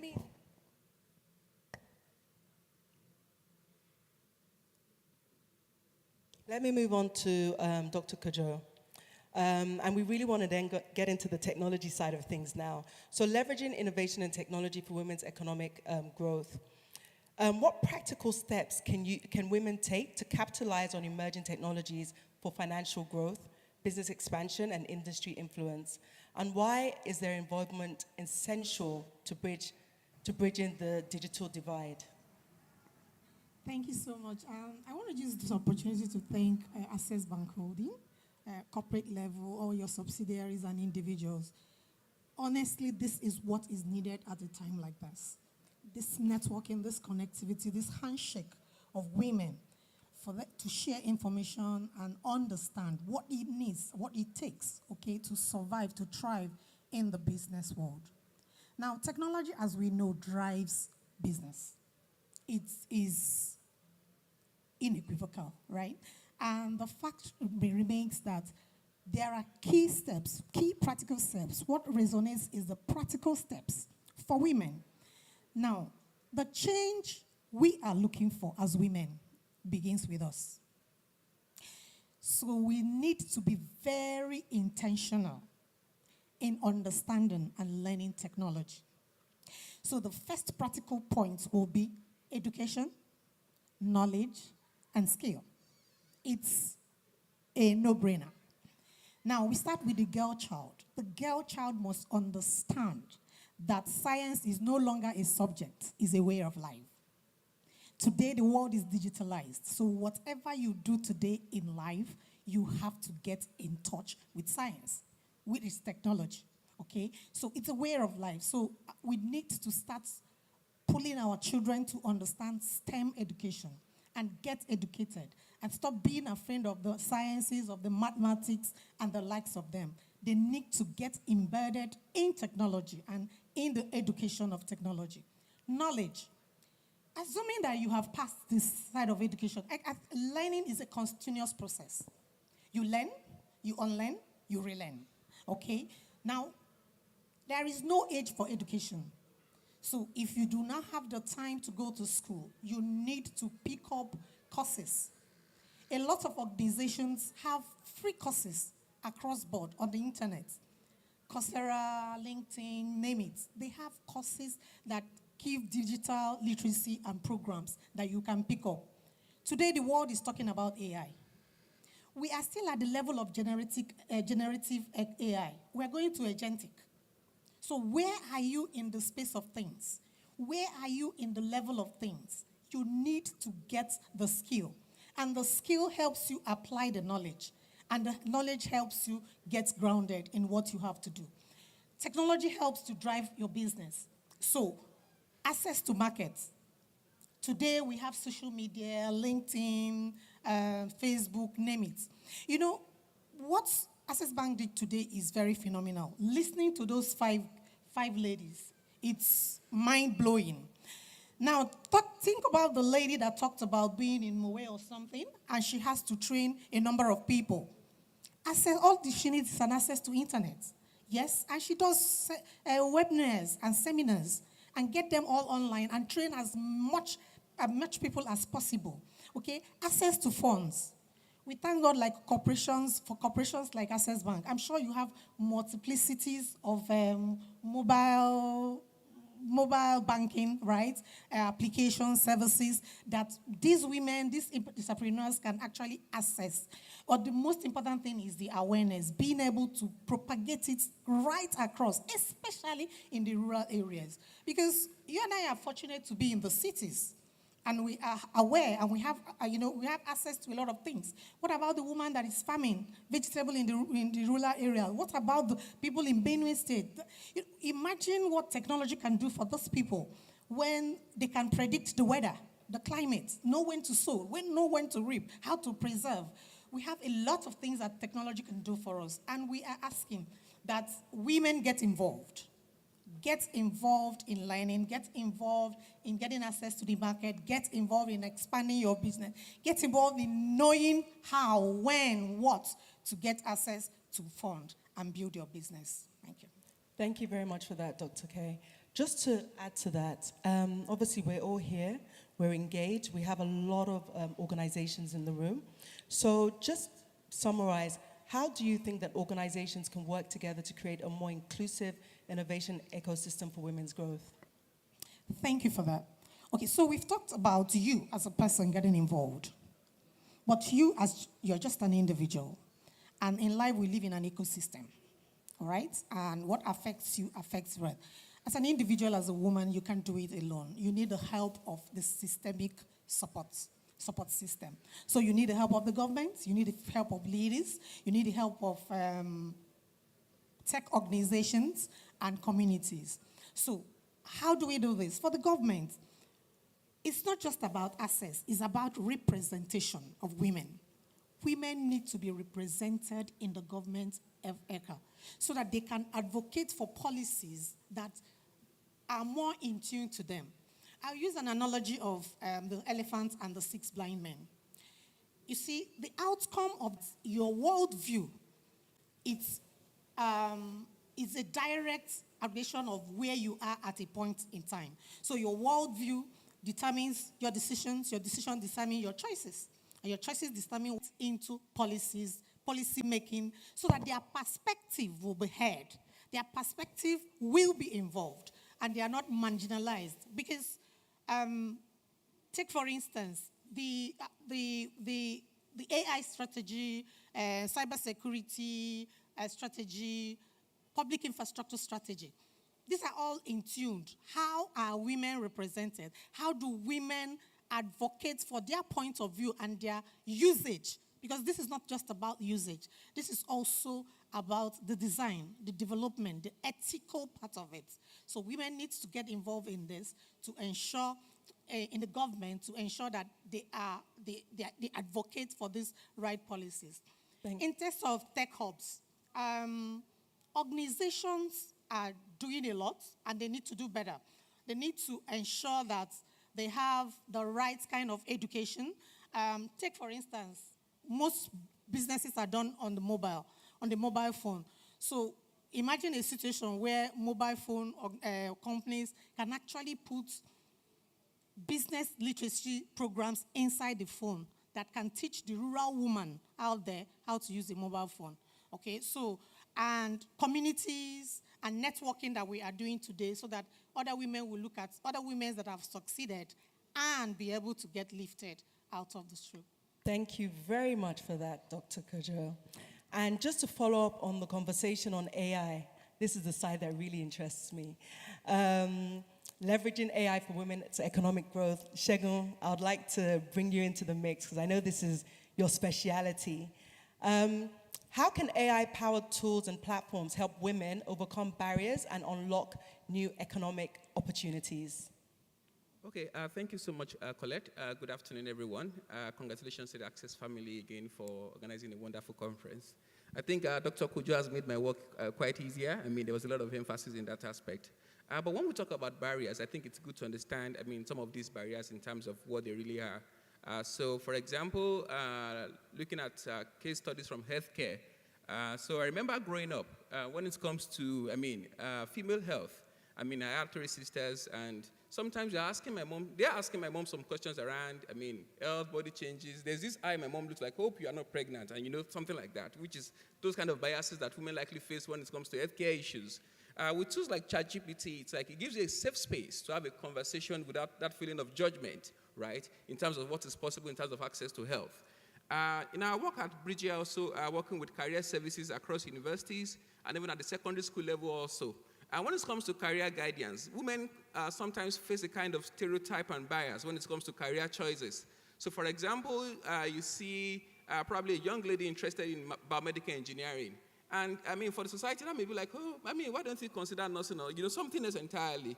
So we are seeing cases whereby those barriers in terms of access to career services, career guidance, these AI tools, you can interface with them, ask questions, and not only will they provide you guidance on it, it will provide you relevant examples of successful women that are performing successfully in those fields. So these areas of healthcare, education, we are seeing AI actually bridge that gap in terms of access to advisory services that we're seeing in that space. In terms of economic opportunities, even though we all celebrate AI today, anyone in that field will tell you that it's still a lot of human intelligence in terms of what it can do today. So there's a lot of training that goes on for this AI agent. Last year, we were fortunate to work with a lady. What she does is she has an organization called Beyond Human Intelligence. And what they do is they train women to take up tasks in AI data labeling and AI data tagging. And data has shown that women far outperform men in those tasks in terms of training, AI agents in terms of being able to perform tasks, being able to perform these functions. So we're also seeing job opportunities, and most of these jobs are, work from home jobs, whereby women from home can work on training these AI agents, and they earn in effects, which is quite impressive. So it's bridging that barrier in terms of access to advisory services. We are seeing new jobs, being taken up by women in terms of economic empowerment in that space. So those are some examples that we've been seeing in the recent years. Thank you, Segun. And just to finish up on your section, can you give us 2 practical ways women can integrate AI into their businesses or careers to gain a competitive advantage? Very simple, practical ways. Okay, thank you very much. So another interesting data that we've come to see with businesses is that women are far more likely to run their businesses alone compared to men who are likely to have probably a co-founder. So in most cases, you see, solo entrepreneurs, women do everything in their business. They are the sales manager, they are the logistics head, they are the customer care agent. So practical ways. So something we see today is, for example, let's say you run a business and you have some data or you have some Excel sheet to analyze. You can simply drop the Excel sheet into ChatGPT and ask ChatGPT some questions around this Excel sheet. So say, where's my sales coming from? Which inventory do I need to restock? That's a very great use case, for people in businesses. For people in careers, One thing we can do with AI agents also is, for example, like one of the earlier speakers said, that sometimes women feel less confident to apply for jobs compared to their male gender, compared to their male counterpart. So with AI tools today, you have a career coach, and it's free. So one of the features of ChatGPT I love so much is the voice interface. So you can say, I'm going for an interview tomorrow. I'm going to be meeting the MD and CEO. What questions is it likely going to ask me? With ChatGPT, you can provide your responses. It can give you feedback on how you are performing, whether you are confident about that job. So those are two use cases: data analysis, business coaching, and preparation. These are two use cases that I strongly recommend that everyone can try. And you can try that today. I mean, it's nothing complicated, and these tools are free to use. Fantastic. Thank you very much for that, Shegun. I hope we're all taking notes. I definitely am. So I want to go back to leveraging financial inclusion for women's economic growth. And Rosie, I know there was questions I wanted to ask you. I wanted to ask you about you and your power bikes and all these amazing things that you do. But because of time, I'm going to try and we'll talk about it offline. But, you know, as a woman who embodies all-round approach, balancing life, do you believe that women can truly have it all? I thought I'd get some noise from the crowd or something. You know, as women, we all want to have it all, right? So the reason I asked that is obviously we want to have it all, but it's a very important question is, what role does financial inclusion play in making that a reality? Thank you very much, Colette, and good afternoon, everyone. Congratulations again, Access Bank. Can women have it all? What do you guys think? Can women have it all? That's it. That's the answer right there. I didn't hear them loud enough, so I don't Can believe women them. have it all? It's still not loud enough. Can women have it all, ladies? They can, and I fully agree with that. And I think having access to financial inclusion is a big step towards that. So to your question, if we're thinking about financial inclusion and how it relates to women being able to sustain their business, women being able to increase their wealth and thrive in the work that they're doing, there are a couple of statistics that are against us, right? The World Bank sent out a report a couple of years ago that actually showed that there are 1 billion women across the globe who have no access to financial inclusion. 1 billion women. IFC sent a report around that same time that said that there's 70% of SMEs, small and medium enterprises, that have little or no access to financial inclusion. And we know that a lot of SMEs are led by women, so it's a double whammy for women, right? Lack of financial inclusion is a huge problem and a big thing that needs to be worked through. So if we're thinking about the reasons why, I think there's a lot of, as we sit here today, there's still a lot of fear, right? And a lot of uncertainty that women have when facing banks and looking at opportunities for financial inclusion. And I believe that banks have a big role to play. Banks have a lot of empathy that they need to give to women to open their doors in a way that makes women comfortable and want them to, you know, feel like they can be part of the banking system and be financially included. So those are barriers that exist, and we can talk about that a little bit later.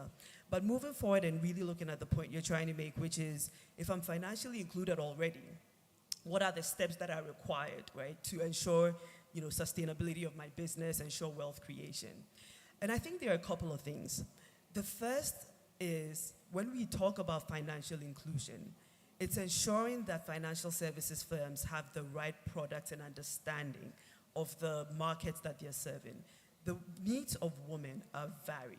They need to have savings. They need to have access to credit lines and finance that fit the business that they're focused on. They need to have access to retirement plans.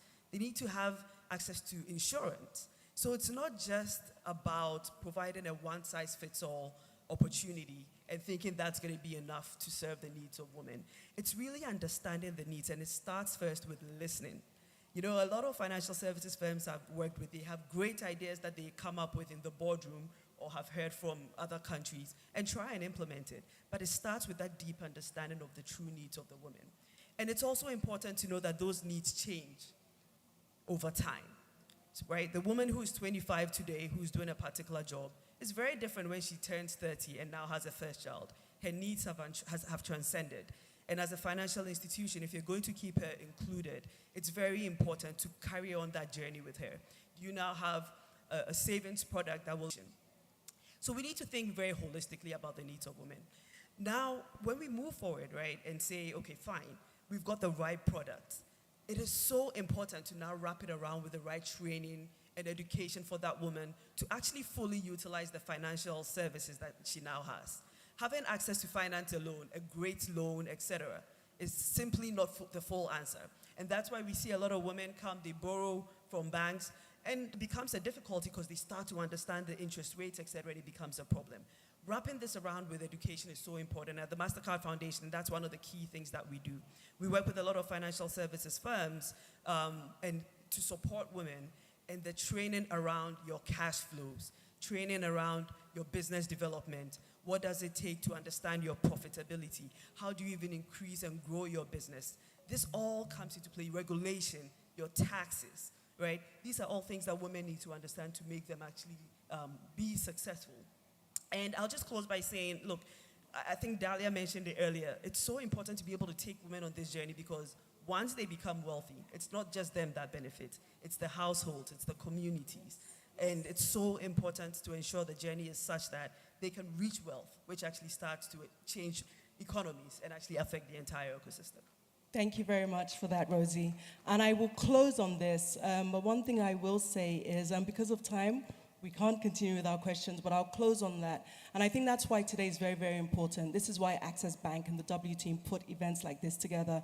Because, you know, some of the key things that you mentioned, you talked about support, you talked about insurance, you talked about pensions, you talked about loans to be able to upscale. We have those products at Access Bank, and I'm really, really proud to be a part of the bank and to also have some of these facilities available to me and for so many women that are in this space. So thank you again, Access Bank, for today. Thank you, the W team. And thank you to my amazing panelists for today and for this session. Thank you very much. Thank you. Thank you. Thank you so much, Colette, for steering this conversation on accelerating action, leveraging innovation, advocacy, and finance for women's growth. And to our amazing panelists, thank you for making time to be here. Please rise for a group picture as we wrap this up. Thank you so much. Give them another round of applause, please. Thank you. All right, press and media, very quickly. We're moving on to the next item on the agenda. We are eagerly counting down to unveiling our 100 honorees. Okay, I love what's happening here, the rearrangement. Okay, great, great. All right, press and media, once you have it, please let me know. Thank you.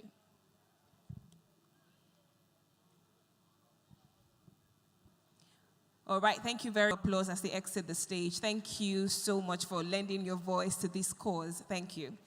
All right, Your Excellencies, distinguished ladies and gentlemen, to marinate what we've heard and all the conversation so far, we do have entertainment coming up right now. Now, this group of people are absolutely fantastic. They have an electrifying stage presence. They are known for their soul-stirring performances and energy anytime they come up stage. And I'm sure that you love them. Please give a resounding applause as I invite on stage the Loud Urban Choir. A round of applause for them. Thank you. A loud applause for Loud Urban Choir. Thank you. Loud Urban Choir is coming up shortly, and I promise you, you will have a really good time. We have a few more things before we wrap this up shortly. As we prepare to receive the Loud Urban Choir, I will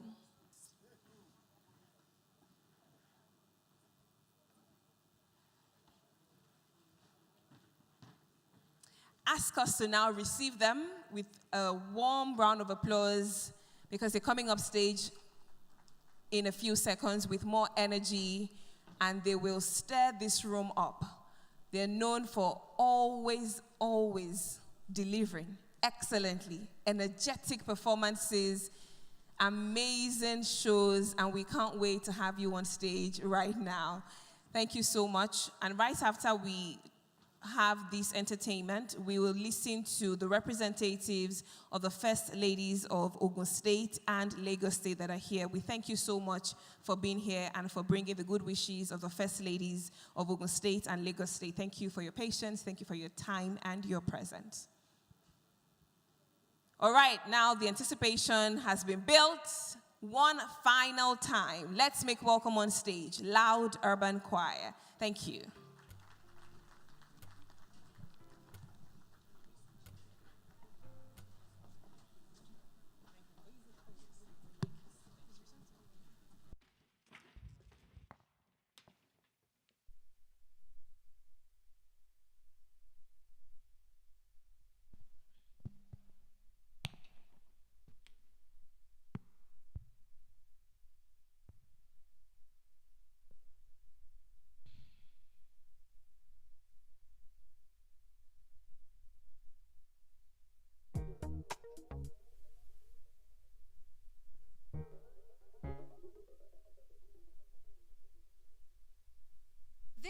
not your place, woman. Hush, woman, it is not your place to speak. What intelligent conversations can you make? Sit this way. Don't laugh that way. Oh. You are a woman. We condition women to shrink. We make it attractive for women to sit or speak in the shadows, lest she threaten the man. Dear woman, know thyself. You are who you say you are. Block out the noise. You are a force, unbreakable, unshakable. And so, as we celebrate women today and every other day, we are committed to accelerating change that by supporting policies, initiatives, and actions to promote equity and equality. Let us create a society that not only celebrates women, but gives them the freedom to live their full potential. My name is Chidinma Nebo. I am Oluchi Odi. We are Loud Urban Choir. And together, let us create a society that thrives on the strength of all its members, regardless of gender.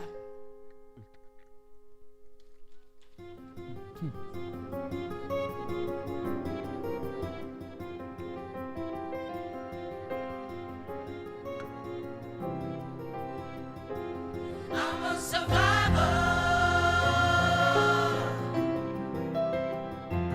I'm gonna work harder.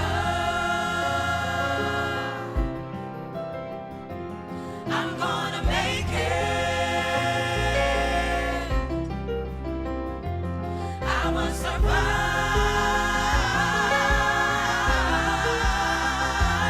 I will survive.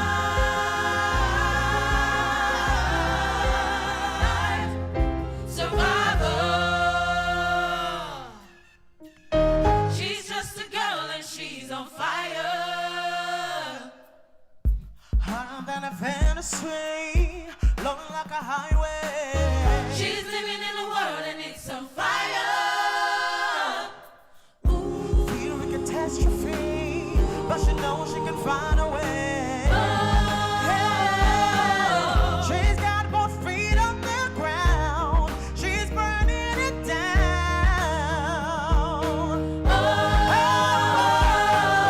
She's got her head in the cloud. She's not backing down. This girl is on fire. This girl is on fire.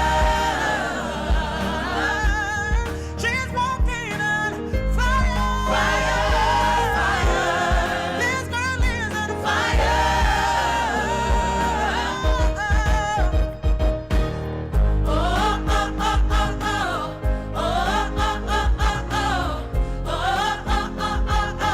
You're gonna hear me roar.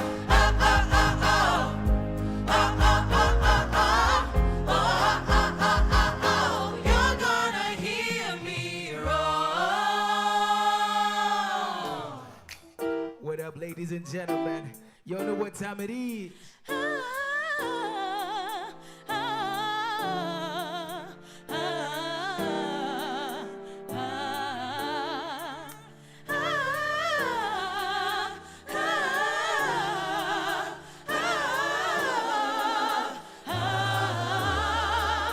Long as the king, you're a king, you know it. King already, you know it. Top everything, you know it. King already, you know it. Mind, body, soul, got a king body. Body don't shine, bling, bling body. Calling all the shots, ring, ring body. Mind on your head, ring body. Shine already, time already, line already, time already, shine already, time already, line already, time already. Trying to stop it, me say. No, no, no. Sing, bubble up and watch it. No, no, no. Sing, trying to stop it, me say. No, no, no. Sing, bubble up and watch it. No, no, no. Sing. Come with the king, you know it. King already, you know it. Top everything, you know it. King already, One time, let me see you go. Shine already, time already, line already, time already, shine already, time already, line already, shine already. Trying to stop it, me say. No, no, no. Sing, bubble up and watch it. No, no, no. Sing, trying to stop it, me say. No, no, no. Bubble up and watch it. No, no, no. Let's go. Let's go. Ladies. Girls who run this mother. Girls who run this mother.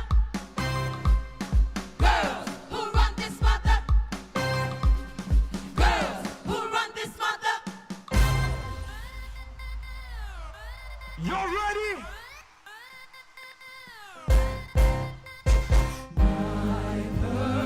Persuasion can build the nation in this power of love we can devour.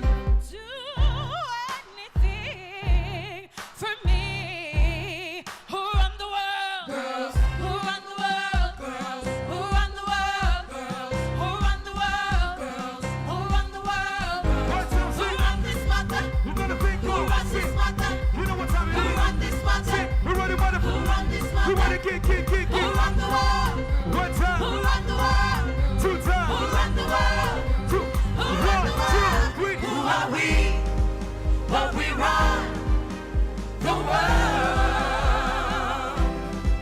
Who are we? But we run the world. Who are we? What do we run? We run the world. Who are we? What we run? The world. Who run the world? Girls. Make some noise so loud. Just get it started. Okay. Falala, falala, make I dey falala, falala. Blessings on blessings upon my life till they see me for falala. Mama say make I listen to Jah, make I no reason to fall. Man, I've been living too fast, make I dey chill and relax. Life has been good to me, I do not take it with levity. Nothing is new to me, but lucky I'm grateful for everything. The good and the bad and the ugly, all of the joy. The people will love me. Love to the ones that have lost me. We came from nothing, made it to something, but every day we're still working. Send me my money, pay me my money, anything else come and call me, yeah. Iṣẹ́ Olúwa kò sẹ́ni tó yẹ. Kò sẹ́ni tó yẹ. Kò sẹ́ni tó yẹ. Jesse, I give the glory to God. I give the glory to God. I give the glory to God. One time, y'all know joy comes in the morning. Say joy is coming. You know that joy is coming. See. One time. Two times. Party people jump on your feet. Let's stand up top. What do you want, my toto? Ito, yeah, yeah. Ito, yeah, yeah. One time. One time, sing. Listen, I baby, take it easy. Catch you some cruise with my jeans. You take off in the ease. Come on for the body, no they breathe. Put on your shoe, make it stand that is. All your sir, make it dance that free. If you know me, galala, yeah. If you know me, galala, then it's a Fuji. Oluwa, Oluwa, Oluwa, yeah. Joy is coming. Joy is coming. Oluwa, Oluwa, Oluwa, yeah. Joy is coming. Joy is coming in the morning. Oh my Jojo, Ijo, oh yeah, Ijo, oh yeah. Money want my toto, Ijo, oh yeah, yeah. One time, sing. Ijo, oh yeah, Joy. Joy is coming. You ready?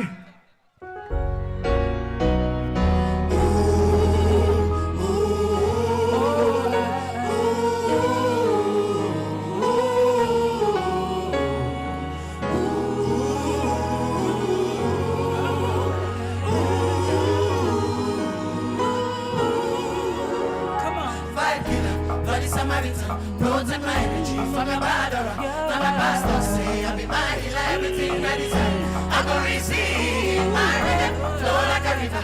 If you get your walk, come on, go and sit down. I go just para, come on my jigger. I go just pay, follow my dream. Come on, I'm feeling vibes, I'm fine. I'm ticking dynamite. Blow your candle light. You know I'm just in time.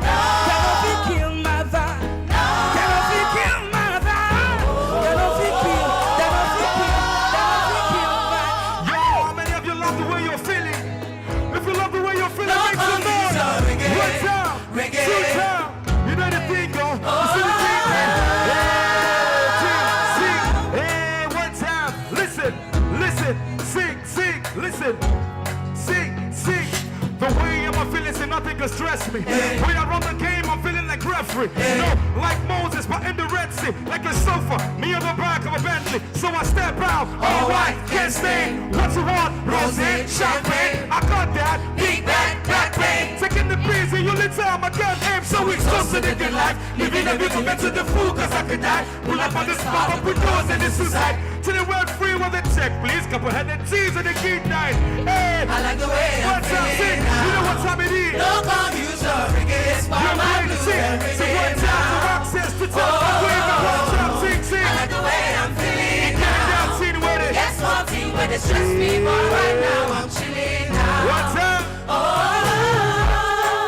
Y'all know the song. Tell me something where I know it do. 2010.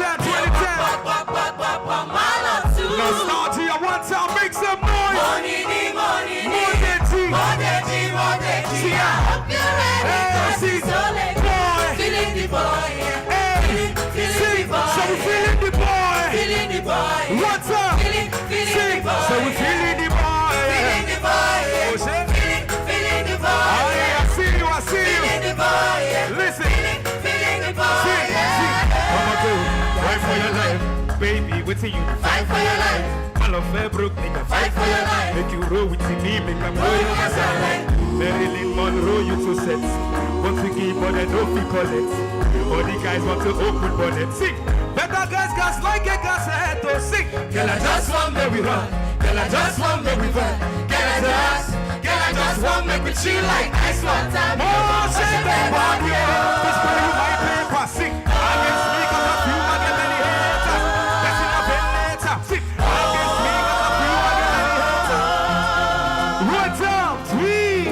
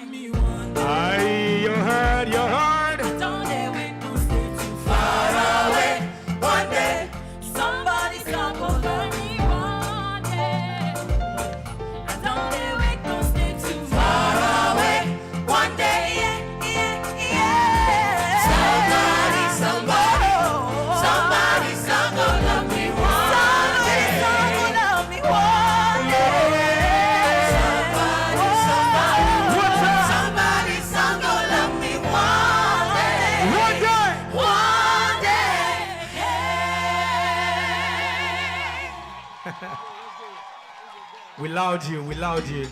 Sing! No. Yeah, go. How many of y'all know this song? Do I have organtees in the house? Yeah, go. One time, sing. Okay, she don't give me something. Roja, over. I don't even tell you, go. Feel like she do me karashika. Make her no feel liver. Me when be John Cena. That's why I say you fine. Baby girl, now you become the sign. I saw face the sun, I saw your shoe they shine. You gon' be my wife. You got to be my wife. For you I pay the price. Yeah. What's up? Ogechi, kama. Lindu my baby. Okay, kemura kama. Ololufe adokola ya need your love before ma. Ogechi, kama. Lindu my baby. Okay, kemura kama. Ololufe adokola ya need your love before ma. Kick is here. One time, two times. Hey, now we are nice. So now, I hear you like that. Break it down, sing. Emperor, the conqueror, the champion, the lion is here. Ah, Zobu, hey, hey, Emperor, the conqueror, the champion, the lion is here. one time, you're happy. 1, 2, 3. Let me run for who's who they. Now do fire, who game changer. Who they. One time, sing. I'm wearing a see. I make a see.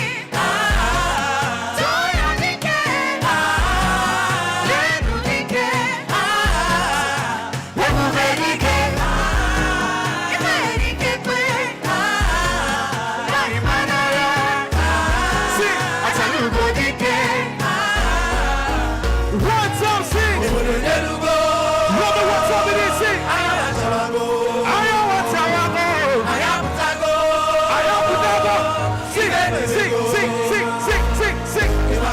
Sing. Now we there.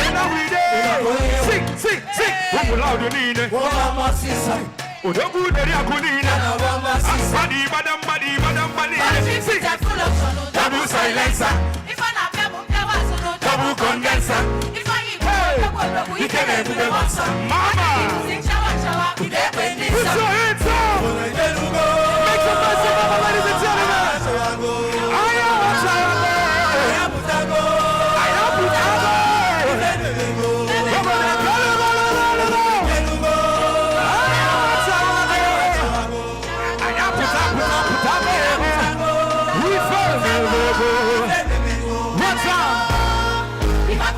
Make some noise. You want some more? Who's your guy? Now access back while see us we day like peace and rice. I will never leave your side. I dedicate my time to you, my guy. Even if the road is rough and no mind. 'Cause you be my G4. Ladies and gentlemen, the party's just getting started. You think we're done?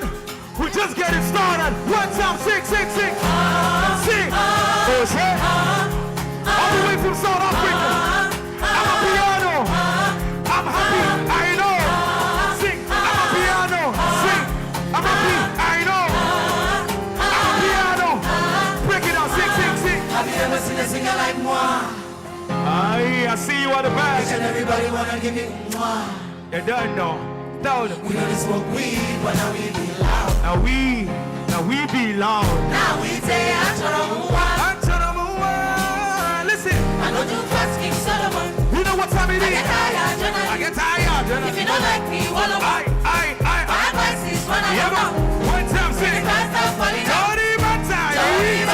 I'll see your daddy. So let him try. Yeah, Daddy, Malaya. Off in them, Zalawati.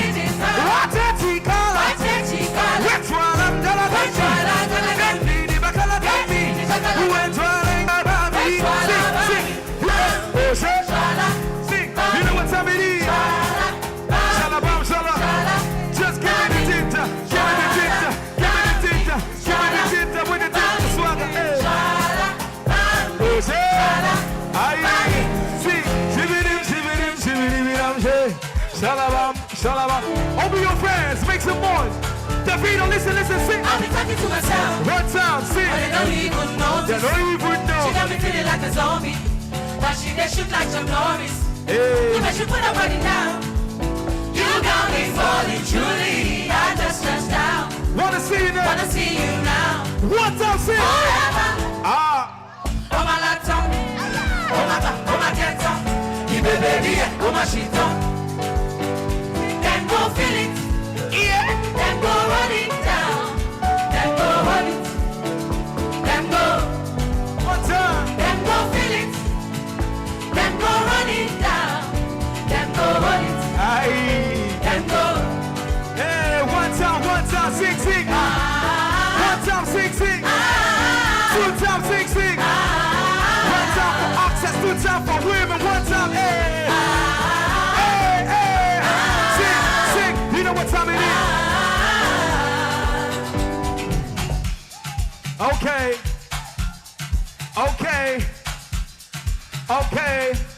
Loud it. On top piano. You're ready for this? On top piano. Mama, see you. We love you. Yeah. Aye. You know easy to be wise, yo. Now who they lead you strong man, yo. My day to day don't go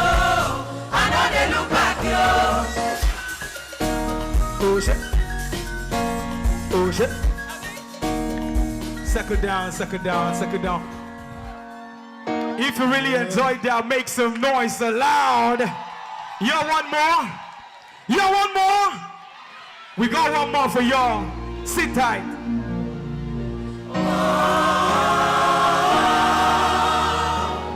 Monday morning talking about me while I'm making money.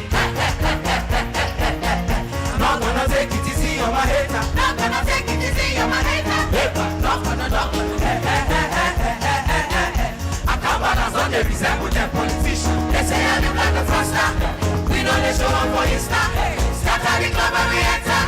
We know they check on the figures. Anybody talk anyhow, we go reach a full stop. You know go know because we got hot boxing on my way to the pickup. Why does it get my Jessica beat? Monday morning talking about me while I'm making money. Thank you. Thank you.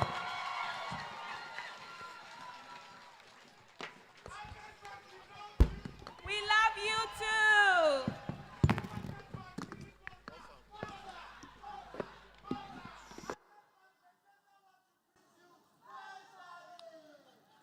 Thank you, Bethesda. Thank you so much. Thank you. Thank you. If you love loud urban choir, make some noise. Amazing. I told you, the electrifying presence is always there.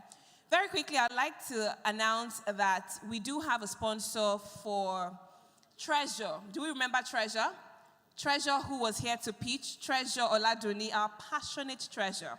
Someone here, Mr. Yusuf, will be sponsoring her with 100,000 naira every month till the end of the year, starting from March. Every month, 100,000 naira. Mr. Yusuf, thank you so much. Mr. Yusuf from FP 2030. Thank you.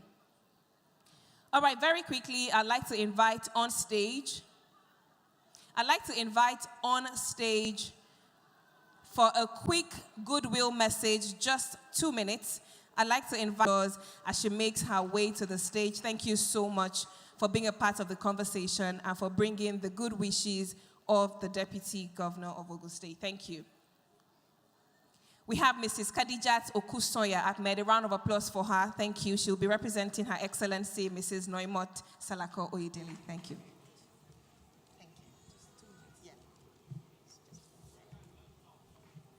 Good afternoon, ladies and gentlemen, Your Excellencies, distinguished guests, esteemed speakers, remarkable women shaping the future. I bring a goodwill message from Her Excellency Engineer Noimot Salako Oyedele, FNSC, the Deputy Governor of Ogun State. These are IWD Conference driving change to Access Bank on the decade of innovatives, transformed lives, and strengthened communities. This year's celebration is particularly the 100 exceptional African women whose impact continues. The 100 exceptional African women whose impact continues to inspire generations. Their dedication, leadership, and to inspire generations. Their dedication, leadership, and contributions serve as a powerful reminder that when women lead, societies thrive. Access Bank has long demonstrated that organizations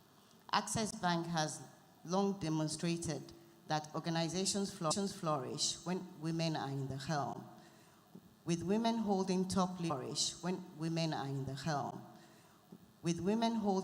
leadership positions, including the chairmanship on 2 occasions, the bank has set standards of. It stands as a clear example of how diverse leadership fosters growth and innovation. To every woman being honored today, your achievements are paving the way for those coming after you.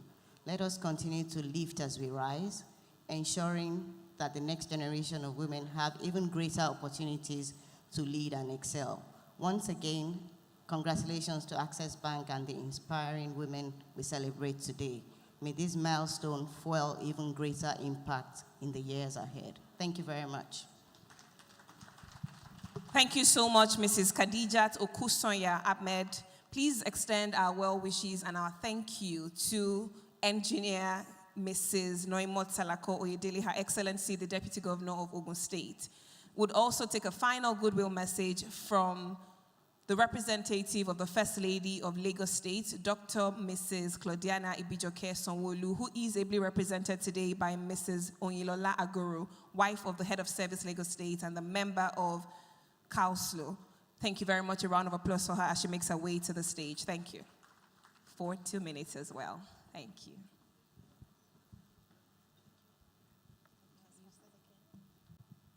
Good afternoon, everyone. It is my honor to be here today on behalf of Her Excellency, the First Lady of Lagos State. She sends our warm regards and heartfelt appreciation to everyone gathered here. Unfortunately, due to unavoidable scheduling conflicts, she remains fully supportive of the cause we're championing today. Zambia, Excellency Mrs. W.K. Zambia, Excellency Mrs. W.K. Motale Nalumango, due to time constraints.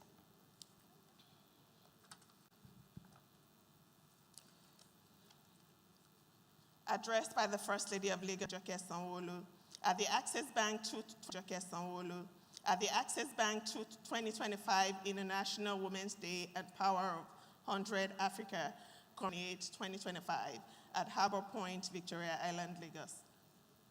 I am glad to join this esteemed gathering of dynamic and trailblazing women of empowerment, leadership, and sustainability at the Access Bank Day, aimed at rewarding 100 exceptional women for their significant and relentless contributions to our society.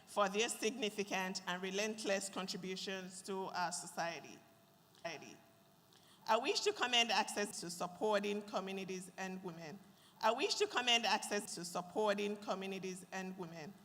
Through its various initiatives and programs, dedication to promoting financial inclusion, empowering women development.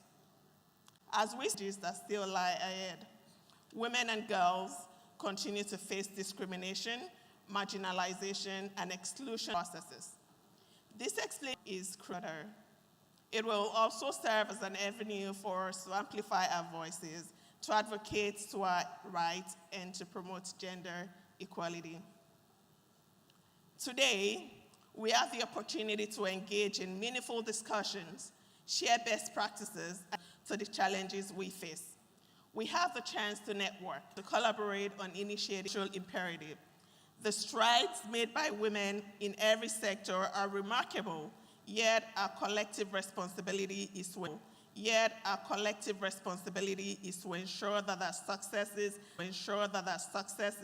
are not fleeting, but accelerating action means strengthening policies that promote equal opportunities for women and governance. At the same time, we must encourage women to take charge of entrepreneurship in an ever-evolving society. For us in Lagos State, we have remained steadfast in implementing policies and initiatives that uplift and empower women. Through the Ministry of Women Affairs and Poverty Alleviation, WAPA, extending empowerment programs to the wider public. However, we must recognize that the Lagos State government, under the leadership of our dynamic governor, remains committed to improving the lives of women through empowerment programs, skill acquisition centers, and intervention initiatives. We continue to foster an environment where every woman can thrive development. However, challenges such as access to finance, gender bias, and limited vision persist. Addressing these challenges requires deliberate actions, policies fostering here today. It's a work in progress. It is no longer enough to call for inclusion. We must demand that empower women economically, politically, and socially. That provide women entrepreneurs with equal access to loans, grants, and investment opportunities. We must also push for strong legislative frameworks that protect women, eliminate workplace discrimination, and guarantee equal representation in leadership positions. Beyond policies, we must build ecosystems as they contribute to economic development and capacity building programs that equip the next generation and women leaders with the tools to thrive in the global economy. Women helping women should be our collective mantra. We must ensure that young and aspiring ladies and gentlemen, the time for action is now. We must unite, innovate, and drive sustainable change. Let me conclude my address by heartily congratulating all the award recipients for this year's Power 100 Africa. You are all trailblazers, and we celebrate your pivotal role in building great legacies for women across board. I also commend contributions through various initiatives to support our communities. Together, let us continue to create our communities. Together, let us continue to create a society only included, but I thank you, and may we all continue to rise together. God bless our women. God bless Lagos State. God bless our dear nation, Nigeria. Dr. Mrs. Claudiana Ibijoke Sanwo-Olu, First Lady, Lagos State, Friday, March 28, 2025. Thank you, everyone. Lola Aguru for bringing the kind words of Dr. Mrs. Claudiana Ibijoke Sanwo-Olu. Please extend our regards to her. Thank you. Your Excellencies, distinguished ladies and gentlemen, very fast to the highlight of this event and a very special part of this event. First, we are in the room who have made time to be here and who have been sat very patiently waiting for that special moment.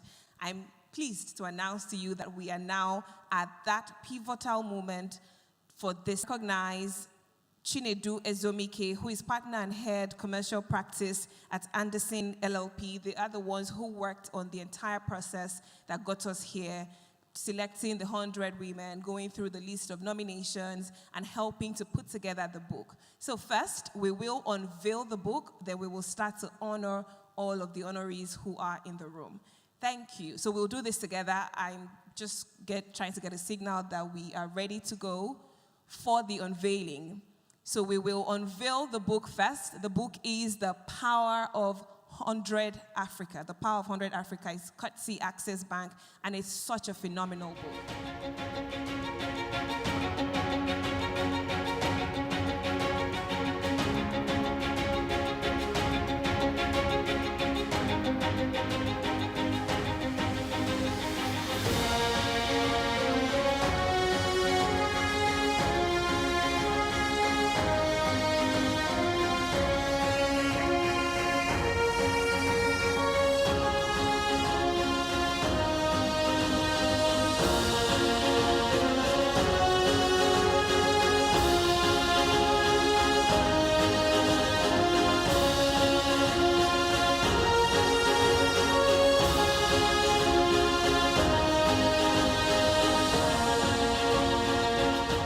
Recognition of the outstanding achievements of Nigerian women, Access Bank introduced the maiden edition of the W Power of 100, and today we unveil and celebrate 100 remarkable African women in this new edition, acknowledging their significant contributions to nation building and societal impact across the African continent.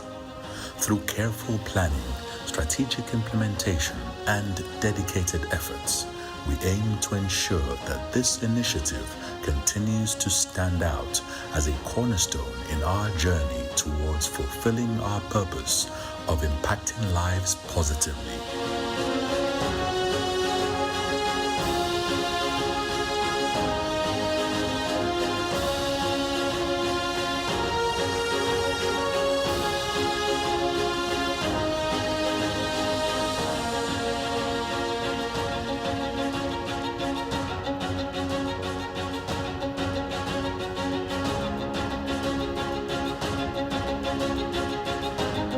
This is W Power of 100 Africa.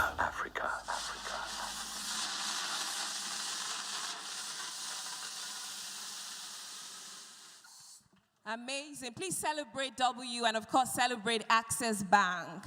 I know a couple of us, and if not all of us, would like to see physical copies of the book, but we decided to start by unveiling the digital version first, and in no time we will release the physical copies of the book for everyone to see, and of course read the stories of these powerful, amazing trailblazers.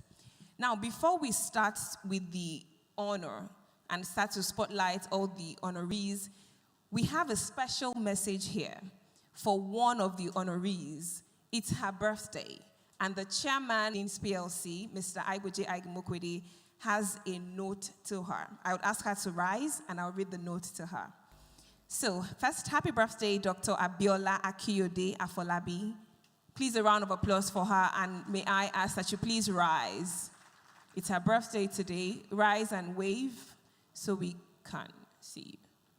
Dr. Abiola? Okay. All right, so we'll just move on if she... Okay, but happy birthday. I will still read it regardless. I'm sure you would see this later. Message from the Chairman, Access Holdings. Happiest and glorious birthday, our dear Abby, the Dean General of SPPG. Your chance lights up every moment, and today is all about celebrating the wonderful person that you are. We daily celebrate your deeds you serve with so much grace. May this year bring you countless blessings, unending joy, and dreams that soar higher than ever. Enjoy every second. You deserve it all. Plenty love, Abby, with a lot of emojis. Happy birthday, Dr. Abiola. Please celebrate her with a round of applause, everyone. Thank you. All right, Your Excellency, distinguished ladies and gentlemen, waiting for. We will be spotlighting, for those who are in the room. But we must start with a very powerful person on that list. And to do the honors of making that presentation, I'd like to invite on stage again our chairman, Access Holdings PLC, and his lovely wife, so Mr. Iboje and Mrs. Ofowe Agimokwede. Please make your way to the stage and give them a resounding applause as they come to the stage to help with this first presentation. Sustain the applause for our chairman and his lovely wife as they come up stage for the very first presentation.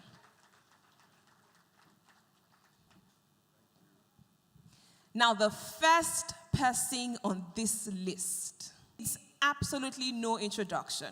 Our special guest of honor today, the Vice President of the Republic of Zambia, Her Honor, Mrs. W.K. Mutale Nalumangu. Please give her a resounding applause as she makes her way to the stage to receive her award for being truly inspiring and indeed a trailblazer. Thank you for all that you do for not only African women, world.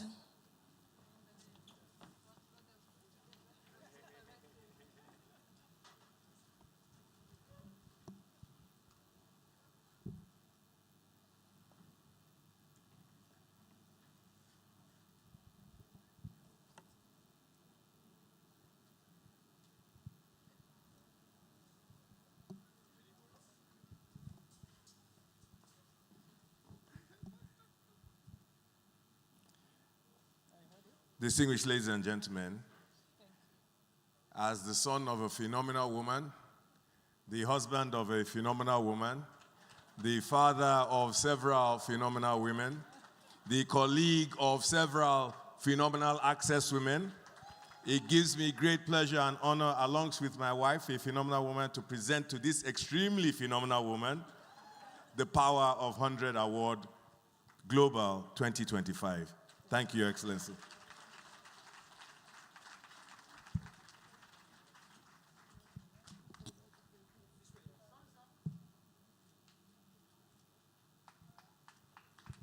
Thank you. Your Honor, we would like to crave your indulgence, so please remain on stage as you, Your Honor, yes, you would like to crave your indulgence, so please remain on stage as you help us. Yes, please, you can return. We would call you back, but we want you to please help with the next 5 presentations. It will be very special for the recipients. Thank you so much. Can we have the display on the screen as I also go with the names?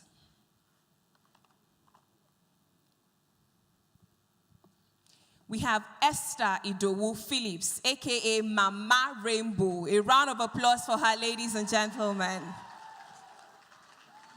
Of course, we love her, we know her, we watched her, we've been inspired by her.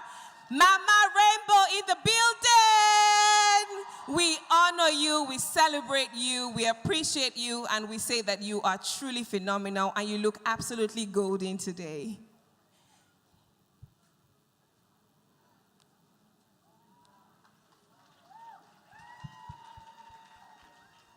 Great women thinking alike. Can you see the splash of gold on the skirt and the turban? There's something happening here. Congratulations, Mama Rainbow, Madam Esther Idowu Phillips. Congratulations to you, ma'am.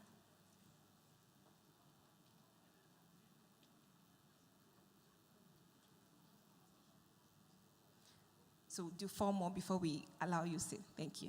All right, can we have the next one? Congratulations, ma'am. We have Joycey Awoshika. A round of applause for her as she makes her way to the stage.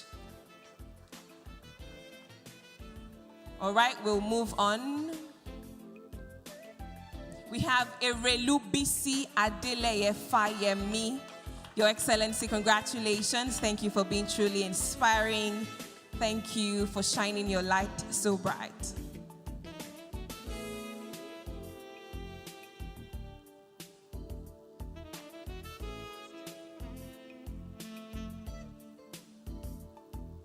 Congratulations to you, Erelu, the former First Lady of Ekiti State. Thank you for your outstanding leadership and exemplary leadership as well. Congratulations. And now we're moving on to our very own Dr. Mrs. Dere Awoshika. Congratulations to you, ma'am.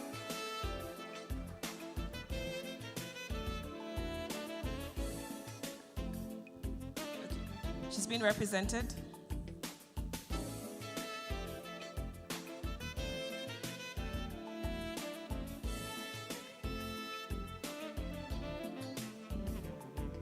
Congratulations.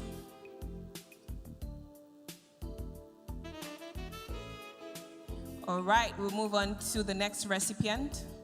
We have Omotola Jolade Ekende, MFR, and she's right here in the building. Make some noise! We are super proud of you. We love you. We are spotlighting you today and always. Thank you for all that you do for women across the world. Thank you for shining your light. Make some noise for Omotola Jolade Ekende. Did I hear someone say something? I didn't say it, you said it. All right, congratulations. One final one, Ma, thank you. All right.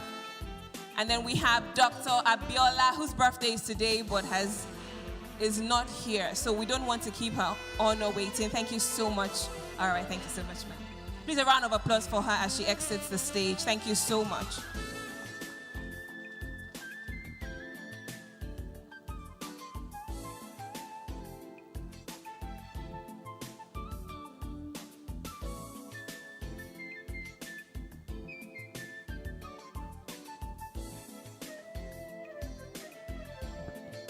All right, thank you so much. At this point, because we're trying to move as fast as possible, I'd like to invite the Chairman, Access Bank PLC, Mr. Paul Usoro, alongside his lovely wife, Mrs. Umfon Usoro, to help with the next set of presentations. Please give the Chairman, Access Bank PLC, a round of applause. He is coming up stage with his lovely wife, and they'll be doing this presentation together.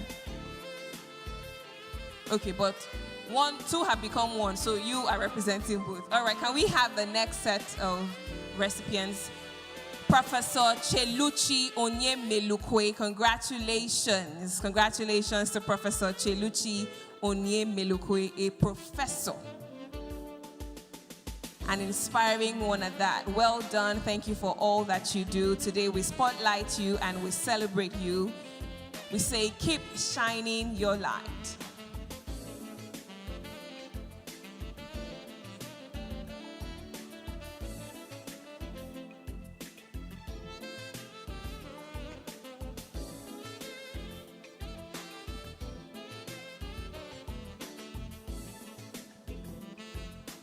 Oh, is that your mom? Congratulations, mommy.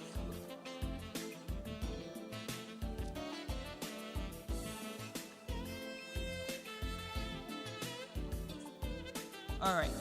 Congratulations to mommy as well. We have Reverend Dr. Chioma Ohakwe. Congratulations to you. Very well done. Congratulations.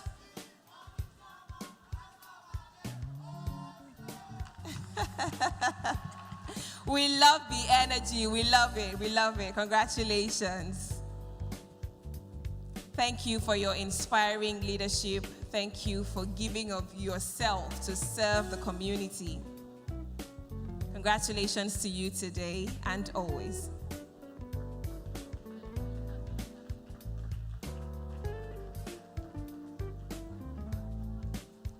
Congratulations. We're moving on to Adenike Oyetunde Lawal. Make some noise for Adenike and give her a resounding applause as she makes her way to the stage. A truly inspiring and phenomenal woman.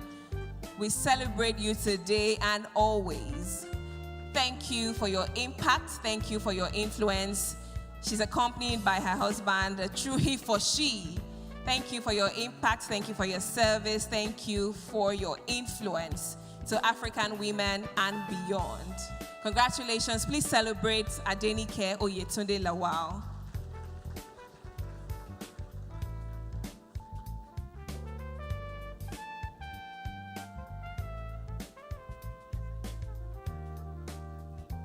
Congratulations to you, Adenike Oyetunde Lawal. Next, we have Professor UK. All right, I'd like to invite on stage the Managing Director, Access Bank PLC, Mr. Roosevelt Ogbonna, to help with the next set of presentation. Please give him a round of applause as he does the honors of honoring the honorees. Thank you. Our next recipient is Olakpeju Alatishe. Congratulations to you, Olakpeju Alatishe.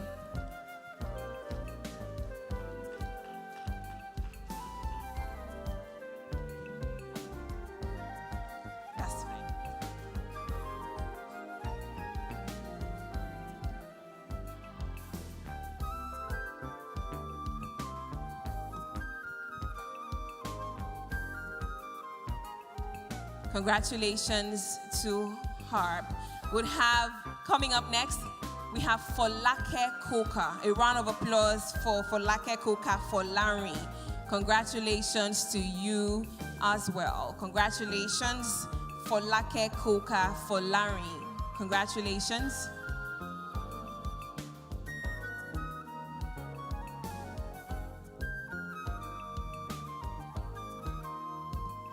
Okay, we will okay, she's coming. All right, congratulations. After that, we will present to Dr. Juliet Ehimwan, but would allow Folake Koka Folari receive her award first, and then we will present to Dr. Juliet Ehimwan. Congratulations to you, Folake Koka Folari. Thank you for your leadership. Thank you for being exemplary.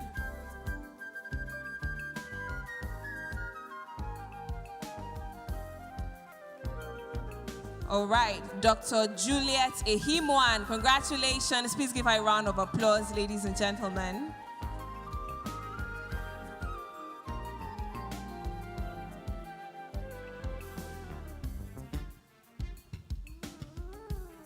All right, Dr. Ehimwan. All right, so we'll move on quickly to Ambassador Pascaline Yakivu, Ambassador of DRC in Nigeria. Congratulations.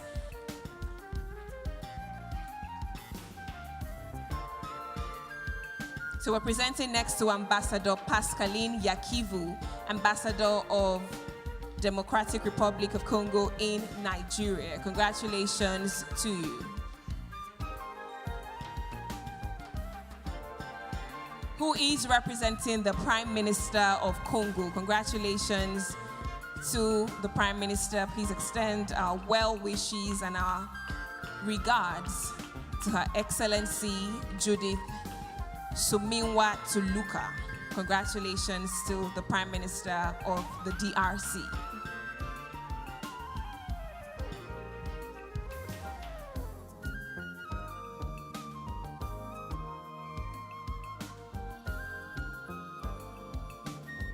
All right, technical, can we have you rule out the rest of the names? Thank you.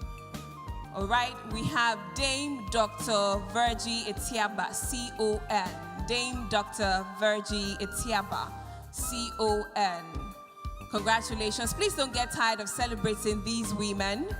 Please give them a round of applause as they make their way to the stage. We are honoring them today. Dame Dr. Virgie Etiaba, C-O-N. Congratulations to you.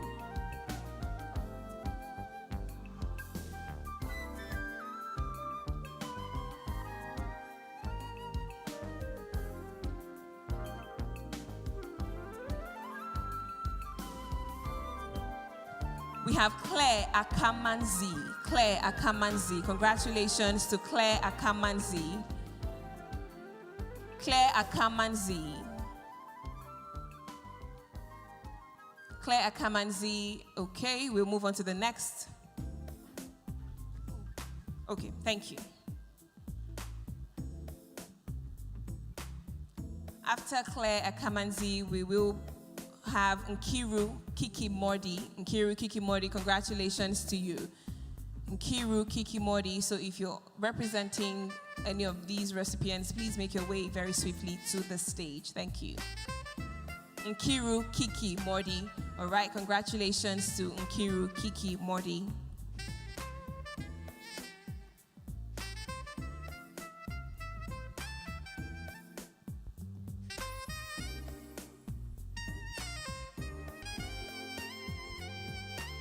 Congratulations, congratulations.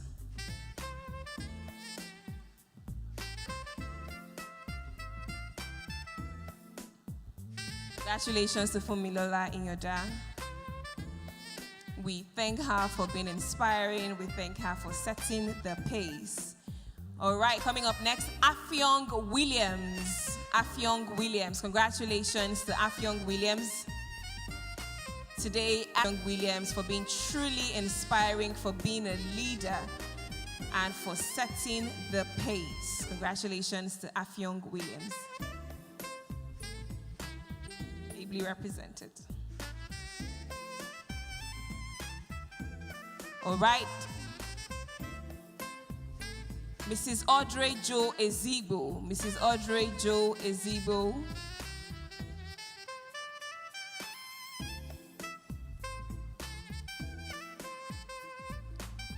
Okay, we have a representative coming up. Congratulations to her. Please extend our kind wishes and appreciation to her for being a truly outstanding woman. Thank you for the applause. Thank you.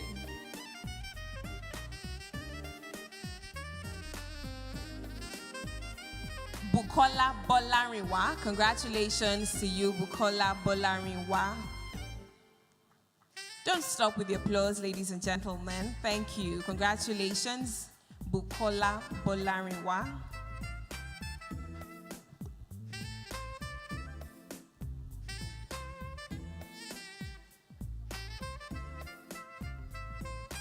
Congratulations to you.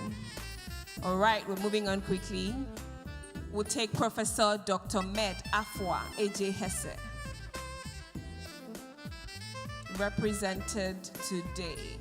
Oh, is she here? Okay. Professor Dr. Med, Professor Dr. Afua AJ Hesse, Professor Dr. Afua AJ Hesse.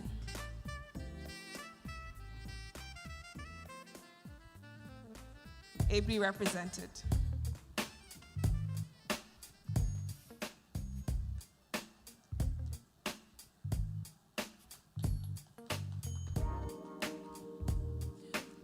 Asisat Oshoala.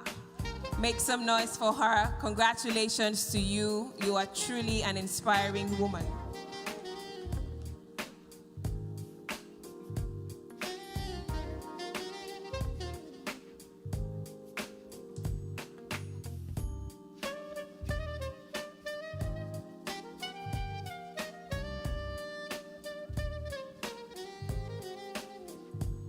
Congratulations to Asisa Oshoala, and thank you to our Managing Director and CEO at Access Bank, Mr. Roosevelt Ogbonna.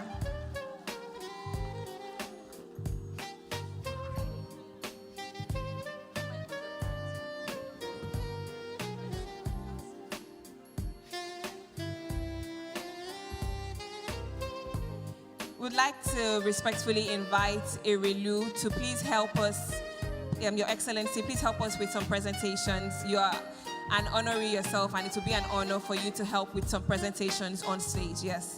So we'll have the former First Lady of Ekiti State help with some presentations to the honorees today. Erilu BC Adele Fayemi, thank you very much. Thank you, ma'am. All right, our next recipient is Olufunke Akindele, aka. All right, Jennifer is, of course, represented. Olufunke Akindele is an inspiring woman, and today we celebrate her for being an honoree.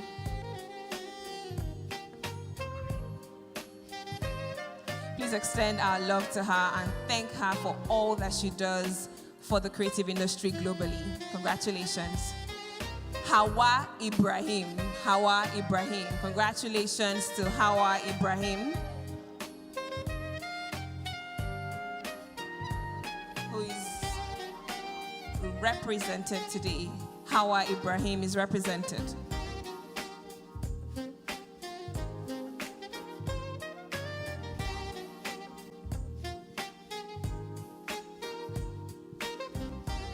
All right, congratulations to her. Please extend our love to her. All right, next we have Lola Shoneyi. Lola Shoneyi. Congratulations to Lola Shoneyi.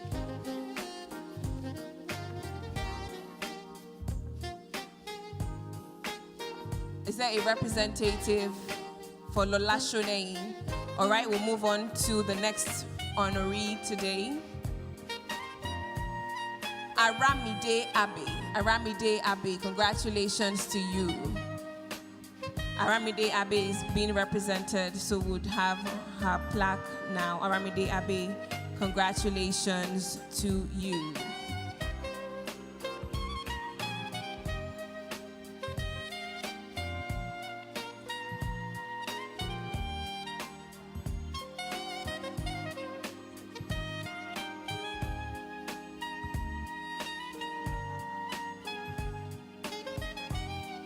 All right, thank you. Moving on, we have Adobe Tricia Nwa Ubani. Adobe Tricia Nwa Ubani, congratulations to you. If you have a representative, please make it to the stage very quickly. Adobe Tricia Nwa Ubani. Okay, we'll move on to the next honoree, Dr. Folashade Yemi Eson, CFR. Dr. Folashade Yemi Eson is represented today.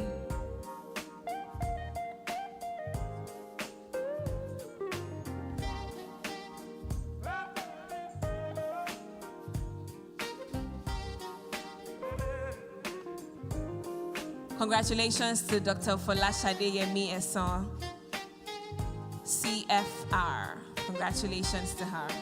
All right, next we have Dr. Ndidi Nnoli Edozian. Dr. Ndidi Nnoli Edozian. Congratulations to you. She's ably represented today. But we thank and celebrate all of these amazing women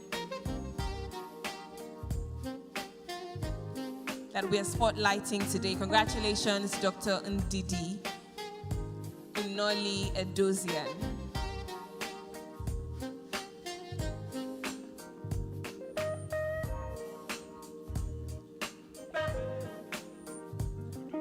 Thank you so much, Erilu Fayemi. Thank you very much, Your Excellency. A round of applause for her as she returns to her seat. Thank you so much for doing the honors today.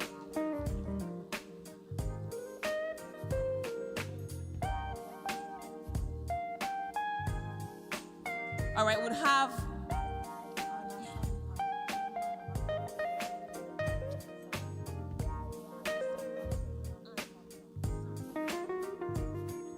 All right, I'd like to invite on stage Ann Sampa, Chairman, Access Bank, Zambia, to please do the honors of making the final set of presentations for us today. Please give her a round of applause as she makes her way to the stage. Thank you.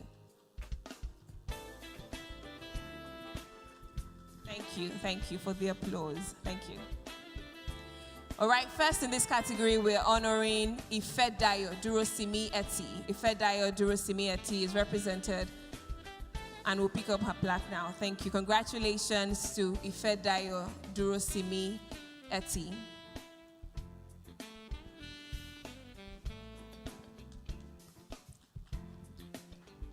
Thank you. The applause is coming in trickles, but we thank you. Thank you. Thank you for celebrating these amazing women. Thank you.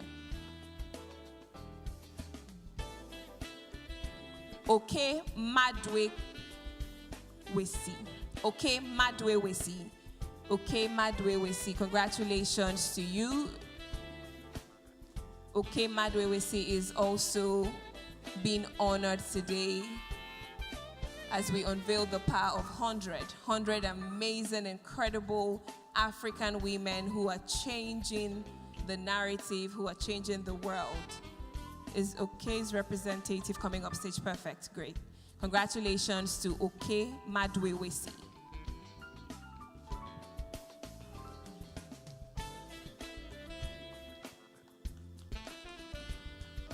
Congratulations to you. And we have the next. Tosin Oshinowo. Congratulations to Tosin Oshinowo. Congratulations. Please celebrate Tosin Oshinowo.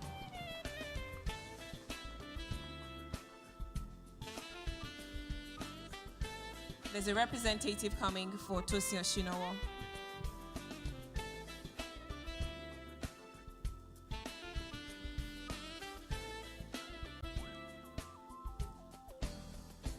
Congratulations to Tosin Oshinowo.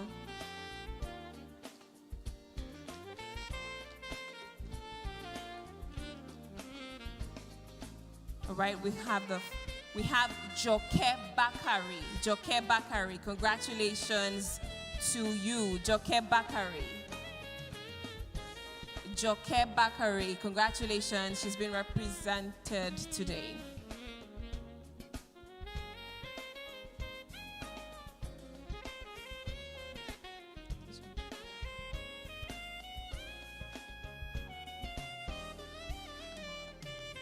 Congratulations, Joke Bakari.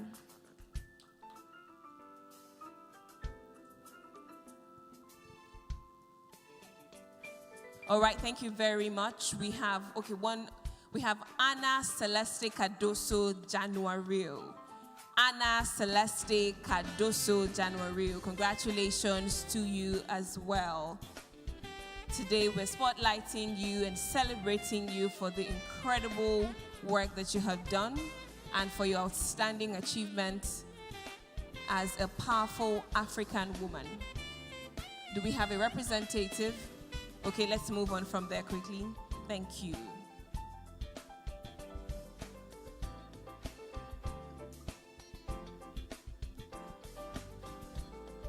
We've presented this. We have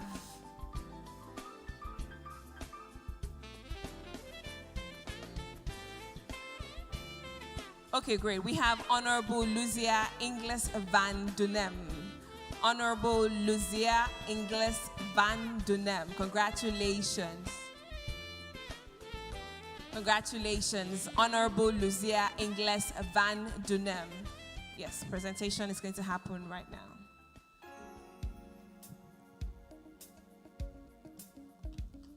Congratulations. All right, thank you very much, Ann Sampa, for helping with the final set of presentations. You may please return to your seat. Thank you. And to everyone who is still in the room, we say a big thank you. We recognize the day is fast spent.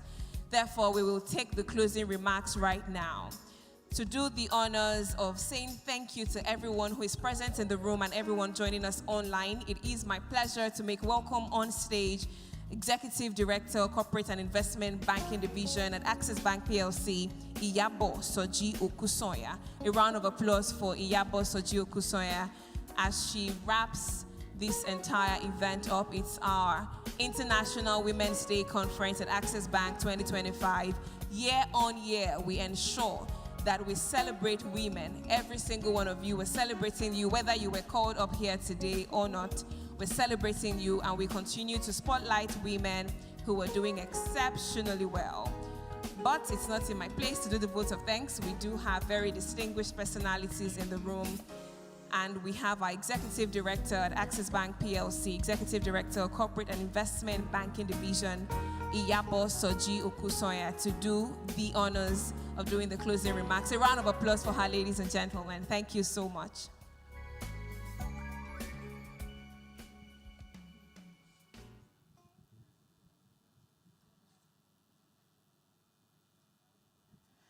Thank you. A very good afternoon to you, everyone. Her Honor, the Vice President of Zambia, Mrs. W.K. Mutale Nalumango. Honorable Samia Suluhu Hassan, President, United Republic of Tanzania, Her Excellency, Mrs. Noimot Salako Idele, Deputy Governor, Ogun State, Her Royal Highness Olori Ivie Atuashe III of Warri, representative of the Governor's wife for Lagos State, distinguished guests, esteemed colleagues, and valued partners. As to bring this remarkable Access Bank 2025 International Women's Day Conference to a close, I want to take a moment to reflect on the inspiring conversations, insights, and commitments we have witnessed today. It truly has been a celebration of progress, resilience, and empowerment, values that are at the core of Access Bank's commitment to fostering gender equality and inclusivity. Today, we have been reminded that empowering women is not just a moral imperative, it is an economic and social necessity.